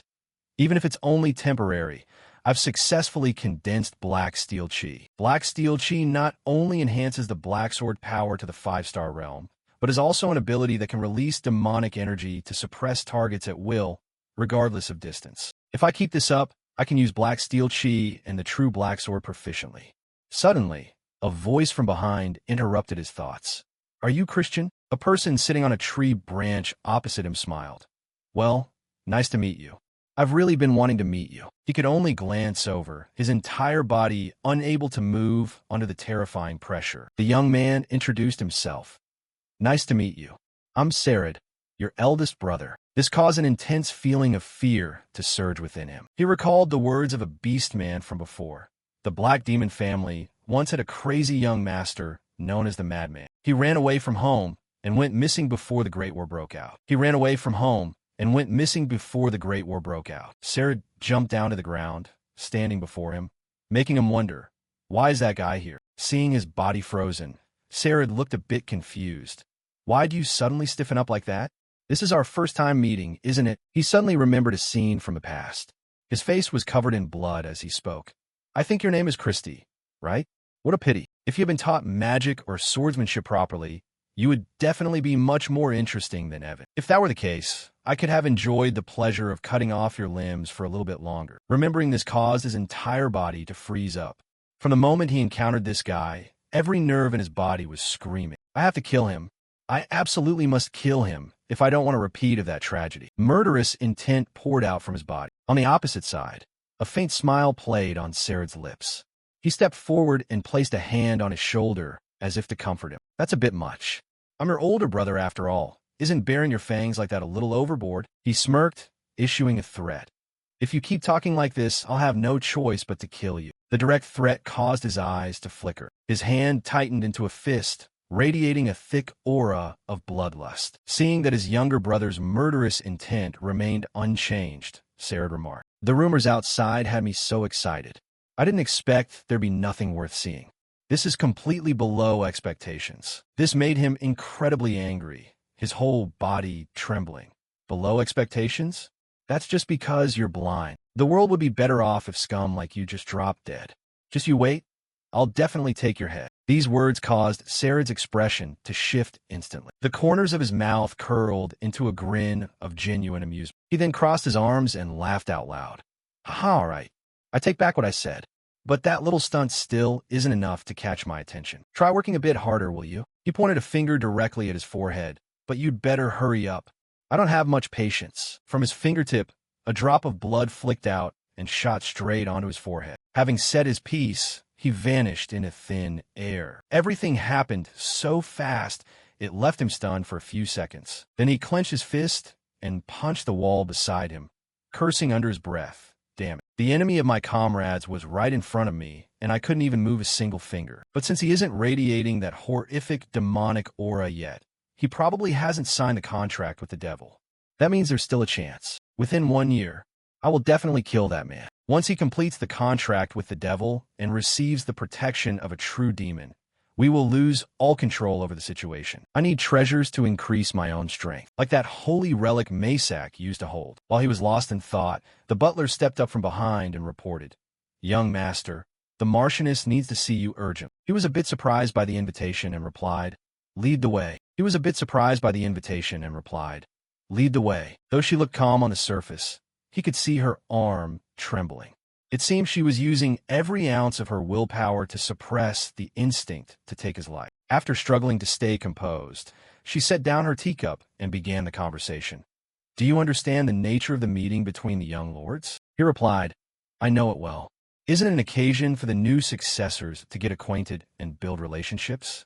It's a gathering of young talents from the 3 great families of the Southern Magic Empire. However, while it's called an exchange on the surface, it's actually an arena to determine who's superior. She continued, This year, the Black Demon family is in charge of choosing the location. They've decided on the 7th floor of the Underground Garden. Keep that in mind. The name of the location caught him off guard. The Underground Garden? Then he posed a question.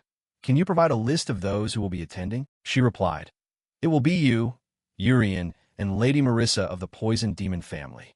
Additionally, young Lord Kashmir of the Destruction Demon family will be participating. Thinking of that name made him jump.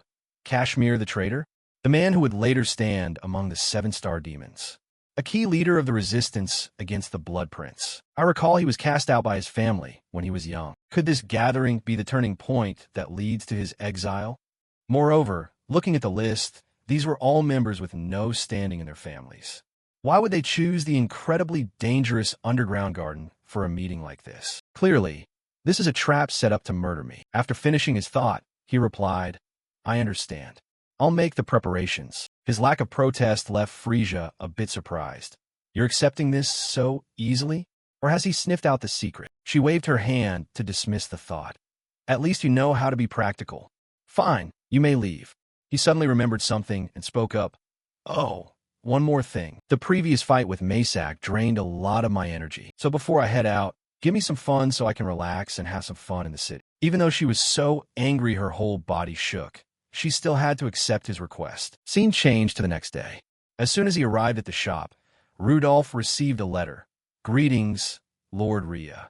I hope you're doing well. We have prepared a gift that you will surely be satisfied with. We look forward to your visit today. He stepped inside, thinking to himself, perfect timing.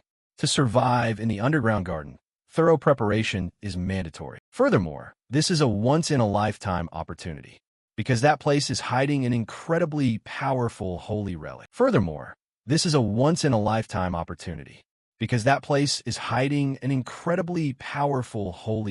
As soon as he entered, he took off his hood and greeted them warmly. It's been a while. What was your purpose in calling me here? The one who replied wasn't Rubid, but a very familiar girl. I grinned. She turned and asked, You receive an invitation to? He was also surprised by her presence. Why are you here? She replied. This has always been my regular shop. There's no reason I wouldn't be allowed to come. From behind, Rubid stepped forward and whispered, You're here, Ria? Oh no, I should call you young Lord Christian now. He turned back with a sarcastic remark. So this gift you were talking about is this guy? This made Rubid a bit angry. Since we prioritize serving only one client at a time, some rearrangements were necessary. As he began to explain, he waved him off. This works out. I have something to discuss with both of you. Sit down, let's talk this through. Hearing this surprised Rubid. What? He plopped down in a chair and replied. What are you doing? I told you to sit down. Idrin was also curious about his strange behavior. Do you mean for us to talk right here? He smiled. Don't worry. This person is just as trustworthy as you are. He thought to himself. In other words, neither of you are people who could be fully trusted. Then he pointed toward Idrin. First, let's talk about your side. During the recent ceremony, I received a rather heavy gift. She looked a bit flustered and coughed. First, allow me to congratulate you on officially becoming a young lord. The purple dragon. I really hadn't planned for that scenario. I didn't expect the purple spirit demon family to move so quickly. The name surprised Rubid as well. The purple dragon? She continued to explain. Perhaps you've already sensed that the situation in Purple King City is taking a turn for the worse. Disappearances among the citizens are still happening constantly. Many families have started implementing isolationist policies, cutting off all contact. It seems they're plotting some kind of shady scheme. Rubid mimicked her words. I hope you don't mind me asking, but why does Lord Ria know the situation in Purple King City so well? It's like you just left the place. Idrin calmly explained. It's just that my family has some old grudges with Purple King City. Somewhat unconvinced, Rubid still nodded. I see. Somewhat unconvinced, Rubid still nodded. I see. Plus the fact that they've isolated themselves to such an extreme degree. It's highly likely, as the young lord suggested, that they are feverishly preparing for a conflict with the Alliance. She continued, lately, some bad news has been trickling in from the Alliance's neutral zones. I hope I'm just being paranoid. Rubid asked. Have there been more disturbances there? She explained, controls at the checkpoints leading to the Alliance are being tightened severely. According to the news, some major arteries have even been completely blockaded. This proves that the judgment from the Holy Kingdom has started to have actual effects. The problem is I don't have the connections within the Alliance to look into it deeply. Rubid cut her off. Leave that to me. Idrin wondered. To you? Rubid explained. Only merchants like us can move freely through those neutral zones. I guarantee I will find out who is behind the blockade and exactly when it started. This delighted him.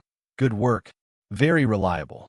Then I'll leave that matter to you. And there's one more thing I want to ask of this place. He jumped. Another favor? What are you planning to squeeze out of me this time? He quickly denied it. No. I plan to pay a fair fee. Rubid was surprised. Really? Or is this another promise you'll flake on like usual? He affirmed, I'm certain I'll pay right away. As he spoke, he pointed directly at Idrin, wanting to push the responsibility onto her. This made Rubid angry. You didn't even ask her opinion. You're just deciding on your own? You sneaky bastard. Are you trying to lure me into another trap? But on this side, Idrin didn't hesitate and immediately agreed. Fine, I'll pay. This made him excited, and he held up a finger. Haha. Rubid was also stunned by her action. You said you'll pay? She replied. I'm not sure what it is yet, but if it's your calculation, it's definitely worth the investment. Rubid told himself. How can she trust the words of this unruly young lord? Rubid told himself. How could she trust the words of this unruly young lord? I have a plan to visit the Underground Garden soon, also known as the Treasure Flower Garden. That means there are countless artifacts and relics hidden there. But since that land is under the jurisdiction of the Destruction Demon family, for outsiders, it's a distant dream that can't be touched. However, if I can take them out anonymously, things will go in a different direction. Hearing the name of the location, Rubid immediately changed his attitude and reconsidered. Well then, it seems our trade group could also invest in you. All for the sake of the Empire's peaceful future. Seeing herself being outmaneuvered made Idrin angry. I said I'd pay. Rubid waved her off. It's really not necessary. He added, You'd better just take it. What I want to ask for is... He leaned close to Rubid's ear and whispered, Lenin's scissors. Hearing the name of this item made Rubid's whole body go stiff. Lenin's scissors from that legendary Grand Mage. It's a top-tier masterpiece among man-made magical artifacts, with power no less than that of spiritual divine items. Rubid held his head in frustration. Now you want me to find an item worth over 10 million loops? He cut him off. Why go looking for it? You're the one who owns it. At this, Rubid jumped. How on earth could you know that? He thought to himself, because you bragged to me about it in my past life. He spoke up, just a short-term loan. Besides, nobody's going to buy it anyway, right? In exchange, I'll bring you back a truly valuable treasure. Seeing his friend getting tricked again made Rubid speechless with anger, his whole body shaking. Seeing his friend getting tricked again made Rubid speechless with anger, his whole body shaking. Afterward, he returned to the mansion and began his training process. So after everything, I've finally broken through to 5 stars. Now he could summon the Black Sword with incredible ease. Based on the experience gained from the confrontation with Maysak, I've further refined my illusion magic and demonic energy control. By quickly grasping the laws of Black Steel Chi, I perfected a thinner outer layer of Chi that is fully compatible with myself. In addition, I've raised my light core to the realm of sword light. It's a relief to have reached this threshold before entering the underground garden. Finally, the day to enter the garden arrived. From behind, Simon's voice rang out.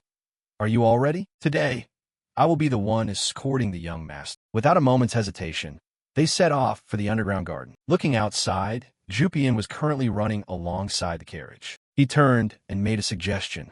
Can't you just get in the carriage now? This is so annoying, she replied. I'm in the middle of endurance training, so don't mind me. He let out a dejected sigh and thought to himself, there really are quite a few eccentrics in this magic empire. Then he turned his gaze towards Simon, sitting opposite him, including the guy standing right here. He put on a sycophantic, sincere face. I really wanted to serve the young master. I'm incredibly honored to have this opportunity. He questioned back, but why choose me? He made a cute face.